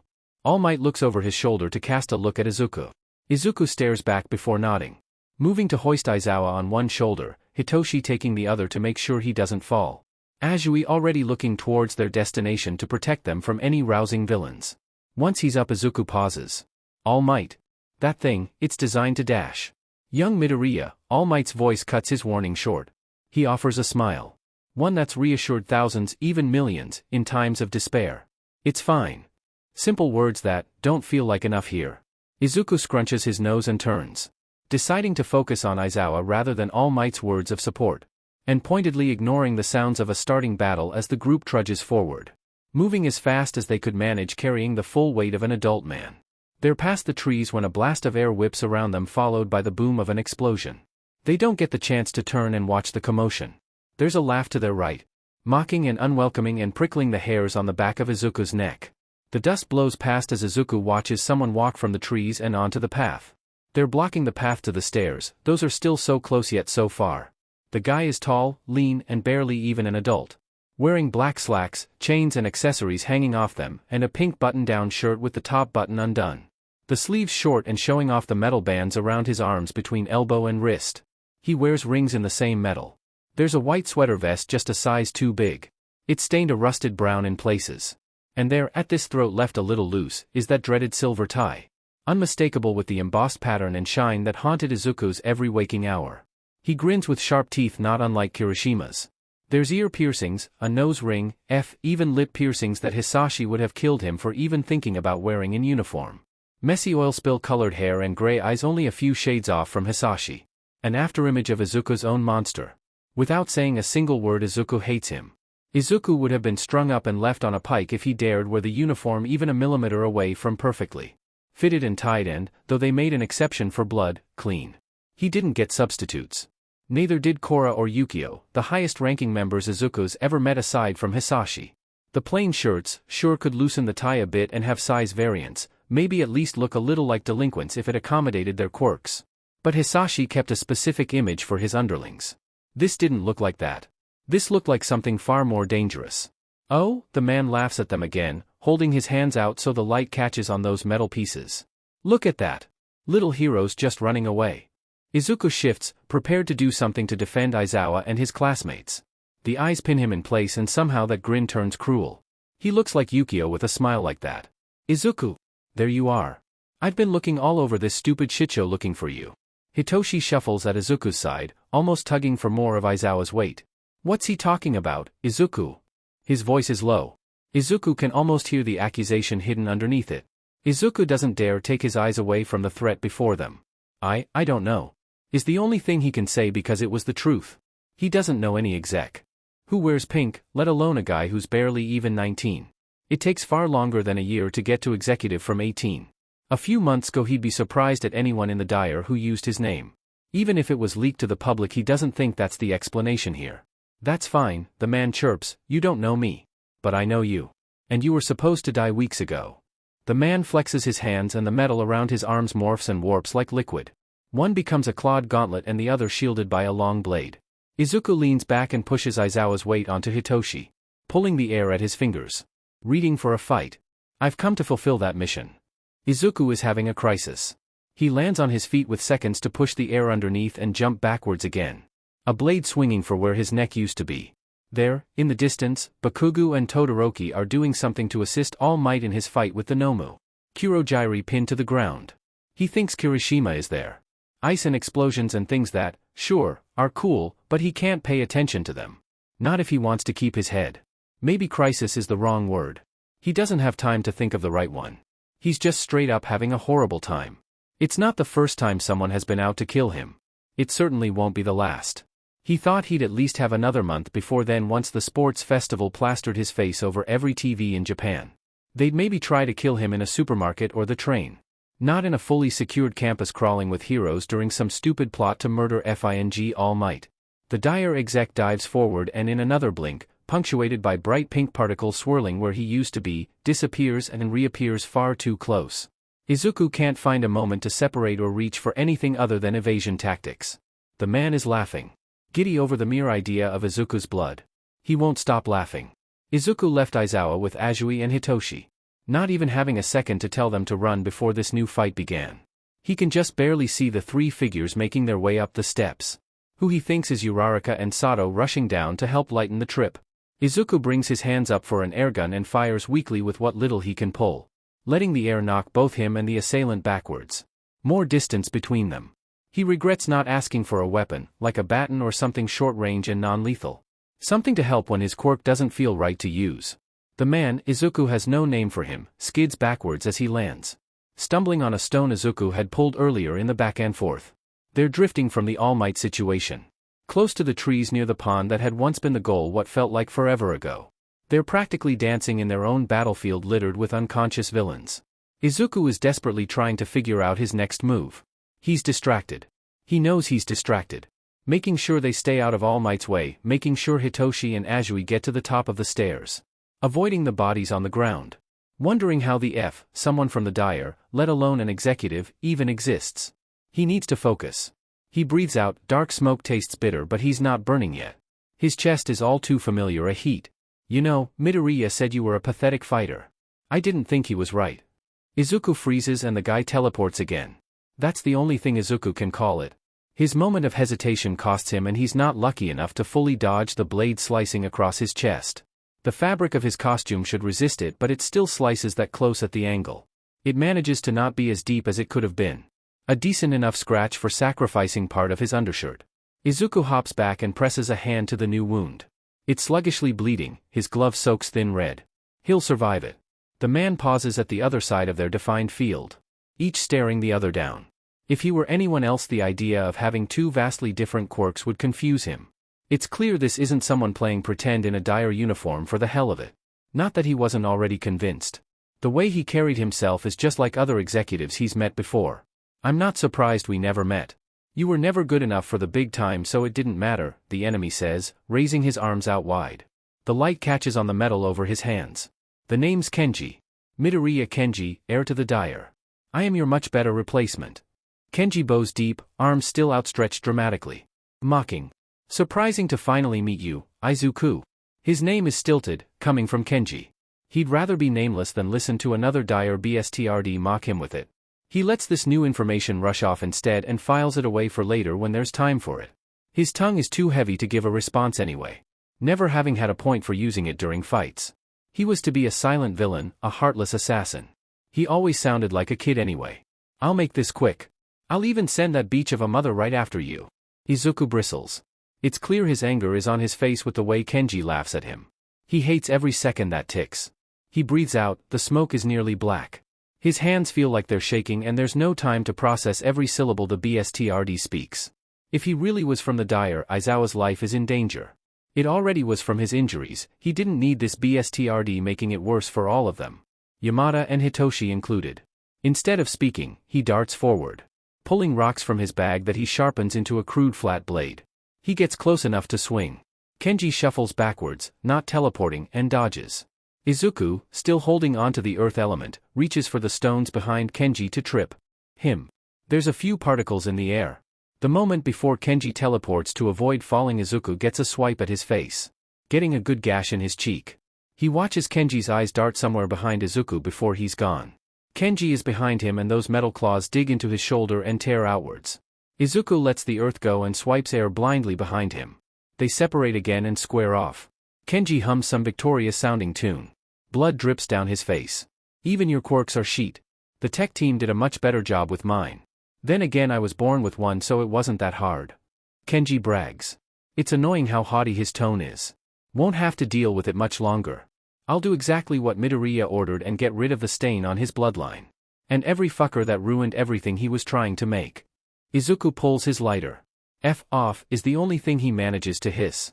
Kenji glances to the middle ground as the lighter is in hand. Izuku throws the earth knife as he flicks the tab. Kenji ducks to dodge it. Izuku pulls a whip of fire outward in the same moment. Only hearing the whoosh of flames and Kenji shriek curse after curse. The fire fades upwards and Izuku can see him.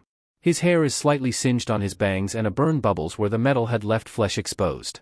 The fabric of his clothes have scuffs but have to be fireproof in some way if they hadn't lit. Izuku doesn't waste any time between the fire to dive in and punch the fucker in the jaw. Kenji rears backwards, his blade arm morphing into a shackle and chain with some serrated knife at the end. He swipes it in the back of Izuku's shoulder as Izuku goes for the punch. The left side. The same side the fucker clawed. Adrenaline is keeping him from feeling that particular wound yet, and did the same here. The knife gets yanked down and out as fist connects.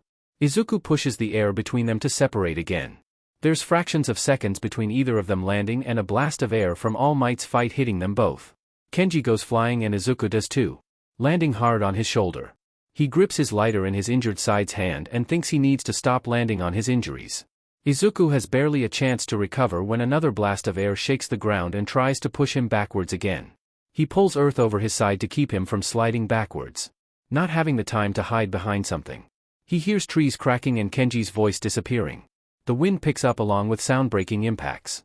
Izuku presses his palms over his ears. It doesn't work too well with the lighter in his hand, but he refuses to let it go. Dust blows past, he can't hear anything over the din. Up ahead he can see Kirishima, Bakugo, and Todoroki braced on the ground between him and the fight. A swirl of dust and debris and sound from where he thinks All Might and the Nomu are. The fight ends in the air, both moving quick. The thing is slammed into the ground, sending chunks of concrete and stone up a second after impact. There's blood on All Might's shirt. A horrific scream from the Nomu that haunts the air. All Might's voice booming plus ultra across the plaza. A hole in the top of the USJ. The monster disappearing beyond concrete and glass and the sky itself. All at once there's silence. The air settles in the afterwards. Not a single person daring to breathe. Izuku drags himself to his feet. The dust calms. He clutches his arm and lets the rocks he was up against fall back. Taking a step forward, closer to All Might, closer to assess the damage. To see the hero standing in the dust strong as ever. There's blood on All Might's face, from his mouth. Steam rolling off his shoulders, barely visible in the dust cloud. Izuku recognizes it from All Might's transformation in the dining room or, heck, even that morning. It dawns on Izuku that it is a problem. The number one has a limit to work under. It probably won't be long before it's over. Shigaraki and Kurojiiri are still present. Kenji is somewhere in the mess. Izuku is too far to hear what the hand guy is saying. Scratching at his throat. Erratic and irritated. He isn't, however, too far to see the clearly painted body language of threat and imminent attack that so many Dire carry about them. All at once Shigaraki's posture shifts like he's about to start running for All Might. All Might doesn't even move. Izuku doesn't think when he pulls the air under his feet and dives forward the same moment Shigaraki starts running. Hands open. Izuku's not even sure what he was going to do. Punch the guy? Throw rocks at his face? He lands just once and springboards one last time before drawing too near to be ignored. There's void yawning before him. Shigaraki yelling about distractions and corpses and getting in the way too many times. A calloused, dry hand reaching for his face. The image of crumbling skin in his mind's eye. Gunshot and the hand is gone. The void shrinks back and there, for a second, Izuku can see pink and white disappearing inside it. He lands hard on his shoulder, rolls once, and curses. More gunshots. The void shrinks. And the thread is gone. Izuku rolls onto his stomach and pushes himself onto his forearms. Coughing out pitch black smoke. Gasping between each only to spit out more and more smoke as his panic and adrenaline crashes. It's bitter and warm but there is no blood. No fire. Izuku. Izuku catches his breath with a few wheezes as he looks up. That same deteriorating figure hidden by smoke and dust stares back down at him where he had not moved. It is not the towering form of All Might. Something in his face. Horror and relief and so many things Izuku can't read them all let alone understand. Izuku puts his forehead back onto his forearms and just FING breathes. Ignoring the pain and the blood on his costume. You. Save me. Those words aren't real ones. All Izuku did was blindly leap at the guy that could kill him. He wasn't even thinking. Wasn't considering anything. Even ignoring the fact he was previously locked in a fight with someone whose sole goal was killing him and had been MIA when Izuku leapt. Then again, not thinking things through got him here to begin with. Midoriya. Izuku looks up to see Kirishima running towards the two of them. Izuku blinks and quickly looks up at All Might, the man taking half a step back to hide in the steam. Panic of a new type starts to creep and, before Izuku can say a word, there's concrete dividing them. He hears a teacher speaking and Kirishima's voice fading before they're in sight. Toshinori relaxes, thanks, Cementos. The All Might bravado is missing from his voice. He just sounds tired. I'm a fan too, you know, is Cementos' response as he nears. Izuku sits up, bracing his shoulder with his hand and sitting crisscross as Toshinori collapses to sit the same way. Breathing out tiredly and letting a hand rest on his injured side. Your recklessness almost cost you, Cementos chides, looking over what is visible of the battlefield with the wall crossing through it. Izuku can't see his face to read it. If I wasn't reckless I'd be dead, is the only thing Toshinori replies with. Izuku stares at him. Cementos hums in response and turns to Izuku. Is it safe for him to see you like this? Without a doubt, Toshinori says plainly. Cementos pauses and again looks Izuku over briefly. He nods once. We'll get you both to Recovery Girl without being seen. Last thing you both need is the media. Somewhere in Kamino a portal opens in a bar. A man in pink and white tumbles through, landing ungracefully and clutching the side of his bleeding head. An injury gained from being knocked around by the windstorm. Cursing under his breath with exhaustion heavy in his legs and chest. The overuse of his quirk. One of them, anyway. The void shrinks and the form of Shigaraki Tamura lies there. Blood spilling from fresh injuries in his arms and legs. The villain is muttering, angry, about the day's failure. Kenji Midoriya frowns as the TV screen near the bar flicks on. Alerting them it was audio only with a single image. You were wrong, Master, Shigaraki hisses when he finally decides to raise his voice. Kenji rolls his eyes and uses his non-bloodied hand to palm away the blood on his cheek from the lucky cut. Said the brat even got close enough to do it. The voice on screen speaks. No. We were just underprepared. Underprepared? We prepared for a year, Kenji hisses, turning to the screen and baring sharp teeth to no one. It's that stupid rabbit's fault it wasn't a stronger front. All we had were FING street corner thugs instead of competent foot soldiers. The Nomu, a new voice says boredly, where is it? It was blown away. The form of Kurogiri reshapes and shifts into that of a man. Hands and head still obscured by void and neckpiece secured. It's a little scuffed in places. Without coordinates I cannot retrieve it.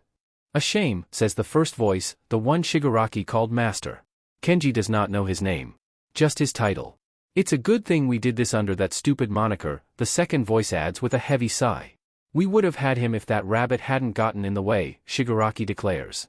His anger is strung through the air as he partially props himself up onto one arm. Nails clawing into the floorboard to pin Kenji with a withering glare. That stupid brat.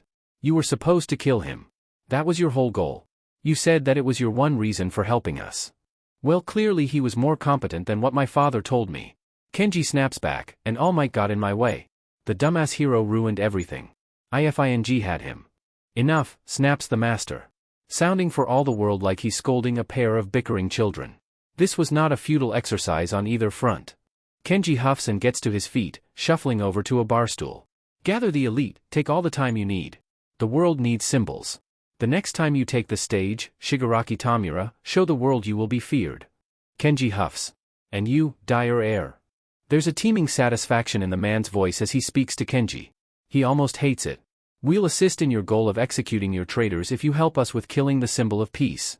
That is, if your patience is granted. Not like I have anywhere else to go. As long as that fucker is dead by year's end, count me down for anything. Kenji reaches over the counter and pulls the nearest bottle he can. It's a cheap spirit, but he holds it with satisfaction anyway. I'll prove to every fucker out there they can't escape the silver dyer. Hitoshi watches the space the ambulance left behind. The one with his dad lying completely effed up from that thing. He'll get the updates later from Hisashi. It's terrifying. The unknown status. The waiting game for news. It's a special type of dread Hitoshi despises. Izuku isn't in the crowd of waiting students, but Detective Tsukachi doesn't seem bothered as he counts. Reaching 19 before stopping and checking the papers in hand. He speaks at the papers, but his words are directed towards his coworker beside him. Everyone's here. Aside from the boy with the shoulder injury, no one was seriously hurt. Hitoshi crosses his arms as mini conversations break out among the students. Tsukachi has turned away to speak with his fellow officer more directly. Considering Izuku wasn't here, he had to be the injured student. Unsurprising considering the dire guy was clearly out for blood. At least he wasn't dead. Hitoshi looks to his side as Tenya steps up, watching with arms crossed as the freshly captured villains are escorted onto transport buses. Quirk inhibitors on their wrists. I heard you ran all the way to campus to get help, Hitoshi says, saved our buttes on that one. Tenya hums. Communications. We're down and there was no other way to get help. I did what a hero would do. Hitoshi shrugs. Still, you saved all of us doing that. So thanks. Where's your shadow? Tenya doesn't look at him. The line feels mean, even for him. Hitoshi huffs. Recovery girl's office probably. He got into a fight on the way out and it effed him up. He frowns. Don't call him my shadow. The way you hover, it's hard not to make the comparison. Izuku isn't a bad person, Tenya, Hitoshi snaps. He's careful to keep his voice low. The conversation stays between them. He's trying to be better. He wants to be a hero like we do. He can't be one if Bakugo wants his head on a pike every time they're within 5 feet of each other. His first day there was a security breach. On his second day we were attacked by villains. Isn't that strange to you? Logically Tenya is right. It is suspicious to an outsider's view. It is still an outsider's view, however. Hitoshi saw that pink shirt guy. He saw the silver tie. Through his doubt and hesitation he saw how Izuku froze. The smoke and the confusion in his voice that betrayed whatever calm he tried to grasp with Shoyuta on his shoulder. The declaration that Izuku was to die, was supposed to be dead. Anyone who didn't see the way that man smiled would think Izuku a liar if he denied the accusation of being involved. You don't know him, Hitoshi says eventually. This wasn't his fault. And you do? I know enough. And we've known each other for how long? Tenya finally looks at him, frowning. How can you trust someone like that so quickly and ignore what I have to say? I'm not ignoring what you're saying. It's Hitoshi sighs angrily. A hand coming up to his neck to tug on the face covering he's refused to put back on. The fabric dried weird with the salt water of the shipwreck zone. It's not that simple. He hurt my brother, Shinso. I can't forgive him for it. Tensei doesn't seem to hate him. Tenya flinches back and the anger in his eyes falters. Opinions can change. So can people. Is this the type of person who can change? We're having the students return to the classroom. Tsukachi's voice rose over the class, bringing their conversations to a halt. We'll get each of your statements there. Hitoshi turns away from Tenya and doesn't look at him the rest of the day. Tashinori doesn't fit in the beds at the nurse's office. His feet stick off the edge resting on the metal frame and the blanket isn't long enough. He knows he's too tall for a standard bed. He always had been. Izuku had apparently found it comical when he woke up. Signaled by the quiet chuckle when the boy woke up from his healing nap. The boy had been resting with his chest wrapped from the cut and his shoulder bandaged to high hell and back. Now he sits leaning back on a pillow watching the sky. Puffing out smoke with every heavier exhale with the window propped open while they wait to give their statements. He hasn't said a word aside from telling Recovery Girl he felt better, simply tired. She tells him to mind his stitches and to drop by in the morning before handing him the energy gummies. When Tashinori woke he got a handful of gummies and a lecture from Recovery Girl that he's still thinking over. She had continued at some point. chiding him for his recklessness like he was a student all over again. I don't doubt my recklessness, Toshinori sighs, but that fight. It's affected how long I can hold that form. I may have only a few hours a day. He sits up. The ring and chain around his neck rolls as he situates. He places a hand over the ring where it settles on his chest. These things happen. The words are meant to settle his own nerves about his deteriorating power. The need to find an heir becomes more obvious the way his lungs strain. I will adapt. He wants to apologize to Izuku. His recklessness earlier in the day before school had even begun cost the student so much. It delayed his arrival. Affected how close that battle had come. If he'd been stronger, the fight would have ended sooner. If it had, he would have helped Izuku's own fight. The boy would not have to get involved and save him at the very last second. He doesn't think he knows how to say any of that. Not when they just set their hesitant coexistence on the right path. He blinks and all he sees is smoke and blood. Izuku on the ground with an injury to his shoulder and coughing lungfuls of black smoke. Just like with the sludge villain. Smoke like that was a sign Toshinori has come to understand his panic. How scared was he jumping into the fray like that? How scared had he been before? Fighting some villain in pink and white just within reach of help but receiving none. How many times can Toshinori, can All Might, fail the same person? Rabbit or not, he hates that the mark is at 3. He should also call Inko. Even if the school had already, he usually did after bigger fights to reassure her that he was fine. He wanted to grant his partner peace of mind. This time it also included Izuku. He doubts she's fully calm about it. He doubts any of the children's parents are calm. Toshinori doesn't even want to think about the PR nightmare the incident will cause the rehabilitation program. They'll have to prepare some kind of statement. He'll likely be involved with that. Not to mention prepare for the backlash to make sure Izuku gets through it. The sports festival will send his civilian life into a pitfall if they don't restabilize it beforehand. There's a knock at the door. Tsukachi steps inside with his hat in hand. He looks tired but in decent enough spirits. Something crosses his face when he sees Izuku, but he still greets them both with a smile. Izuku sits up properly and the only metal bed frame creaks with the movement. Sorry to cut to the chase so quickly, Tsukachi starts as he shuts the door behind him and takes a few steps into the room. Recovery girl sits at her desk and monitors the conversation. I'm here to ask about details on the villain's dash. I'd be happy to, Toshinori cuts in. But the students, are they alright? What about Aizawa and 13? Izuku, from the corner of Toshinori's eye, sits up straighter. Tsukachi gives a reassuring smile though the edges are tense. Apart from you and Izuku, no one else was hurt. A few nicks and scrapes here and there, but nothing that needs a quirk to heal it. Aizawa and 13, they're stable. Maybe a few long-term issues, but their life-threatening injuries have been dealt with. Toshinori relaxes and hears Izuku's relieved sigh as he does the same. Tsukachi continues, if it weren't for you 3 heroes fighting so bravely, it would have been a different story altogether. Toshinori shakes his head. You forget the students also fought bravely. They're still first years and yet they face such trials with strength. They'll make fine heroes. Tsukachi wears a pleased smile and looks up, past Toshinori, to Izuku. That expression shifts to that same strange tension from a moment ago. Toshinori turns to see Izuku staring at his hands.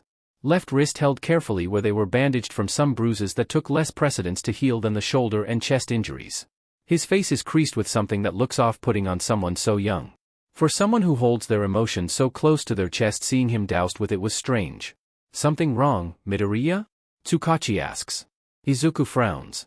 How sure are you that all the dire executives were caught? It wasn't phrased as a question.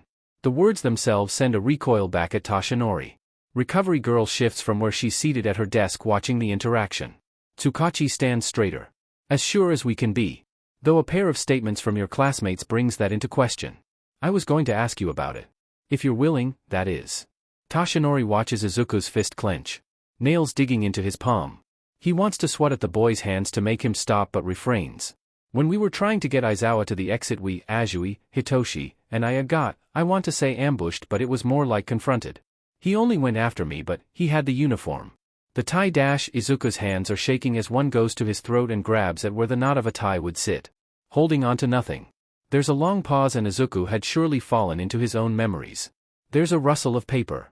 Tsukachi had tucked his hat under his arm to write in his notebook. Did you get his name or what he goes by? Izuku takes in a breath, holds it, and lets it go. Dropping his hands back into his lap as he nods. He called himself the heir. His actual name is Midoriya Kenji. A pause filled with the scratching of a pen. Do you know his quirks? Izuku shakes his head. Not the details. I was too busy to take any concrete notes. He made mention of the tech team and had at least 2 quirks. Some sort of metal manipulation to make these bands on his arms into weapons and a type of teleportation. More writing. Do you know why he went after you? Izuku looks at Tsukachi like the detective already knows the answer. Maybe he does. There's a new sort of finality in his eyes. No, it's more like conviction. He was there to finish what Hisashi started. So he wanted to kill you, Tsukachi confirmed. Izuku nods. And oh how Toshinori's blood runs cold. He knew the situation had been some type of grim, but he was foolish enough to think it over. That villains that vile could be completely stopped and forgotten in just a few weeks. We used the information you gave us to make initial plans and arrests before the Phase 1 deadline. There is a very high chance that some have slipped through the cracks and went undocumented in the chaos. Izuku watches Tsukachi. Toshinori watches his stepson's near-perfect neutral face process this. So the dyer isn't back, it's just the ones that got away? That's my theory, yes. I can have someone go through the databases we retrieved from the dyer bases after the raids. I'll also discuss with the team assigned to your family's safekeeping about increased security measures. Izuku nods slowly, not fully appeased by the answer but calmed, at the very least. Tsukachi nods back and turns to Toshinori. His thumb turning the page in his notebook to a clean sheet and pen poised for another bout of writing. About the villain you fought dash. A few calls later and Izuku was sent home with Inko. He'd been sent off with orders to return the next day for a final check-over for healing and a delayed appointment with Hounddog as is required by his program. Inko, being the only one with an actual car, had come to pick him up. Meeting both of them at the gates with a hug for each and her own lecture about not giving her a heart attack this young. She gave Toshinori a bag with non-ruined clothes, and a scathing look of "we'll talk later," before going home. Claiming she'd order takeout for dinner. That left Toshinori to change into a baggy t-shirt and jeans, and attend an emergency staff meeting. Even though he'd much rather be home making sure his family was safe. Nizu sits beside him. Midnight, Snipe, Vladking have their seats along the outer edge of the meeting table. Present Mike is missing, having gone with Hitoshi while Aizawa was receiving treatment. Their chairs empty as were many others having not been involved or having been dismissed. Toshinori zones back into Tsukachi at the front of the room speaking on the villains leading the incident. There isn't anyone registered under the name Shigaraki within the age range and quirk description. That also goes for Kurogyri and the Warp Quirk. They're most likely not registered in the systems and are using false names. In short, they're part of the underbelly of unregistered quirk users. The short of that being we have nothing, Vlad King adds. Unamused. Snipe tilts his mask down into the collar of his cape. Arms crossed and leaning back in his seat. Once their leader's gun wounds heal they'll definitely try again. It's a matter of when we're dealing with. Toshinori frowns. Thinking back on the villain. Just his mannerisms, all of it. Nizu tilts his head. Your thoughts, All Might? Toshinori looks at the principal and then glances around the room. Today's attack was bold. Bolder than a small group of people could carry out. One normal people wouldn't try if they thought of it. To suddenly go on with wild statements, and to not reveal his quirk directly but brag about Nomu's instead. He was visibly upset when things didn't go his way. Even then the issue with the quirks was to force my hand. Foolish to throw away such an advantage, Nizu adds with a chitter. Revealing their quirks is an odd way to fight heroes. His immature statements and overall behavior was odd. Bragging about possessions and naively thinking everything would go his way because of a powerful tool. Shigaraki is the image of someone who hasn't thought of anyone outside of himself, Toshinori finishes. Vlad King frowns and annoyedly sits back in his chair. Hitting the back of the seat roughly with his arms crossed. A man-child with destructive power. Just what we need. There's a chance he never received childhood quirk counseling, Midnight says. Her nails tap a line on the table twice in a row. This is relevant how? Snipe asks. Tsukachi adjusts the papers in his hands. He looks tired and is most likely in for a late night. He sighs before he speaks. With the high saturation of heroes, those with villainous quirks can easily be oppressed or slip through the cracks before they can find help dealing with their quirks. The problem is when they get drawn to the single-minded evil if only for a place to belong. It happens often in various groups or gangs, even if they're short-lived. It can be dangerous with competent or passionate leaders that know how to organize them under singular causes. The idea that Shigaraki can inspire so many into a plot to kill the symbol of peace makes him a threat. Concerning, Midnight hums. Tsukachi continues. By current bookings we've arrested 72 of the 75 villains associated with today's attack. All of them small-time criminals. I do have to give thanks to you heroes for allowing us on campus for this investigation. We'll expand the search network and continue the search for the League of Villains. Small-time criminals now, who knows who he can get on his side next, says Vlad. Nizu's tail whips to the side. Tashinori can see him scanning the room. A man-child. Someone like that has room to grow if fostered. If there was someone out there leading him down the path of malice, then I fear we're only seeing the beginning. That does lead to the next topic of conversation, I'm afraid. Tashinori looks up. Tsukachi is shifting his stack of papers. Finding what he needs, he holds it up, though none of them can see what's written on it. About the rehabilitation program. 2 of the teachers involved aren't here, says Midnight. Nizu waves his paw. It's an emergency situation. Continue, detective. Vlad groans. If you're talking about the rabid tabloids that have been reporting all evening, then dash. That's half of the problem, Tsukachi interrupts. He clears his throat and continues. Earlier today I collected Midoriya Izuku's statement on the USJ incident. With 2 other statements from his classmates to confirm, I have full reason there are Silver Dire members at least somewhat active. One of which is involved with the League and was not captured. I'm assuming this member is responsible for his injuries? Nizu asks, receiving a nod as a reply. A member being active puts both students and members of the staff at risk. Tsukachi nods again. This member, labeling himself the heir, made an attempt on Midoriya's life. Luckily he wasn't successful and escaped once the pros arrived on scene. Nizu chitters again. I'm aware the Dire has made an attempt to kill Midoriya before. It's why the rehabilitation program has protection policies on family members. Whether from outside threats or the student themselves. Tashinori glances around. Judging by Vlad's expression, this wasn't the most common of knowledge. Midnight was impassive. Snipe was as quiet and unreadable as ever with his mask shielding all of his face. He was a formidable opponent at poker because of it. Nizu takes over the conversation with little room for others to sneak in. Nizu continues, I'm also aware Midoriya's specific security net was prepared in case those with connections to the Dire went after him. How have members not been captured if all their data was released? Some files on executive members neglected using actual names, instead they were identified via shirt color and station base. At quick search it was discovered at least 4 files exist with this naming system. Pink, gold, dark green, and blue.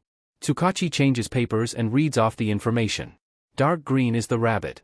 Pink has been identified as the heir and was stationed in Kobe. Gold has no data aside from being stationed in Tokyo. Blue was found dead in Kyoto the day after that base's raid from what the autopsy says was quirk complications. No one has come forward to claim his body, still a Yamada Taro, so there's nothing about him. Tsukachi shakes his head. Those in plain shirts could also have escaped and used fake names in the system. The mole himself displayed how easy it was for an identity to be faked despite the entry process. Why would they even label it that way? Vlad huffs. Tsukachi doesn't shrug, but the way he rolls his shoulders and lets out a deep breath is close enough. We're unsure. Midoriya Hisashi was extremely paranoid. A good chunk of the tech team's files are encrypted and still being decoded as we speak. Those that have been don't mention anyone by name, most likely in the case of data breaches or leaks. As time went on it seemed someone got cocky or policy got lax because the security of files got lesser as Dire's power grew. Which is probably how Midoriya even got information to give us in the first place. Power breeds complacency, Snipe mutters. Tashinori nods along. That is only a theory though. There is also the chance that in the window between him giving us what he had stolen and our infiltration of the actual bases that information had been deleted. Again, still a theory. Tsukachi sets the paper down completely and leaves his hands on the table before him. That being said, the public's response to the incident today has been negative. I don't need to tell you who people are blaming for the attack. With Silver Dire members at large, even if they are in wait, I think the proper response is to increase the safety of those at risk. The question is how to appease the public while not outright vilifying the innocent party. And keeping the NDAs intact, Nizu chimed in. Leaning forward and resting his chin on his paws. What do you propose, detective? They order takeout for dinner. Inko was far too strung out to trust herself with cooking at the moment. It was nice though. Going through the paper menus with Izuku to figure out what they'd want was a good enough distraction from the day's anxieties. At times Izuku would ask what something was and Inko would tell him what she knew of the dishes. Izuku's face scrunched up when he heard something he'd dislike and Inko would have to stop herself from laughing at the silliness of it. If only to keep Izuku from figuring out he was doing so and stopping. Dinner arrives before Tashinori does. She lets them both eat around the coffee table instead of the dining room. Tashinori's portion is left tied in the bag and set in the turned-off oven to keep it warm. Inko very pointedly avoids the news and lets movies play at random. Izuku hadn't said a word about the day aside from his own injuries and telling her about Aizawa. And, eventually, an update that Aizawa was doing alright. To be perfectly honest, she'd been worried the entire day since the school called. And even more so when news headlines started reporting it was an attempt on All Might's life. Her anxiety got even worse when Shuzenji, recovery girl, the absolute angel she was, emailed her that both boys had been in her office to have a few injuries treated. Not much else other than that, but the fact they were injured at all just, it SCKED. For lack of better phrasing. With Toshinori's decline, any huge fight worries her. Especially when he just leaps into action at the slightest hint of trouble. She'd sent him out for vegetables a few months prior and saw him on the news only a couple hours later blasting some sludge thing into the sky.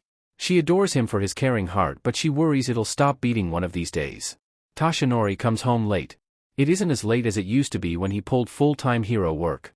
She doesn't comment that Izuku had stayed up later than he usually did to wait with her. Inko stands when she hears the front door lock and approaches the hall when the deadbolts click into place. Toshinori had changed into the casual pants and a t-shirt she brought him earlier. His suit in the plastic bag to be dropped off at the dry cleaners sometime this week. He looked up at Inko and smiled. Tired, strained. With the door properly locked and all of her family safely inside, she could finally relax. Toshinori approached and kissed her instead of offering a verbal greeting. Inko tells him what she ordered for him and everything falls into place. It takes another half hour before Izuku dismisses himself early to do homework and go to bed. The TV shuts off some time later. Inko turns to her husband instead of getting up to prepare for bed. I saw the news this morning about the All Might sightings. Toshinori visibly flinched at the reminder. Inko leans back on the couch with a heavy sigh, fussing with the hem of her cardigan. I worry about you stressing yourself too thin. You promised to cut down your hero hours. Toshinori leans his head back on the couch, shoulders dropping. I know I did. She sets her hand on his. I'm sorry. For worrying you today. I know you can handle a fight. You've done it long before we met, but I worry for your health. And while I don't know much about what happened today, I know you coming out of it injured took a toll on you. Toshinori looks at her confused. Who dash? Shuzenji emailed me earlier. Toshinori chuckles at that. Inko smiles, but it falls quickly and is replaced by a crease of worry. What if a fight kills you? Or makes your injury even worse? I can't bear the thought of losing you. About losing any part of my family. Not again. Toshinori sits up. He takes Inko's hand and kisses the back of it before holding it to his chest. I won't let that happen. It's not up to you what happens. You can't calculate every variable, Toshi. I'd like you to be careful. It's hard. Looking away from someone who needs help when I have the power to. Your heart keeps bleeding. And while I love you for it, Inko leans closer and uses her free hand to lightly hold his wrist. There are so many heroes rising. You have to make room for them. You don't have to leave or retire or anything. You're a teacher now, too. And if you teach them to have even a fraction of your heart, they'll be the best DMN heroes Japan has ever seen. Toshinori smiles softly and presses their foreheads together.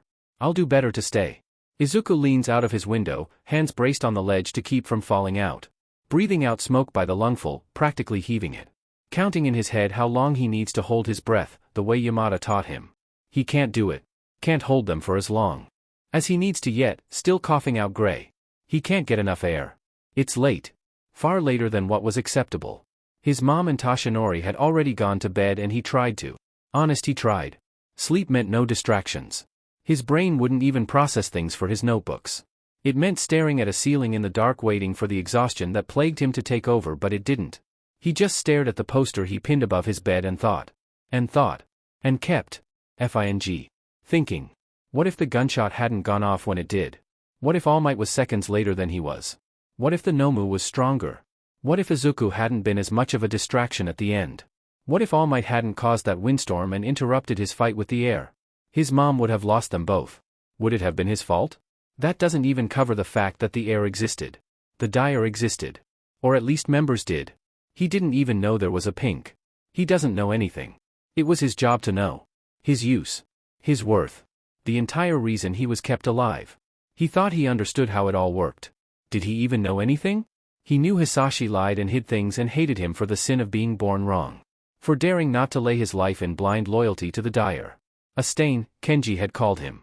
A disappointment enough to be replaced. It shouldn't even matter. It shouldn't. The dire was dead and Midoriya Kenji was its ghost.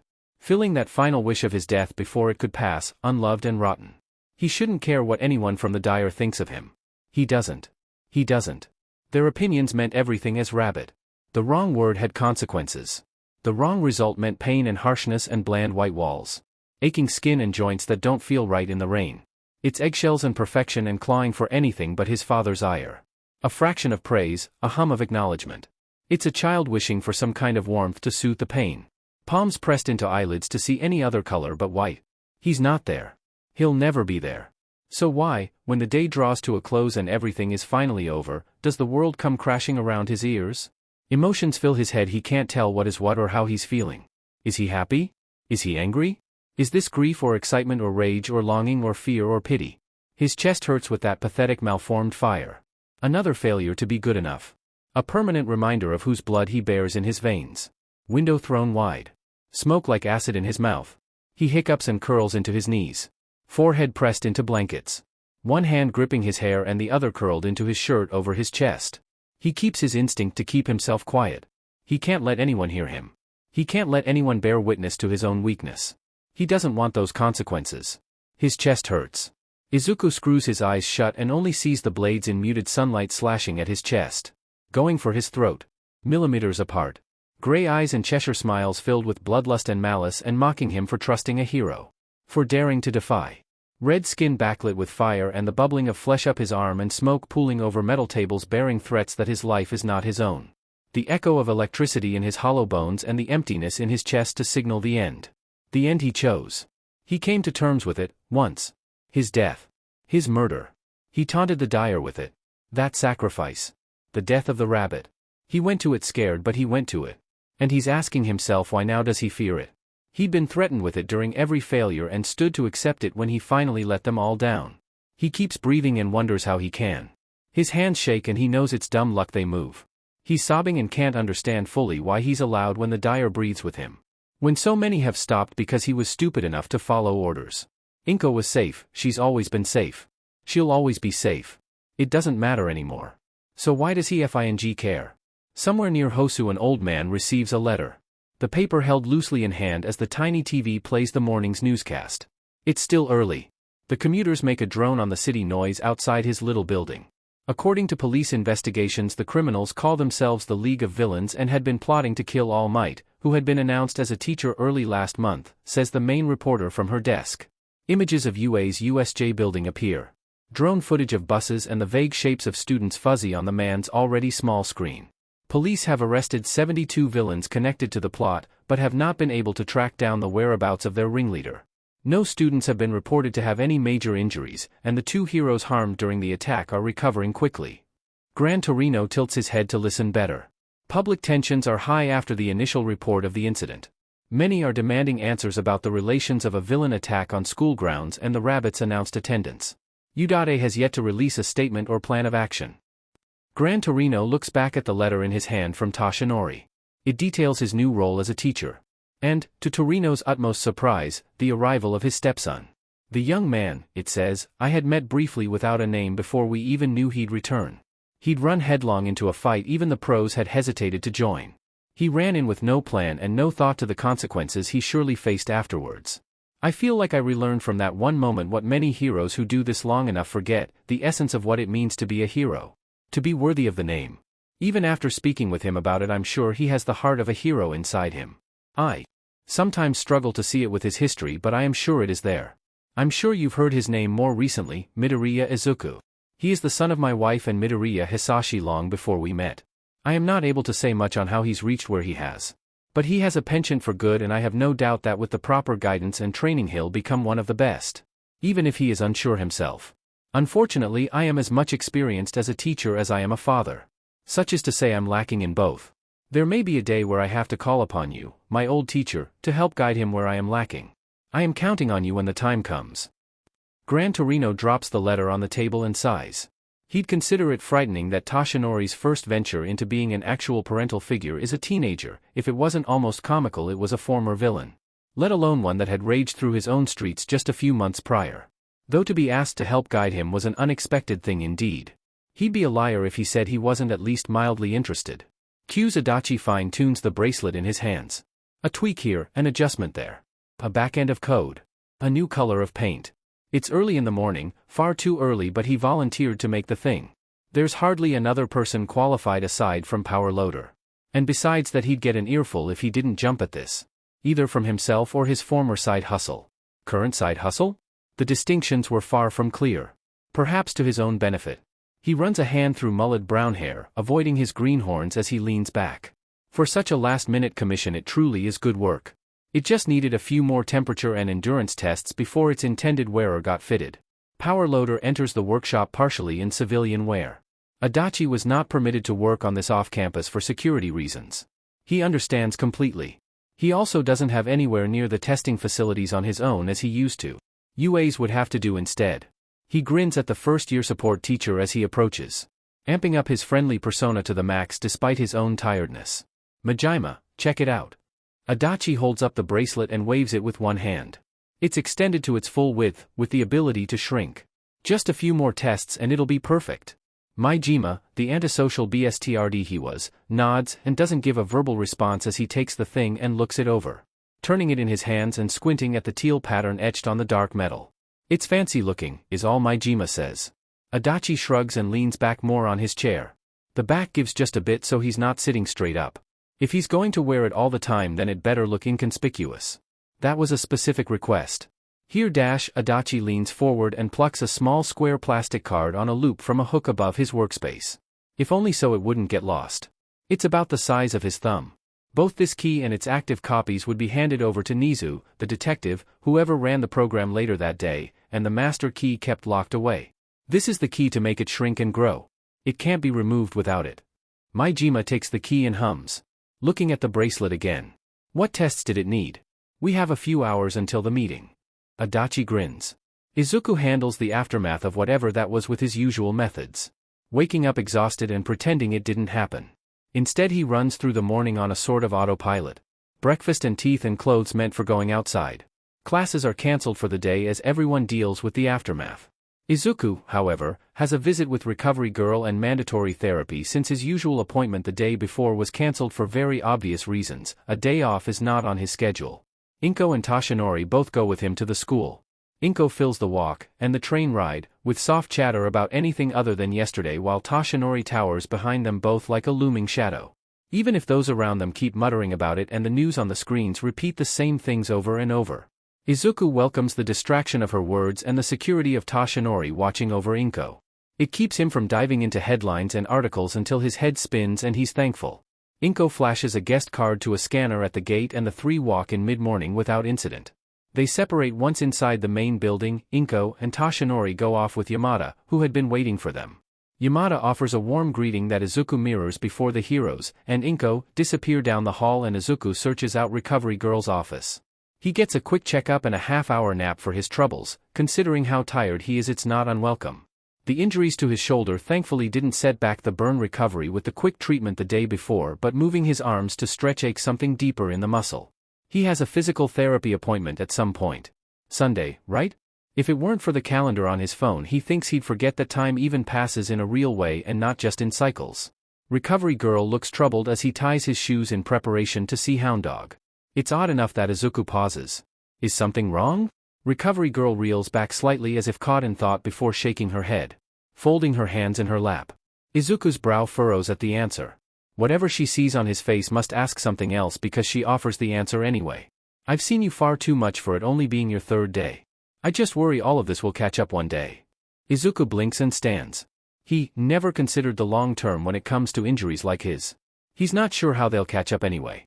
He'd never expected to survive long enough for that to be a potential problem and can't really imagine what the issue is. The only answer Izuku can offer is a shake of his head and a shrug. I can try to be more careful. Try not to end up in your office too much? It's not a promise. Izuku isn't fond of making those, especially not those he knows he can't keep. Too many variables, too many circumstances far out of his hands to make it reasonable. Harm comes in tandem with being involved with heroes and villains, even on the outskirts tucked away from enemy lines. As good as he is at running, even he can't avoid consequences. Recovery Girl offers a tense smile. She knows this, too. He leaves for his appointment not long after with a handful of energy gummies. Hisashi drops into a meeting room chair. Inko sits in the space next to him, where Shoyuta would be if he wasn't still in the hospital. Hisashi is exhausted, he's barely even slept, let alone made it here. Worried sick over Shoyuta, and after hearing how the incident went down for Hitoshi, needless to say he's emotionally strung thin. Thankful at least that Shoyuta was on a hefty and fast healing schedule and the initial damage wasn't super extreme. A cut down on Quirkyu's time, in theory, was better than him being dead.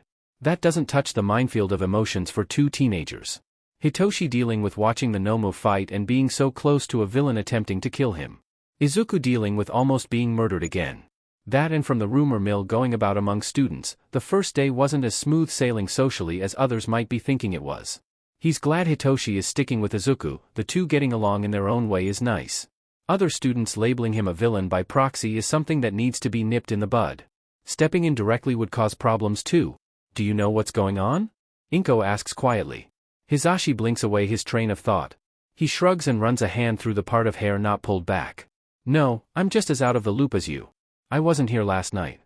Inko hums and settles her hands in her lap. How is Shoyuta? Izuku said he was stable last night. Hisashi sighs, less of annoyance and more trying to shrug away his exhaustion. He is. He's even awake off and on. We opted for a fast track of healing quirks. Should be out on desk work by Monday. Hisashi chuckles though the humor is fleeting, if we didn't he'd fight the nurses to get back to work even sooner. Inko laughs at this, it's light and uplifts the mood just a bit. Never say he's not dedicated. More like stubborn. The two laugh together at this. And Hitoshi? How is he handling things? Hisashi has relaxed into his chair, crossing his arms loosely. It's rough but we've talked it through. The incident shook him but he's determined to stay with it. He's with Shoyuta now. I didn't want him on his own and the hero wing is guarded. Inko nods. Tashinori steps into the room from where he'd paused outside to talk to Tsukachi and Power Loader. There's time to meander and chat before the meeting starts and, after, a second meeting with Izuku once his appointments are over. Hound Dog is off somewhere awaiting his appointment with Izuku. Knowing, even vaguely, of the kid's injuries he's got about an hour still to wait.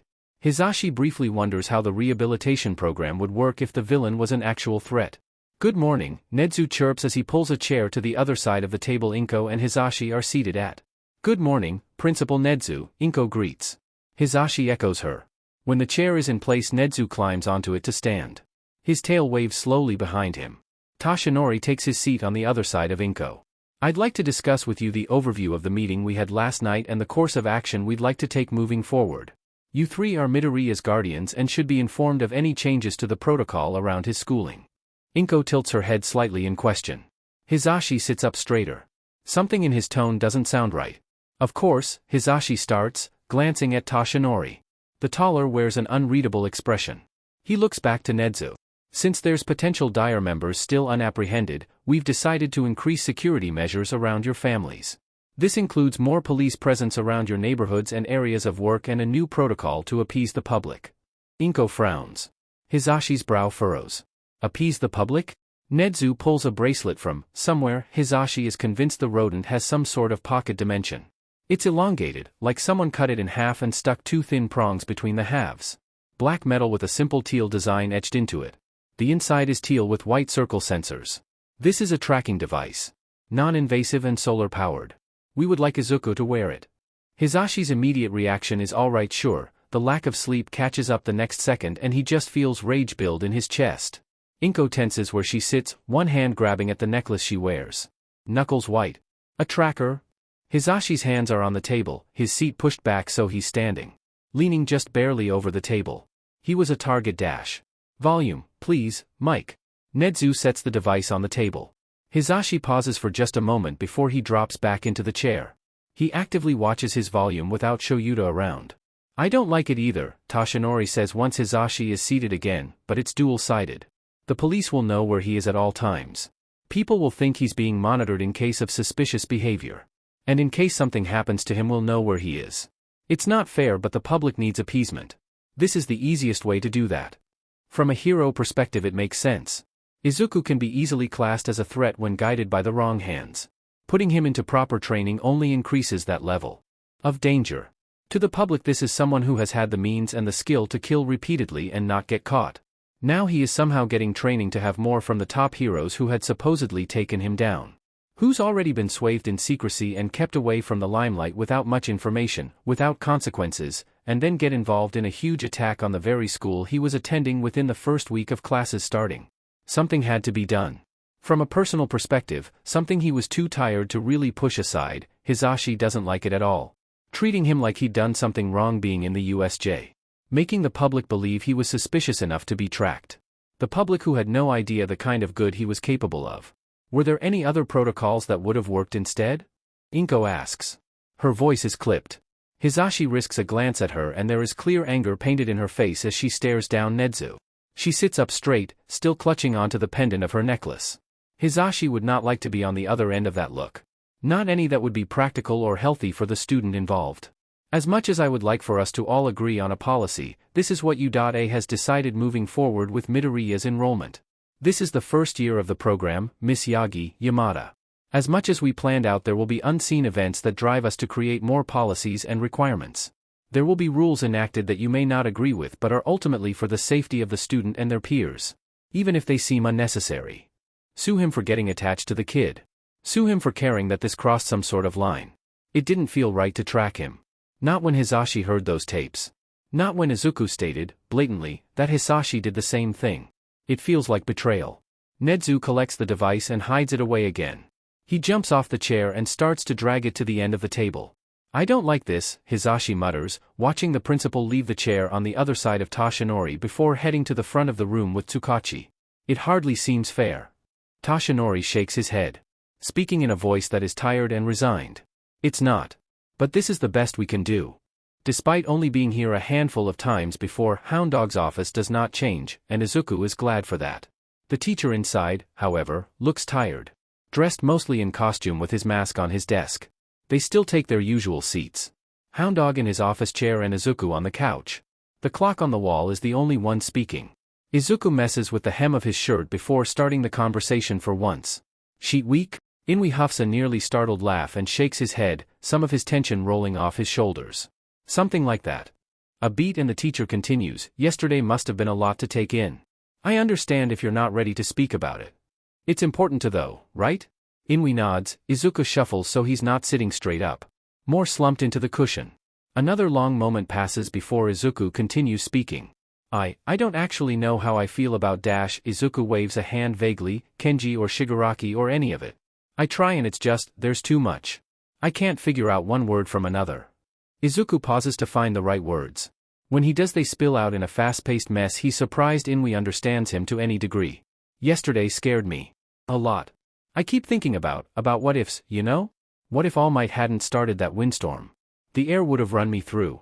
What if All Might didn't show up when he did? Me, Hitoshi, and Azui would be dead. Or if the Nomu was stronger, or if Ida hadn't gotten out, or that bullet didn't fire. I keep thinking dash. Let's take a breath, Izuku. Inui's voice cuts him off. Izuku drops his hands from where they had climbed to his hair. Izuku takes in a breath and holds it until he can count to 8. When he breathes out lighter gray smoke, he holds his hands in his lap. Knuckles turning white. Inui pops a window open. It doesn't open fully. Merely cracks open the width of a flattened hand.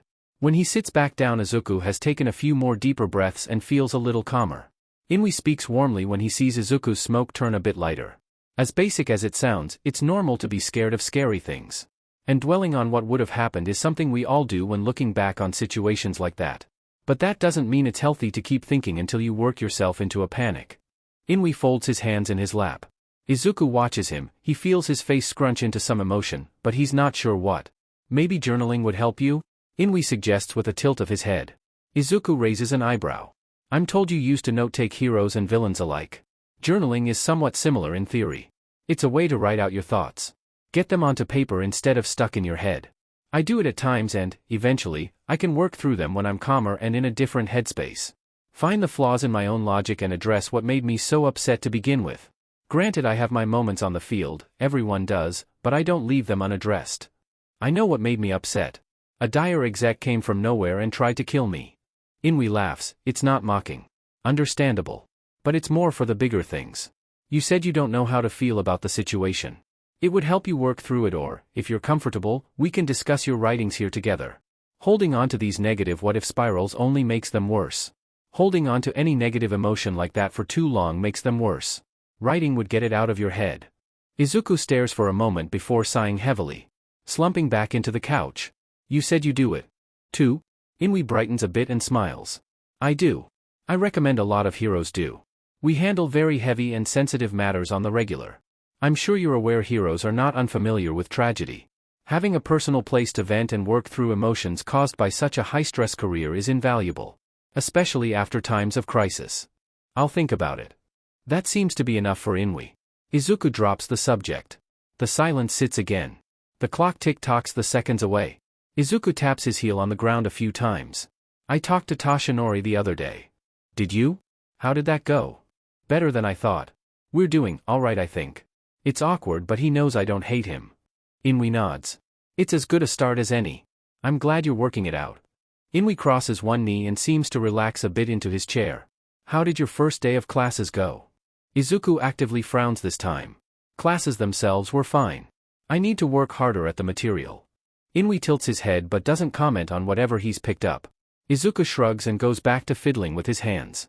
The only person who actually talks to me is Hitoshi. Kirishima is cool and I thought things were going well and I was talking to people on the bus, but the USJ dash. Izuku shakes his head. I saw the news. I won't be surprised if anything people were thinking got reset. Inui hums in thought. It's only been a day without a major threat to your lives. I wouldn't discredit your classmates so quickly. Even then you have plenty of time to prove who you are. I don't know how to do that when everyone thinks I'm some kind of time bomb. Izuku huffs and crosses his arms. I got blamed for just existing near a villain attack. Inui sighs and leans back in his own chair. Both feet on the floor and hands on his knees. I'll admit your situation is not an easy one. There aren't easy answers or fast ways to improve. I know that, Izuku snaps, feeling irritated over what he thinks is nothing. He feels bad for it, but Inui takes it in stride. He lets Izuku talk. Izuku lets whatever anger had hidden itself away coat his voice. I know how I can, but I don't know how to show people that I'm not a villain anymore. That I'm not just here to avoid prison or that I'm running from my consequences. This is my consequence. The therapy and everything. And I know it's way more than I deserve for what I did to those people. I'm not pretending I didn't do it or that I'm a good person, but I don't want to be that version of me that people think I am. I never wanted to be Rabbit. I never wanted to hurt people. I don't like being treated like I did. Inui is quiet. Izuku does the deep breathing thing again. His eyes feel a little wet. Maybe he's not fully over what happened last night. I don't have answers for you, Izuku. Izuku looks at the dog hero and sees sympathy and understanding. The face of someone who knows exactly the fight Izuku is facing. Fighting against what the public thinks of you is difficult. It's a never-ending battle. Trust me, I know to a degree what that feels like. Not exactly your situation, but something like it. Izuku is reminded why many think Hound Dog being a counselor is comedic. He hadn't done analysis on the hero in many years, but he recalls frequent outbursts of aggression in the field. A sort of display that made the muzzle-like mask a fitting brand and a comfort for the people. Hound Dog isn't rated for his friendliness. Now that he looks, Izuku sees a stigma that clings and haunts even a hero who's saved more people than Izuku has hurt. He's positive Inui isn't the only one. Inui leans forward so his elbows are on his knees and his hands are lightly bridged before him. You can't convince everyone that you're trying to be better. Someone, somewhere, people you'll never even see or talk to, will always have something to say. And that applies to everyone who steps into the spotlight. Villain, hero, or not. Even All Might. I've talked with you though. What I know of you is that you're a good kid dealt a really bad hand. I see someone who wants better than what they got. Who is working very hard to make that happen. Anyone who tries to connect to you even a little bit will see it. And, from personal experience, those are the people worth proving yourself to. The clock ticks. Izuku hates that he's pulled into a meeting right after his appointment. It's a standard room, he guesses. A U-shaped table facing an empty whiteboard that a ceiling projector is pointed at. Power Loader and Tsukachi at a small table near the front with Nedzu standing on the teacher's shoulder. They're discussing something on the table and Power Loader has a small white square between his fingers hanging off a keychain. Yamada and Tashinori are there in their own seats, Inko between them. Yamada looks annoyed, dressed in somewhat messy civilian clothes and looking tired. He spots Izuku and offers a comforting look. Inko looks, well, like she said. She hides it once spotting Izuku, but it's still there in her eyes and the line of her shoulders. Izuku is offered a seat at the end next to Tashinori and takes it. The man just looks resigned. Izuku is very worried about what all this means. He folds his hands in his lap and holds his left hand protectively. Now, starts Nedzu, he turns to address the room though he looks mostly towards Yamada, Inko, and Izuku. In light of yesterday's attack, we've come to an agreement on security. Other teachers in the program have been briefed on the situation and new measures to take not just for Midoriya's security, but the student body as a whole. Increased hero patrols on your commuting routes and near your homes is the most prominent change that you and your families will be seeing. Izuku senses a but at the end of that. Toshinori's arms cross, and when Izuku looks back he sees Yamada's mouth is tight and his brow furrowed. Inko's hands are folded on her lap, clenched into fists. A soft clunk on the table and Izuku looks at Power Loader. There's a bracelet sitting on the table. It's about the width of his finger and a steel black, some teal bubble design carved across the outer side that shines in the overhead lights. The inside is also teal and decorated with thin white circles around the band. It looks cut in half, with curved metal prongs keeping the pieces apart. He stares at it for a long moment and then back up at the teachers. Nezu is watching him. As an added measure, Midoriya will be required to wear this at all times. It is a non-negotiable condition to remain in the program. Nezu adds, sounding wholly unbothered. He doesn't have to ask anything before Power Loader is explaining. It's a tracking device, and out of respect to privacy that's all it does. Waterproof to a pretty deep extent, fireproof up to 1200 degrees, resistant to a few tons of pressure and throwing around, Power Loader picks it up and bangs it on the table a few times. Much to Tsukachi's displeasure as he jolts where he stands. Izuku suppresses his own flinch at the noise. Izuku might have feelings about having a tracker on his arm at all times. He's pretending they aren't there in order to keep calm about it. He sort of wishes this was before therapy so he could at least ask about how to deal with it. He's too drained from his appointment to make a fuss about this right now anyway. He instead grips his hand harder. This isn't so much a punishment as it is a safety measure. Tsukachi steps in as Power Loader continues on about the specs and how a fellow support teacher had volunteered to make it last minute off his initial design. Izuku does not care about specs. It appeases public unrest about the incident yesterday, but in case something happens again, more so because there has been a confirmed threat to your life via the air, we'll be able to find you. Izuku forces himself to relax his shoulders and ease his hands open. Laying both palms on his knees and pressing down slightly to feel the texture of the fabric of his jeans. He keeps his breathing even. Necessary precautions. He can survive with necessary precautions. At least now he'll know how they're tracking him. It's easy after that. He wordlessly nods his understanding. Power Loader clicks the bracelet onto his right wrist and it shrinks to fit flush with his skin with a tap of a small white card. It's a nice weight, he guesses. He's never really worn jewelry before to tell.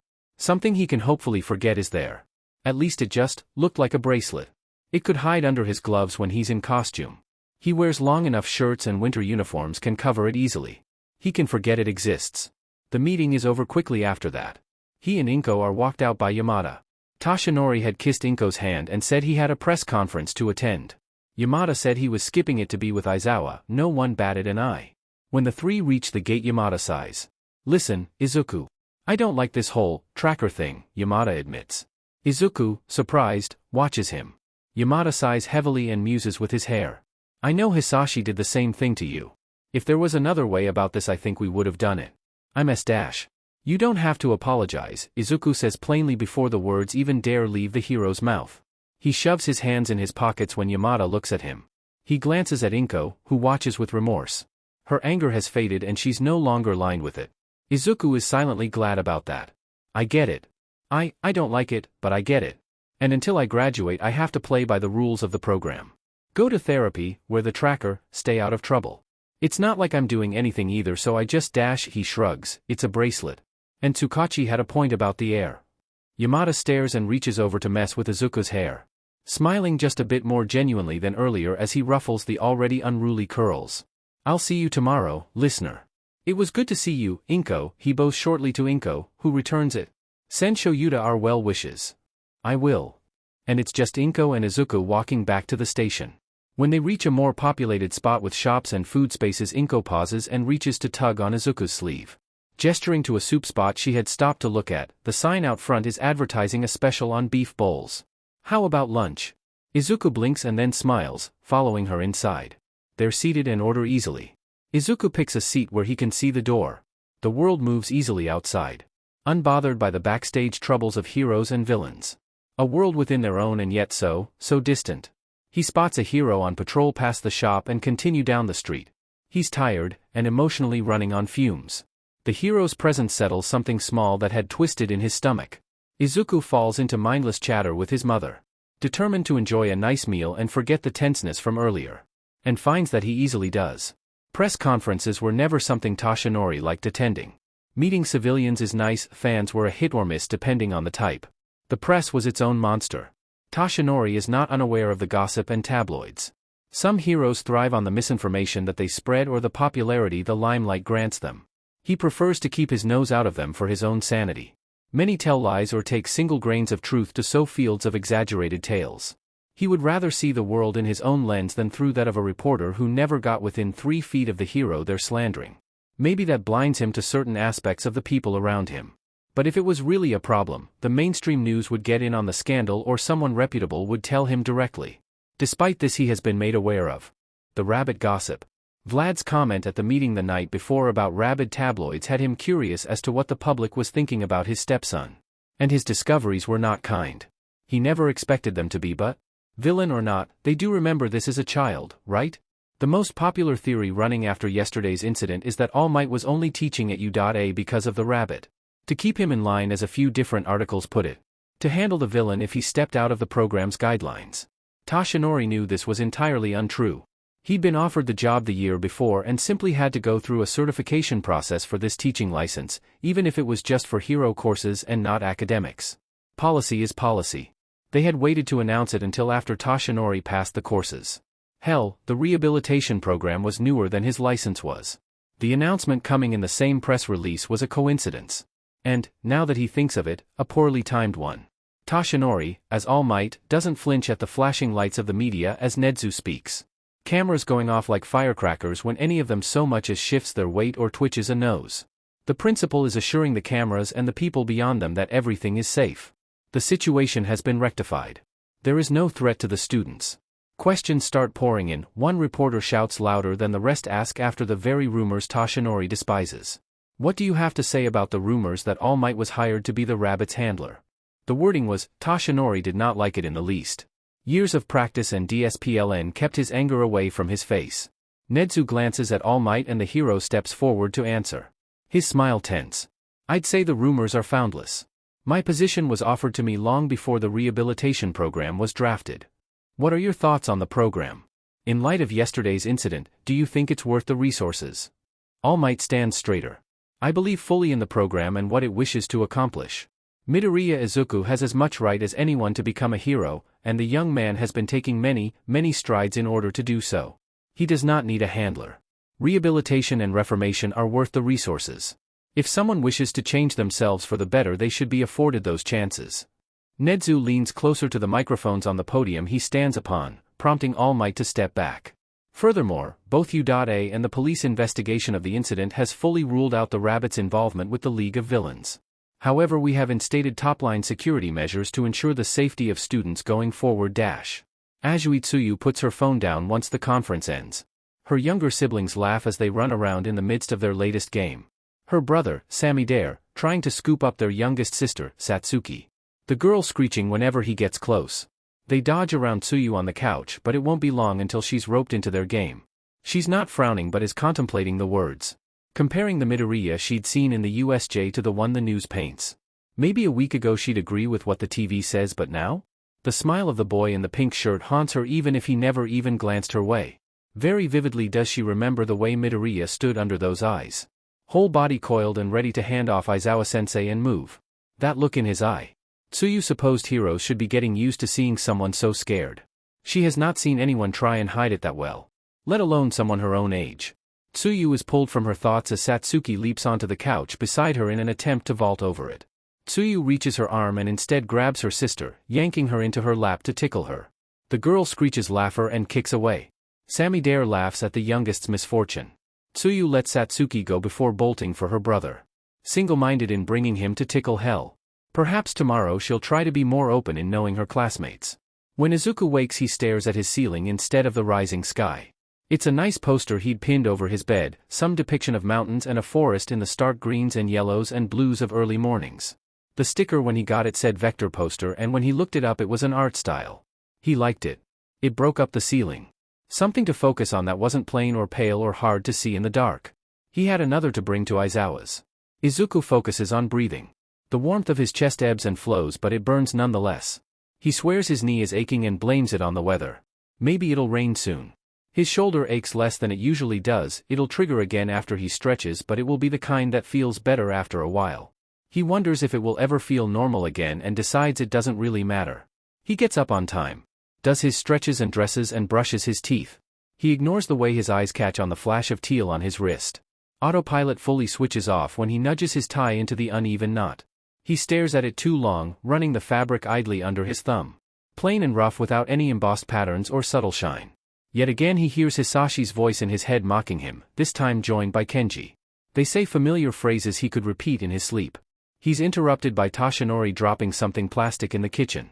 It bounces off the ground a few times much louder than anyone wanted, followed by poorly hushed insults to the dropped item. Before the doubt starts to creep back in, Izuku leaves the mirror and goes to stand in the kitchen with Toshinori. Toshinori turns around and startles seeing Izuku at the doorway. He laughs to himself and turns back to the stove. The man had been making a quick meal of eggs and wordlessly made some for Izuku. It was appreciated.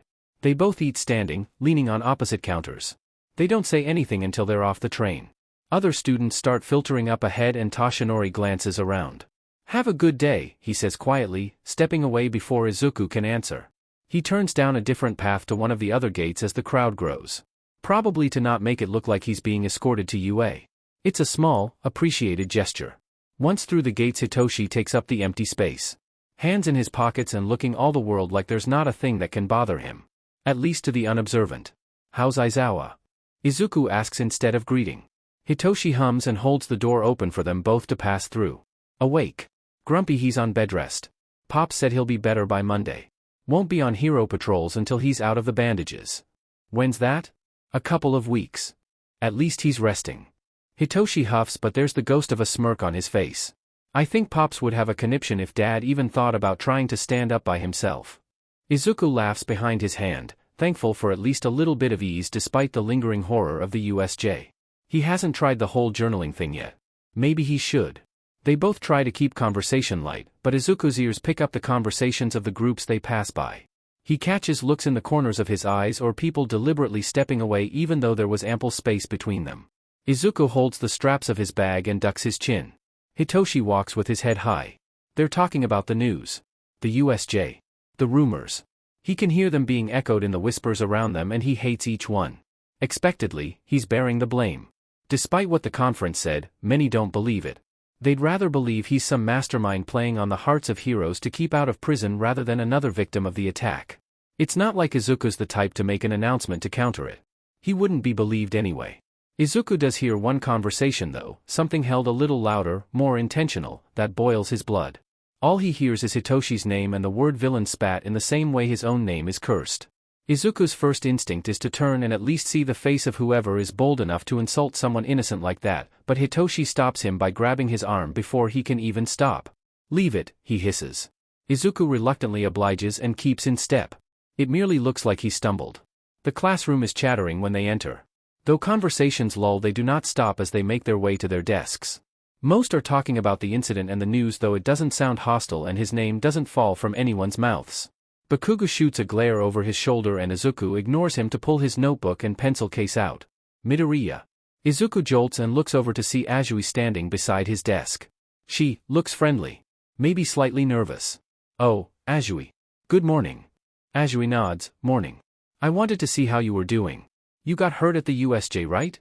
Izuku sits up straighter and tries not to speak too fast when he answers. "Oh. Sort of. I'm fine, recovery girl fixed me up. How are you though? We were really close to everything." Azui leans on the desk behind her. Tokoyami is fully turned in his seat talking to Sato and doesn't pay her any mind. She folds her hands in front of her casually. "I'm doing all right." Izuku doesn't believe for a second that being that close to Shigaraki's hands didn't affect her to some degree. Even being near him was terrifying. It was rude to just dig into a near stranger's issues though, so he doesn't pry. She lets the conversation switch as she asks, with much more enthusiasm, "Did you see the news? Everyone was on TV. We were dots though," Hitoshi adds in, half turns in his seat, looking both amused and bored. Azui relaxes more as they talk. She merely shrugs in answer. "It counts, right, Karo?" Izuku blinks at the tick as Hitoshi puts his elbow on Izuku's desk and rests his cheek on his palm. "Maybe? Does it count if they can't see your face?" "If anything, it got us on the radar for the festival," Azui nods to herself. "Surviving a villain attack isn't a small thing. They'll be looking at us even closer." God, if that wasn't already a fear of his, it was now. Ida opens the back door to the classroom and calls for everyone to get to their seats. Azui waves before going back to her desk. The few still loitering return to their seats just before the bell rings. "Hey Tsu." Ashido leans back in her seat, hands braced on the desk. "If Aizawa-sensei is in the hospital, who's teaching homeroom?" Before Azui can answer, the bell sounds. The door in the front of the room snaps open and in walks. Oh! Izuku was gonna kill him. While other students erupt into surprise, Hitoshi tenses the way Izuku does as Aizawa walks in. He's dressed in his hero costume. Still fully wrapped in bandages like a mummy, arms casted and held by slings in front of him, his capture weapon wrapped around his shoulders. He walks casually. Izuku can see the subtle strain of moving a half-healed and hurting body in each step. It's something he's had plenty of practice in and not something someone with injuries like Aizawa's should be putting themselves through on purpose. Izuku sends his harshest glare towards his teacher, and he's positive Hitoshi is doing the same. Their combined rage must draw his attention because Aizawa is very purposefully not looking at their half of the room, and he can see people in the desks beside them giving them weird looks. Someone asks Aizawa what he's doing here and if he's alright. Aizawa makes a stupid comment about how his health doesn't matter. Hitoshi leans back and Izuku can see him tug his phone from his pocket and hold it under his desk. He sends a quick text to Yamada asking why Aizawa was here. Izuku would laugh, but he's not going to give away that Hitoshi was snitching on a grown man to his husband. The message probably wouldn't even be seen until the passing PRD anyway. Instead, he intensifies his own glare at the statement and hopes it does something beneficial. Either way, the fight isn't over yet, Aizawa says. Izuku can see the way the other students tense until he speaks again. The Udata Sports Festival is soon. Audible relief washes over everyone and their tension goes with it. Izuku forces himself to settle and lean back in his seat, switching his glare at Aizawa to a dirty look before watching the class. The relief doesn't last long before another student, Jiru, raises her hand and summons everyone's attention. Is it really alright to have the festival now after the villains attacked? Won't they attack again? Ojiro adds, his tail thunks quietly on the ground. Apparently they think holding the event shows our crisis management system is solid. Besides that, our security will be drastically increased more than previous years. The sports festival is a huge chance for all of you. It's not something to be cancelled just because of a few villains.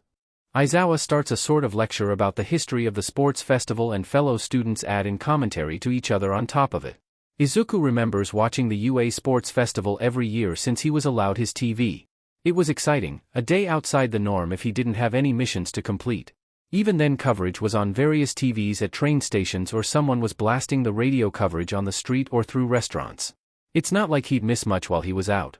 There was usually 1 or 2 news channels that would stop active coverage aside from the flicker tape and run the event during the day. Their reporting on the headlines happened once the day's events were over, during prime time and evening news.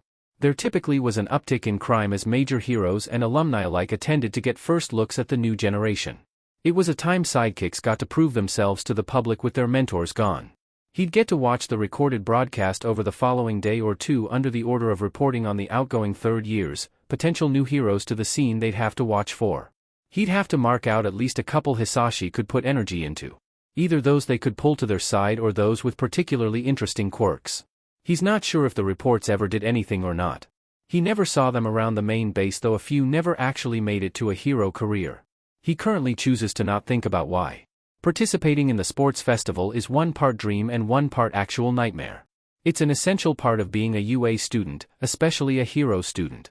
A huge step in becoming a pro with actual weight behind their name. However, it's unavoidable in getting his face out there. That was the whole point. Thousands of invisible eyes watching. Media circling. Cameras. It's the antithesis of the lessons drilled into his skull over the years. The trial and error to follow them each time he stepped out of his room. The festival allowed no masks or personas to hide behind. Full tilt into showing the world who you were. Plus ultra, as they say. Izuku zones back in to hear the last part of the lecture. Your time before the event is limited. If you expect to go pro, then your future opens at this event. Once a year, only 3 tries. None of you can afford to miss it. I expect you all to not slack on your preparations. There's a chorus of yes sirs around the room before Aizawa runs a quick roll call, dismisses homeroom, and leaves. The room starts quietly talking to their seatmates. Hitoshi immediately whips around in his seat to look at Izuku. His eyes are wide, brows furrowed. He leans forward slightly and shakes his head as if asking, you saw that sheet too, right? Izuku answers by raising his own brows and opens his hands on his desk. I did, and I don't believe it is what he hopes comes across. He glances over as Azui, who knows exactly the kinds of injuries their teacher had, and sees her watching them back. She merely shrugs and shakes her head in dismissal. Class starts normally after that. Izuku keeps up well enough. Once lunch is called, Izuku leans forward in his seat. Cementos closes the door behind him and his classmates start talking excitedly around them. Most preparing to leave for lunch. Did Yamada answer you? Hitoshi stands and pulls his phone out. He leads the way out of the classroom as he checks his messages, wanting to get ahead of the crowds and get to the cafeteria soon. Izuku can hear Uraraka cheering about doing her best as they leave. She sounds vaguely terrifying. He spam texted me during the passing PRDS. Apparently Dad checked himself out under condition of returning in the afternoons and receiving treatments. He's still off patrol until he's not a mummy. Izuku hums and dodges someone running down the hall to their friend group up ahead. Is he said? Who, Pops? I think he's more worried. Shinso. Midoriya. Both boys pause and half turn to look behind them. Azui jogs up with a frog-themed bento box held between both hands. Do you mind if I sit with you both? Izuku blinks and looks at Hitoshi. Hitoshi blinks and looks back at Izuku, forcing him to take the lead instead. Izuku turns back to Azui and nods, sure. It's not awkward with Azui in the group. She melds into the conversation, though it had switched away from Aizawa's refusal to sit in a hospital. Izuku almost wants to call that unfair. They get into line to order their food and Azui sticks near them just to talk. Do you both know Aizawa-sensei outside of class? Both Hitoshi and Izuku tense. At once they both start talking. What? No, why would you think that, says Hitoshi. And no. What gave you that idea, says Izuku. Izuku, despite having spoken, is not convinced of either of their lies. Azui doesn't seem convinced either but shrugs anyway. You both looked really sad when he walked in this morning. It just made me curious. Hitoshi relaxes a bit. Izuku makes himself drop his shoulders from where they had started to climb. Oh, he starts, well that and during the USJ you both were really scared for him. I was too, but you were really scared for him. Shinso hovered until the paramedics took him and 13-sensei away, too, Karo. Hitoshi rolls his shoulders back and glances around quickly. Embarrassment clear on his face. I wasn't hovering. And you both seemed to know each other before Midoriya even started class, so I just assumed it had something to do with Aizawa-sensei. Hitoshi and Izuku both stare at her. Hitoshi with embarrassment and Izuku vaguely impressed. He hadn't even realized they were being obvious about it. Then again, it's not like he was trying to hide that they knew each other. Azui stared back, curious and vaguely amused. All three do not notice a pair of mismatched eyes looking away from them. Aizawa helps with the rehab program, Izuku says quickly, glancing at Hitoshi to help with his explanation. But he's not. I had issues with my enrollment paperwork, Hitoshi steps in, so I was here before classes started the same day he was doing some testing for the program and we just sort of clicked somehow. Aizawa told me to collect him on his start day and we just texted until then. Azui takes the answer in stride and the topic thankfully changes. They all get their food and find a table to sit at. Azui and Hitoshi dominate the conversation, with Izuku being repeatedly roped into it. Ultimately revealing his pop culture knowledge is at an absolute zero. It's the kind of conversation he'd hear from people on the street or even plain members of the dyer in the food hall. It's nice. It drowns out any sort of looks that get cast their way and the guilt of dragging Azui into that sort of spotlight. Toshinori has a few fears. An old enemy, loss of his loved ones, his own death. Normal things, he thinks, to worry about in life. Even in the light of his hero career and the risks that follow it, his fears are far from unreasonable. Aizawa in this moment might make that list. Toshinori had been preparing for the heroics class. Something to push the applications of their quirks and consider more versatility. The sports festival was in 2 weeks, after all. Not much time to prepare. Aizawa, fully bandaged and seemingly just waiting for something, sat at his desk. Except when the teachers had finished their lunches and started filing out, Toshinori noticed Yamada's "wouldn't wanna be you right now" glance over his shoulder before the door shut. That was his only warning before Aizawa stood, crossing the room to stand beside where Toshinori still sat. The USJ. Aizawa's voice is freezing. Toshinori is a good few years older than Aizawa and he still felt like a child. He manages a nod, Aizawa's shoulders roll back somewhat and his posture straightens as much as it can. Toshinori can imagine the set-off expression. Aizawa's bandages were parted slightly over his eyes so he could at least move around safely. From the angle and what little Toshinori could see, well, it was not for a weaker-willed. You were meant to be there. On time. Meet us at the USJ and you didn't. Aizawa does not yell when he's angry. There's a specific sharpness to his voice. A tone that screams don't F with me right now, that oozes disappointment and a sort of simmering, quiet anger that's worse than anything explosive. Toshinori flinches back. I had gotten carried away with hero work in the morning. I had overdone it and reached my limit. That was the first full hero class of the year. First off, Aizawa starts, something that had been on the docket since the beginning of the school year. Every school year. I discussed that field trip with you weeks prior when planning the semester. You knew about it well beforehand and still didn't show up. Toshinori pauses to think of what he wants to say. He thinks of the tired faces he'd seen the seconds before that wall went up between him and the students. The relief in the ones at the top of the stairs. The wide eyes of those in the plaza facing villains directly. Of Izuku hacking pitch black smoke after almost diving headfirst into a villain's hand. The apology he wants to offer that he realizes he needs to give to more than just one person. He doesn't get the chance to utter it as Aizawa continues his lecture. Far less kinder than Nedzu's. Excluding that F-up, students had to fight villains. Barely a week into training and they're facing genuine threats to their lives. Only one of them has ever been in real combat. This is a hero school, we cannot afford to coddle them, but the second week of their first year is the wrong time to remove the safety net. Do you understand what I'm saying, All Might? I know I failed putting hero work before the students dash. Yes, you did. And I know where I failed and I promise I won't fail them like that again. Aizawa nods. Toshinori relaxes only slightly. It's because he relaxes that he puts his whole foot in his mouth by saying, I know you were worried about the boys' dash. Aizawa's posture snaps straight. This isn't about our kids, he hisses. Toshinori curls his shoulders at the tone. Whether our sons were in that class or not is fully irrelevant. This is about your failure as a teacher, not as a parent. Though I know you are new to both. They both flinch at this. Aizawa sighs, frustrated. He turns his head to look over the empty room. Villain attack or not, I expect better of you. This isn't a precedent that should continue. I'll do my best to meet your expectations. We're training. The next generation, they'll see plenty of hardship and danger in the future, and we should not fully shield them from that. Nor should we intentionally put them in that danger. That's what internships are for. Toshinori nods solemnly. There are no eyes to meet, but he doesn't raise his head either way. Aizawa takes a deep, audible breath and lets it out. He starts walking away. Come on. Their class starts soon. Aren't you on bed rest? Toshinori starts and scrambles for his note cards on today's class. Following after quickly and trying to blindly resort them as they move. That doesn't mean I can't watch. Izuku felt comfortable in his hero costume. He knows he can fight in it, which is great. The only issue is that his main jumpsuit and under armor are still being repaired from the USJ. Plus, he's requested a non-lethal weapon and holster for his belt. It takes at least a bit of time to go through approvals.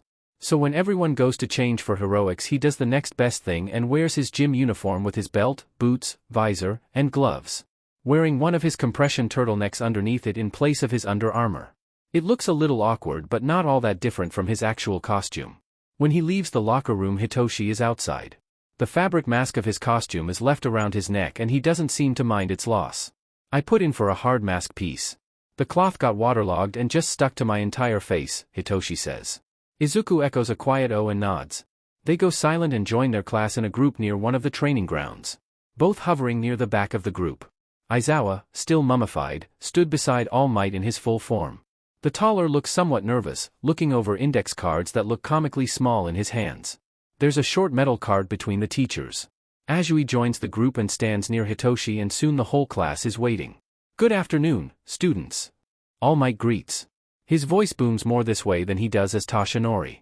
It's more jovial than the USJ and matches interviews and various clips of him interacting with the public. It reminds Izuku vaguely of The Bridge and The Notebook. Today's class is Cat and Mouse Dash. They'd be divided into groups of 4. 3 would be the heroes and 1 would be the villain, though who was the cat and who was the mouse wasn't actually clear. The villain's job would be to use brightly colored stickers to tag out the heroes, and vice versa for the heroes tagging out the villain. However, the villain can win if they knock out every hero, run out the timer, or return a package to a point in the arena that would only be revealed halfway through the trial. The heroes could win if they collect the package and return it to a designated point in the field or tag out the villain. It dawns on Izuku that it's an artifact recovery simulation, like a heist or robbery. He'd never done a big heist before. All Might gestures to a box on a little cart beside him. It had a wooden roller on it and a tray below it to hold whatever was inside. Someone nearby mutters a joke about bingo. Izuku at least knows what that is, though he hadn't played. We'll be using this to fairly pick teams without bias. Yaoyorozu, you'll go first dash. As the thing starts to roll and the sound of hollow plastic hitting more hollow plastic sounds, Izuku finds himself excited. He'll actually be able to see his classmates' quirks. And not in a setting where they're all fighting for their lives. Unlike everyone else, he hadn't had any proper hero classes. With very few exceptions, he had no idea what most people's quirks even were. Izuku is 10th to step up. When the plastic ball rolls into the tray, it felt a lot like a joke. The bright red ball with a 1 written on it mocks him. He was his team's villain. All Might makes no comment or expression about it, just turns and announces it like he announced everyone before him. Izuku drops the ball into the tray with everyone else's and goes back to Hitoshi and Azui. Bad luck, huh? Hitoshi offers, stepping past to get his own assignment. Izuku is not going to admit he finds it funny when Hitoshi is announced as his own team's villain. The team picking went smoothly enough. Bakugo drew a hero lot for Team 1 and threw a nasty look over his shoulder as he stepped away. Izuku knew he wasn't going to get away from him forever. That was an especially impossible pipe dream. The teams went Yaoyorozu, Kirishima, Kaminari, and the villain Azui. Ashido, Bakugo, Ida, ends the villain Izuku. Todorokoi, Shuji, Hakagure, and the villain Koji. Shiro, Uraraka, Ojiro, and the villain Aoyama. And finally Sato, Jiro, Tokoyami, and the villain Hitoshi. Izuku was not looking forward to this. Villains got a 3-minute head start before the heroes were allowed in the training grounds, this one a dense cityscape. Izuku stepped through the gates and into a dense street with corner stores and apartment buildings. It looks vaguely like the types of places the Dire would set up their larger underground bases and hide the entrances. As much as he disliked that, navigating it was an advantage and he had no time to dwell. Knowing Bakugo's attitude and active dislike for him, the guy would probably be attempting to tear the city apart to find him. Ida is far more by the books with the way he speaks and moves. With his engine quirk, he'd most likely take patrols on the streets to find potential hiding places. Ashido was the wild card. He had no idea what she could do or how she acted as a hero. He was going in blind when it came to her. It was exciting and nerve-wracking. With the package, a bright orange backpack filled with a fitted foam piece, secure on his back, Izuku steps forward. The buzzer announcing his head start sounds and he's off. Izuku runs for the nearest alleyway and wall jumps his way to the rooftops. From there, navigation is more natural to him. Skipping over stone and alleyways, the unevenness of the varied buildings. It's almost nice. He finds a crumbling office building nestled between other buildings the same height, maybe 5 floors, and painted in a sun-faded green. There's a wall on the ground surrounding the entrance like a courtyard with fencing marking it as condemned. The same condemned paperwork is plastered over what remains of windows and doorways where the glass barely remains. Upper floors have broken windows and the buildings around it hit it nicely from everywhere but above and a few side streets. It was a good spot until he could come up with a better plan. He launches himself upwards to the 4th floor, rolling through a window and over debris just as a loud buzzer announced his lead was over. The heroes were in the city. Izuku glances over the floor he's on and ventures deeper inside. He's in a cubicle farm essentially. The wide room with some of the more important equipment along the walls. A few nicer windows cast the middle in daylight. The furniture here was mostly abandoned.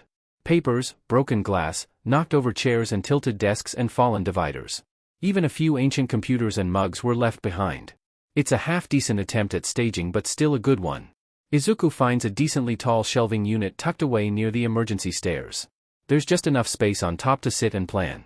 Mostly shrouded in the dull light away from the windows, and his closeness to the ceiling is only an added bonus. It's a perfect hiding spot. Heroes hardly ever look up unless they've already trained that instinct or they know their villain prefers to do so. The only one here that actually knows him is Aizawa, and he's not even in the ring. So he waits. Mina is both incredibly excited for class and nervous about her team. She can handle herself, she absolutely knows that. But an actual villain in the villain role is a lot right off the bat. Not to mention Bakugo's whole thing. Kirishima and Shinso have been doing their best to keep those two separate, but it could only go on so long. If there wasn't at least one bit fight between those two this year, she'd be shocked. She doesn't even know a lot about Midoriya's quirk anyway, and that's also somewhat exciting. Sure, there's a few grainy videos as Rabbit and he said he has an elemental thing on the bus, but that's hardly anything.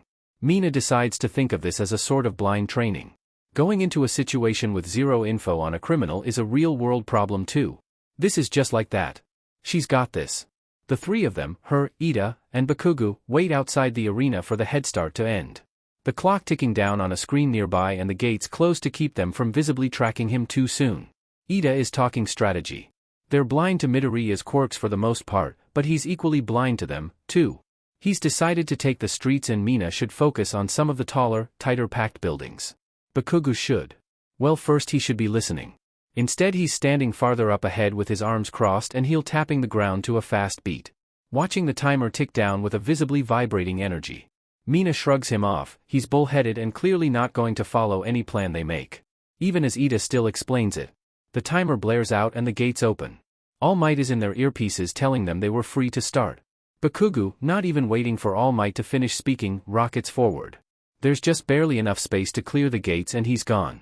Ida and Mina make eye contact through Ida's helmet before following after. Ida veers to one side to start his patrol and Mina goes in the other direction, trying to find a fire escape or something to give her better vantage. Occasionally she can hear explosions scattered around the far side of the training ground and she starts to tune them out. They aren't rapid or patterned like a fight, so it's fine to just focus on her own tasks. She finds a cluster of office buildings. The one that catches her eye is a beaten-up green one in the middle. Broken windows, condemned, broken down in the way buildings the city doesn't know how to deal with usually are. Internally Mina thinks that if anyone's gonna be somewhere like that, it's someone with something to hide. Like a villain with a valuable package hiding from heroes.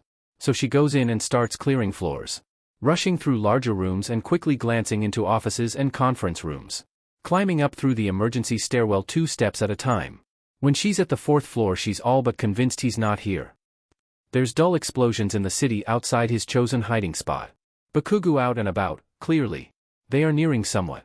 Considering this is a visibly condemned building, Bakugo might not have any qualms about destroying it as he would have for the occupied ones. Even if this specific building is in a rather dangerous demolition spot. As much as hiding the entire time is boring and not exactly sportsmanly, it's a viable strategy in the real world where running is a higher cost than hunkering down. Izuku is just about to consider a different hiding spot when the door to the stairs nearby opens. Instinctively he freezes in place as Ashido walks in, a little tense maybe but looking all too casual as she walks past. Izuku is too high up for her initial glance around to catch him. Izuku is painfully slow to reach into the pocket on his belt where he put the tagging stickers. He braces his other hand around the edge of the shelving unit and leans forward, fully ready to strike once he finds his opportunity. Another explosion sounds, somewhere on the street behind them, and it shakes the building briefly. Ashido loses her footing and sways, whipping around as if to glare at Bakugo through the concrete. She glances at him for a second, right as he's fixing his posture, and the building stops moving, before her eyes land on the doorway. He can see her tense and double take. They make direct eye contact and freeze in place. Explosions in the distance beat med. Ah, Ashido says quietly. An acknowledgement, almost like a reflex, and not really a greeting of any sort. In that same reflex Izuku echoes back a flat, ah. Ashido's foot moves back, scuffing a paper that laid on the carpet behind her boot. The crinkle is loud in the silent office, and in that second they both move. Holishitholishitholishit. Mina's head chants the same 2 words over and over again as she books it across the office for the second stairwell. Was he really right behind her that entire time? On a FING bookshelf? She can't erase the way his eyes had locked onto her. Nothing else written on his face and poised like a cat ready to strike. Hand reaching for God knows what in his belt. If Bakugo wasn't blowing up the city she never would have known where he was. She runs and can hear his following. So instead of using her legs she decides to make it harder to follow and uses her acid on a decent acidity to glide instead. She reaches the half of the floor with offices and hallways instead of the wide-open cubicles and hopes that destroying the hallway makes pursuit harder. Can't catch up to her if there's no floor to catch up to her with. She needs to catch her breath and figure out how to tag him instead now that she knows where he is. Mina takes a turn and risks a glance over her shoulder only to see him wall jumping over deteriorating flooring. F this, man. She pushes harder into the stairwell and, right before she's through the door, does she try to gather as much as she could to push in Izuku's direction. Not really with intention to harm but to stall.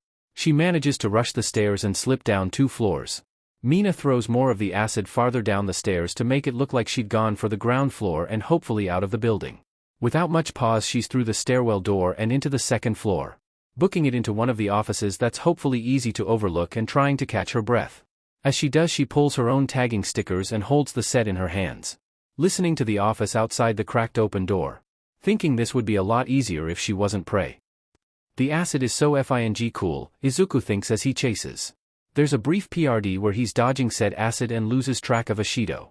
When he follows after, slamming the door open himself and catching himself on the lip of the hallway, there's barely any stairs left. He does hear one of the stairwell doorways slam with the weight of a person on the pushbar. Izuku keeps focus with air under his feet, the same way he's been managing his wall jumps, to focus on the somewhat intact rails rather than the ruined stairs. Ashido's acid has eaten through the concrete and had been visibly bubbling as it continues to eat through the ones beneath it. It doesn't, however, look like it went down evenly. There's the loud creak of a metal door that's much, much closer than the acid suggests. It's a very clever move if was more time between them for the acid to eat away the trail. And if the building they were in wasn't so old and already hauntingly silent. Izuku follows into a different floor where the heaviness of the acid shifts. Either Izuku finds her here and tags her, or he's lost her and can get out into a different building to figure out his next move. There's little doubt that if she gets out of this she's going to go to her teammates. Staying in the same area after that is stupid. There's a few smaller offices on this floor, but the rest is an open concept. Opening doors would be risky and loud, not to mention waste time. There's a chance she already made it to the other stairwell between her opening the door and it slamming shut. She's fast. The office layout here is the same as the one he just left, placing him in a narrowish hallway with the personal offices and conference rooms that leads out into the main room with the cubicles. He passes one such office that's tucked up in the middle of the other doors. The door is slightly open, not enough for someone to slip through, though that doesn't mean much. The room beyond is dark. If Ashido had gone in, it's an easy bottleneck. Narrow hall, single door, probably small office beyond. It's the most direct and only way inside, sure. It's also a stupid way in if he was going up against someone with a good attack quirk like literal acid. Close quarters is a guaranteed loss in that scenario. So he passes by the office and down the hallway. She was scared even if he wasn't trying to scare her, really, so there's a high chance she went for the stairs anyway. Izuku isn't rushed walking through the main floor. He's keeping his ears out, stance at least somewhat ready, and head on a swivel in case she decided to mimic his own sabotage tactic of a high-up sneak attack. The floor keeps creaking under his boots and he hates that. That is until he hears another creak somewhere behind him. Just quiet enough that it could be the building adjusting. Maybe the wind. He steps on a pile of broken glass just ahead and it gives him a reason to slow down. It crunches loudly under his boot with how he presses his weight onto his full foot instead of keeping himself mostly on his toes. He pauses and looks down and shifts his foot as if inspecting the glass, angling his hands to the pouches at his belt just in case. Tightening his head just to sell the guard down stance and straining to hear behind him. Izuku is proven correct for his caution by rapid footsteps behind him. Izuku whirls around on one foot and brings up his arm in time to catch Ashido's wrist right near his head. A sticker in her open palm. Ashido, despite her earlier panic and current surprise at his block, has a new seriousness to her face. Izuku, still turning, brings his other leg up to kick her side and lets go of her wrist, separating them enough for the sticker to fall off Ashido's palm and disorient her. Ashido stumbles back. She manages to recover as Izuku rushes into her space. From there it's mostly hand-to-hand. She swipes at him with acid in her palms if she deems him too close or sees him going after his tagging stickers. He's trying to shift the concrete under the carpets if she's gaining her footing back or also trying to go after her tags. She's decent enough at hand-to-hand, it does need work. Ashido goes for a punch at Izuku's face. Izuku goes for a lock and flip. Ashido hits the ground with an oomph. Izuku is quick to pull a sticker and tag her arm before she could reorient and stop him. He backs off once he does. Ashido seems to deflate as their earpieces buzz and All Might's voice announces her elimination, followed by orders to leave the grounds immediately. She's breathing heavy as she sits up, rubbing the back of her head and swiping debris and dirt from her hair. "Aw man, that SCKS," she whines. Izuku shuffles on his feet. "Sorry," he offers his hand out to help her stand. Ashido blinks at it, but takes the offer. He pulls her to her feet and she shakes her head, laughing a bit to herself.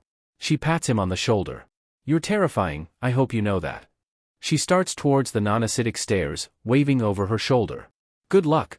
Izuku watches her leave, a little off-put by her demeanor but dismissing it. Bakugo's explosion sounds off farther down the street. Honestly, he'd have better luck going after Ida than Bakugo. Maybe he'll be nearing the halfway mark and can find the drop-off for this backpack and win without a confrontation. Izuku looks around for the nearest broken window and tosses himself out of it, buffering near the last moment and landing in a roll on the ground. Then he's off to get back onto the rooftops and find another hero. And hopefully not get spotted in Bakugo's city rampage. It's on one of these rooftops that he spots movement. Specifically a suit of knight's armor with engines on the main road. Exactly who he was looking for. It's weird being on the chase side of the hero-villain dynamic now. Sure, he's had to chase down targets as needed. They weren't heroes though, not full ones, anyway. He's had plenty more experience on how to get away than how to capture when it comes to heroes. And that means he has some idea on the runner's playbook. Izuku trails Ida from above, keeping far back enough so he's not accidentally overtaking or showing up in peripherals. The vague form of a plan is to find a place to cut him off and engage from above. The more he follows, the more the plan feels off. That feeling is confirmed when Ida suddenly took a corner while Izuku was mid-air. Ida should have easily spotted him and yet he kept going. Izuku stops at the corner Ida had turns and the hero is still running. Not even close to full speed. A trap. Izuku huffs and glances around. Was Ida trying to lead him to Bakugo? Maybe trying to distract him so he could be tagged? Izuku hummed to himself and followed again, this time more cautious. Ida had taken another turn and Izuku simply kept going straight. Making a different turn further up ahead, jumping a few streets, and dropping into a fire escape in an alleyway. Roosting somewhere near the middle to keep eyes from both the ground and sky off him. Ida had run past, maybe doubling back when he realized Izuku wasn't following anymore. Izuku reaches back and takes a rock from his pouch. He pushes the earth and chuckles it into a window across the street, just barely making it past Ida without hitting him. The hero in training stops altogether to look at the distraction. Izuku drops off the fire escape and behind a fake dumpster when Ida turns around to see where it came from. The hero's eyes are trained upwards, however, not down. Izuku places one hand on the ground and peeks around the edge of the dumpster. He shapes his other hand into a claw and focuses on the side of the street Ida was trying to run down. He pulls his hand back and at the same time the asphalt he was focused on peels with it, making a solid row of rubble to block the way. It wasn't enough that Ida couldn't get around it with his mobility, far from it. But it was enough of a distraction to get back up to the rooftop via the wall. He quickly copies the pulling motion again right behind the hero to take Ida's eyes even further away from his new perch. Izuku settles a sticker in his palm and leaps off the corner of the rooftop. Izuku's plan was to land on his back and slap a sticker to the helmet during his landing. He did not expect Ida to whip around and cross both arms over his face. Izuku lands on the arms with both feet, looking into the helmet's visor to an equally surprised Ida, and springboard back out of arm's reach. Ida changes his stance and drops his arms, moving into a potential charge formation instead. Clever, Ida says loudly. Izuku stays in his crouch and keeps both arms near his belt. He feels like a cowboy in a standoff standing the way he was. Izuku nods his head once to acknowledge Ida's comment. Ida huffs something that sounds confident. But that was just sloppy. Izuku barely has time to tilt his head in question before he hears the scraping of a boot on loose rock. He throws himself to the side as a blast rockets Bakugo, feet first, right through where he was standing a moment ago. What the F dash? How? Bakugo was to the north, wasn't he? When did he know? The better question was when the last time Izuku heard an explosion was. And the answer was not good. Not anytime recently. Bakugo charges without hesitation. Hands crackling, a wild look in his eye and screaming the word die like it was easier than just plain yelling. Maybe to him it was.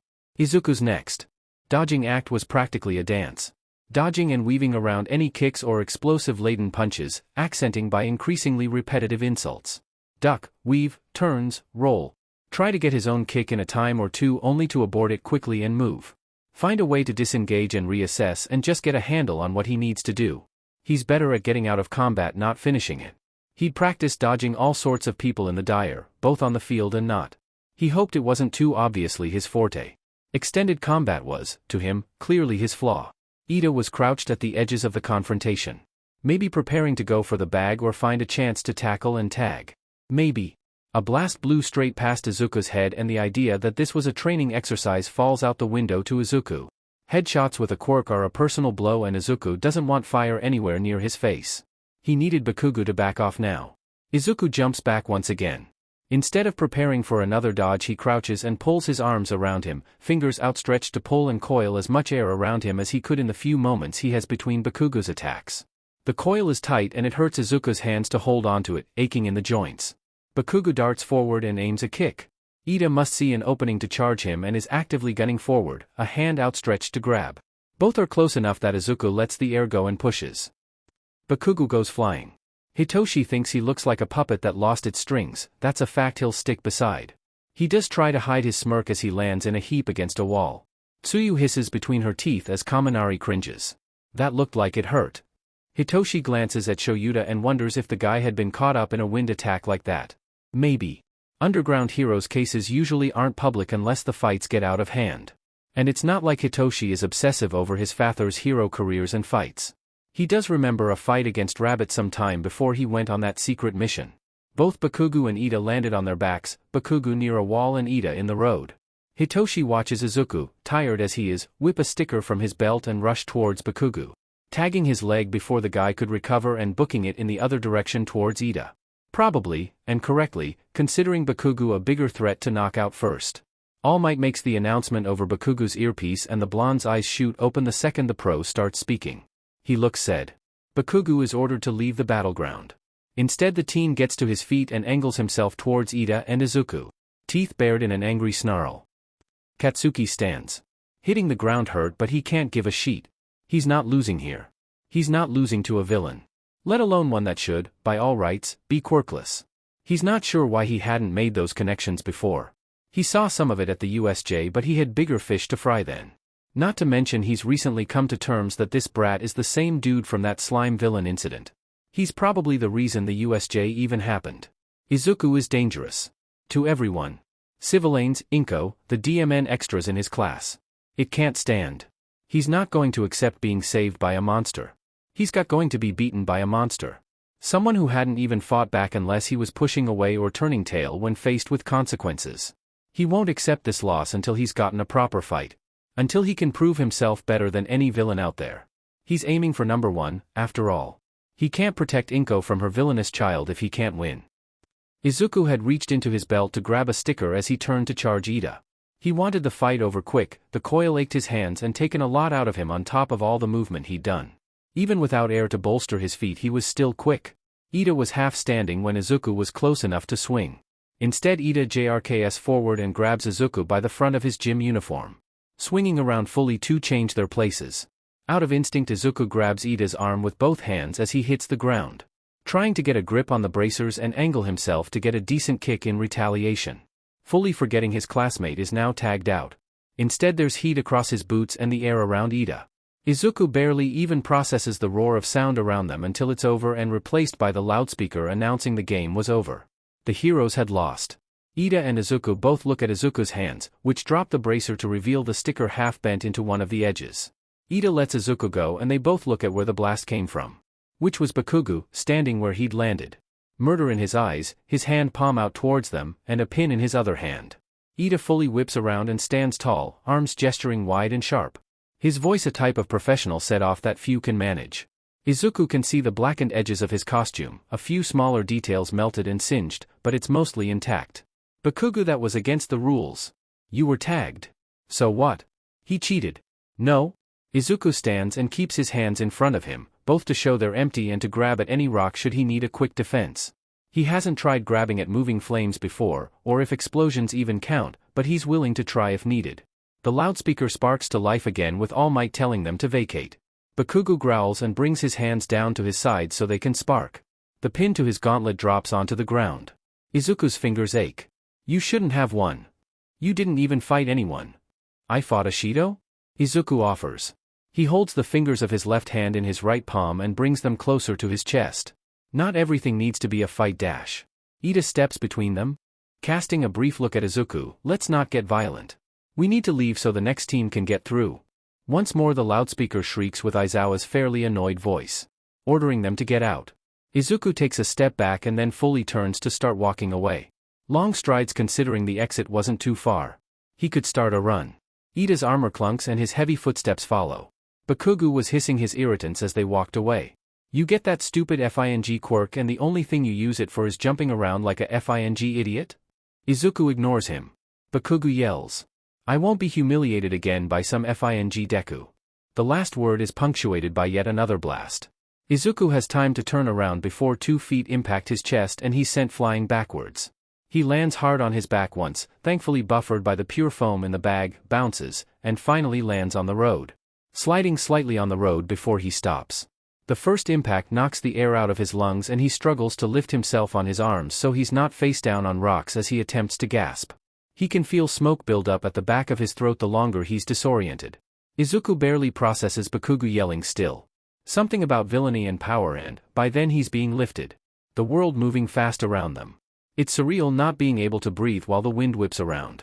He does have his breath back by the time they've crossed the gates and Ida sets him down.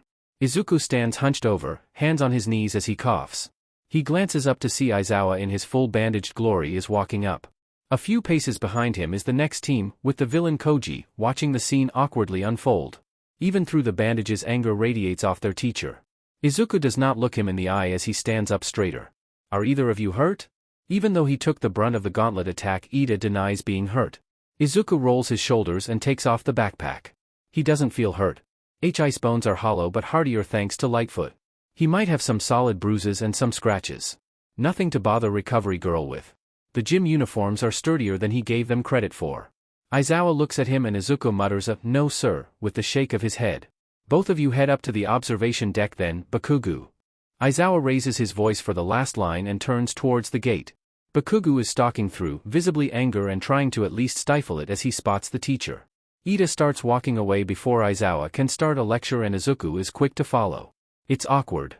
As they're approaching the observation deck, Izuku speaks. Thanks for saving me. I didn't realize he had those gauntlets.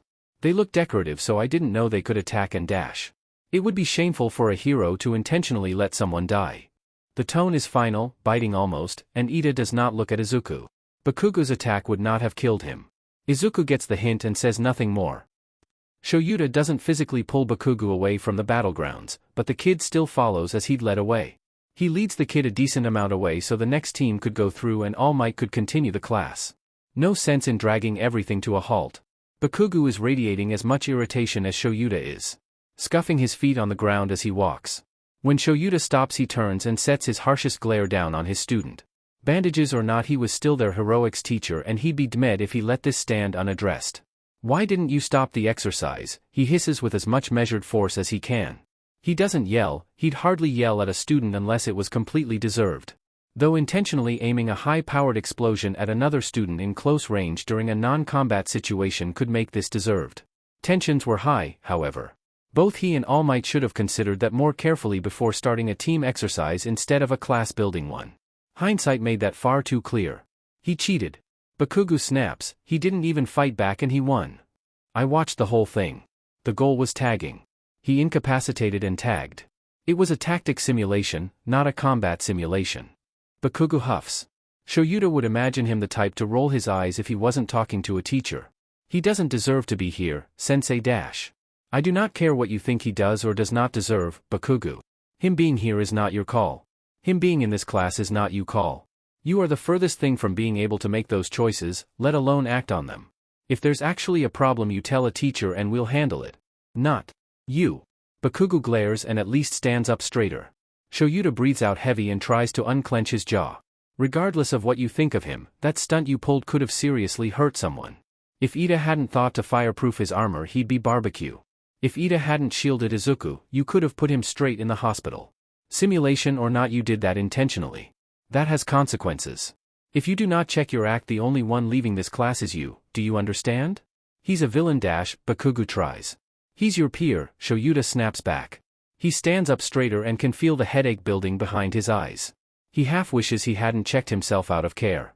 Slowly, Shoyuta breathes out to try and regain some calm. You're lucky I don't expel you for this stunt. Bakugu's offended face is one of the history books. Sensei Dash. Do something like this again and I won't hesitate to drop you. This is your only warning. Get back to class. Watching the other teams was interesting.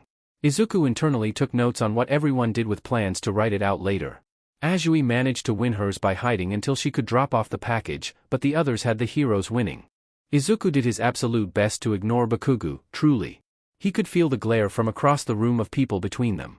Hitoshi helps him put a bandage on his cheek for some scratches, but he overall was unscathed. After heroics they have to sit through math of all things. Izuku catches on to math decently enough. The logic and sureness of the numbers are reassuring even if he isn't as quick with it as he wants to be. The class itself isn't the issue, aside from Bakugu's whole thing. But trying to leave was.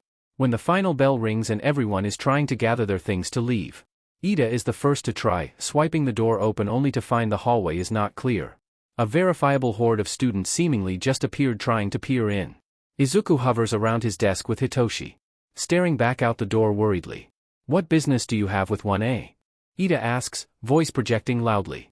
You're blocking the exit. It's a fire hazard. Bakugu huffs and starts walking towards the door, bag over his shoulder and frown etched into his face. They're here to scout the enemy. A class with a villain surviving a villain attack. Probably want to check us out before the festival. Ida steps aside to let Bakugo pass and the blonde stops at the threshold of the door. Izuku can't see his face but imagines him baring his teeth.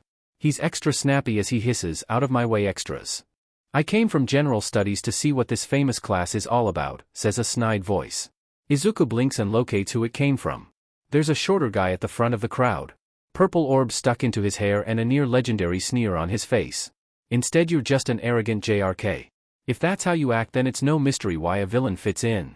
Internally Izuku bristles at the insult. Hitoshi huffs under his breath and shakes his head. "You shouldn't generalize." Ida starts, the kid shrugs. "Lots of people got into general studies or the other courses because they didn't make it to the hero course. The sports festival is the only chance we have of rising the ranks. We do good enough they'll let us transfer into the hero course. And they'll transfer someone here out." The kid points a finger directly at Izuku, his sneer almost a snarl. Distaste clear. "Starting with those who aren't supposed to be here in the first place." Izuku tenses while the hallway crowd mutter agreements. He doesn't look at his fellow classmates to gauge their reactions but he does see Azui roll her eyes.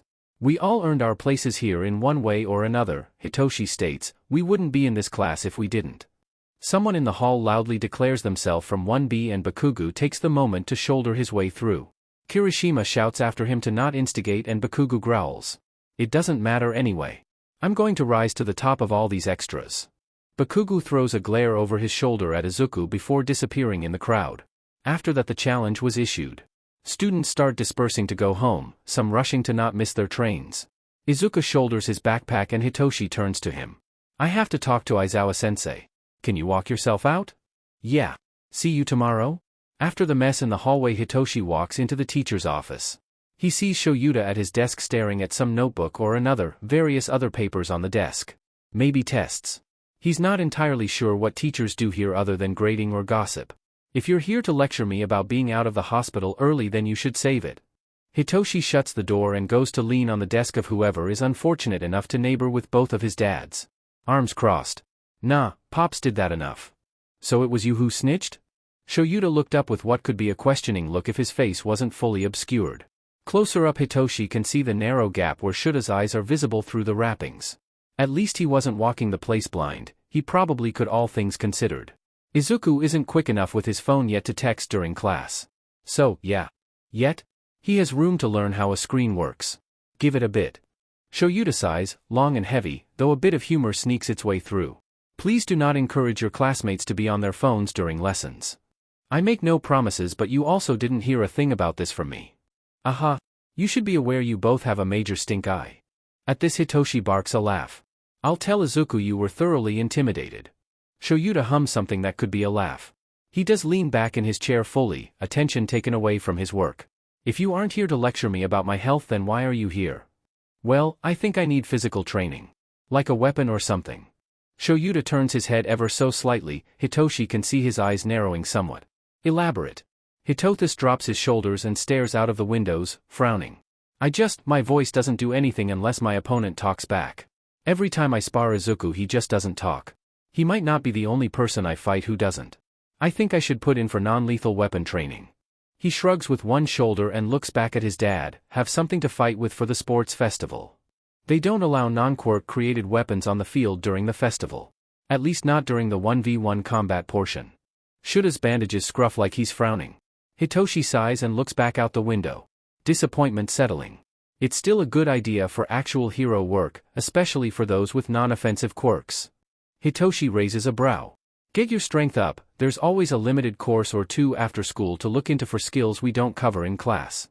Hisashi can help." It takes another minute for Hitoshi to sigh. Somewhat in disappointment. "Thanks, Dad." Shoyuta makes some kind of sigh that has the words F it in the undertones. He speaks again resigned but not upset. "When I recover enough I can train you on the capture weapon, if that's something you'd be interested in." "Wait, really?" Hitoshi stands up fully, dropping his arms. Excitement wells in his chest. He'd always thought his dad was so fing cool with that weapon. He's not subtle in who his favorite heroes are. Shoyuta nods and his voice becomes stern, his father having put on his teaching persona. "But only the basics until you're older. It's extremely dangerous if used incorrectly, do you understand?" "Yeah." Hitoshi clears his throat and speaks again, this time purposefully more casual. Leaning back on the desk with one arm supporting his weight. I mean, yeah. I understand. And take those non-lethal courses during your festival prep. You need to understand the pros and cons to having a weapon on the field. Lethal or not. I will. Which ones do you recommend? Just by the way Shoyuta relaxes, Hitoshi can imagine that tiny smile his dad wears when a student does something right. Be it in a test or during a recounting of a hero's course. Satisfied. Hitoshi pretends he doesn't see it and goes through the process of signing up for the extra training courses. Izuku stares Bakugo down in the train station. Bakugo glares back at him. Barely restrained if not for the crowds of people around them waiting to go home. Both of them are in their uniforms still, and it makes it impossibly difficult to do anything with affecting Udate's name. Students as representatives and all that. Izuku had liked hiding among crowds when he was running or even taking the night trains for jobs. The constant buzz was like a curtain he could easily get lost in.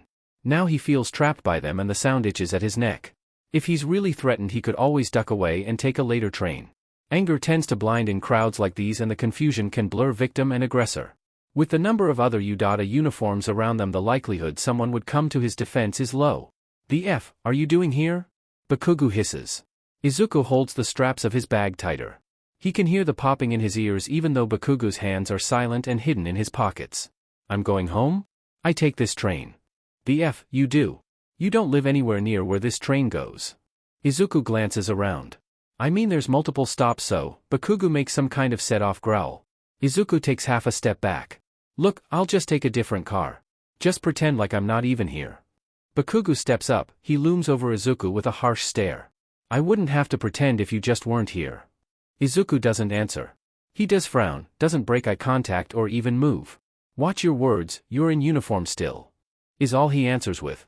Fully aware that it could blow up in their faces if they get into any sort of fight on the train platform. Getting caught doing things he wasn't supposed to while in uniform was not a connection he'd wanted in his head right now, but reminded him of that urgency. He's not willing to test the boundaries of his program when it comes to fighting his peers outside of sparring or class exercises. Let alone the legal troubles if a quirk went off. Bakugo makes a weird irritated growling sound. Fing Deku, he hisses and marches off to a different line for another train car. His palms crackling like dry wood as he goes. The old nickname was the same one yelled earlier before he was drop-kicked. It almost didn't register the second time. Useless, it meant. Taken from the very name he was given at birth. Izuku almost wants to bet it was his father's idea. The train rolls in, the announcer speaks the same lines they always do, and Izuku goes home. Okay, sadly the chapter is over. And if you enjoyed the video, just leave a like and subscribe with post notification, so when the next chapter is ready, you will be notified. Okay, see you in the next video. Bye.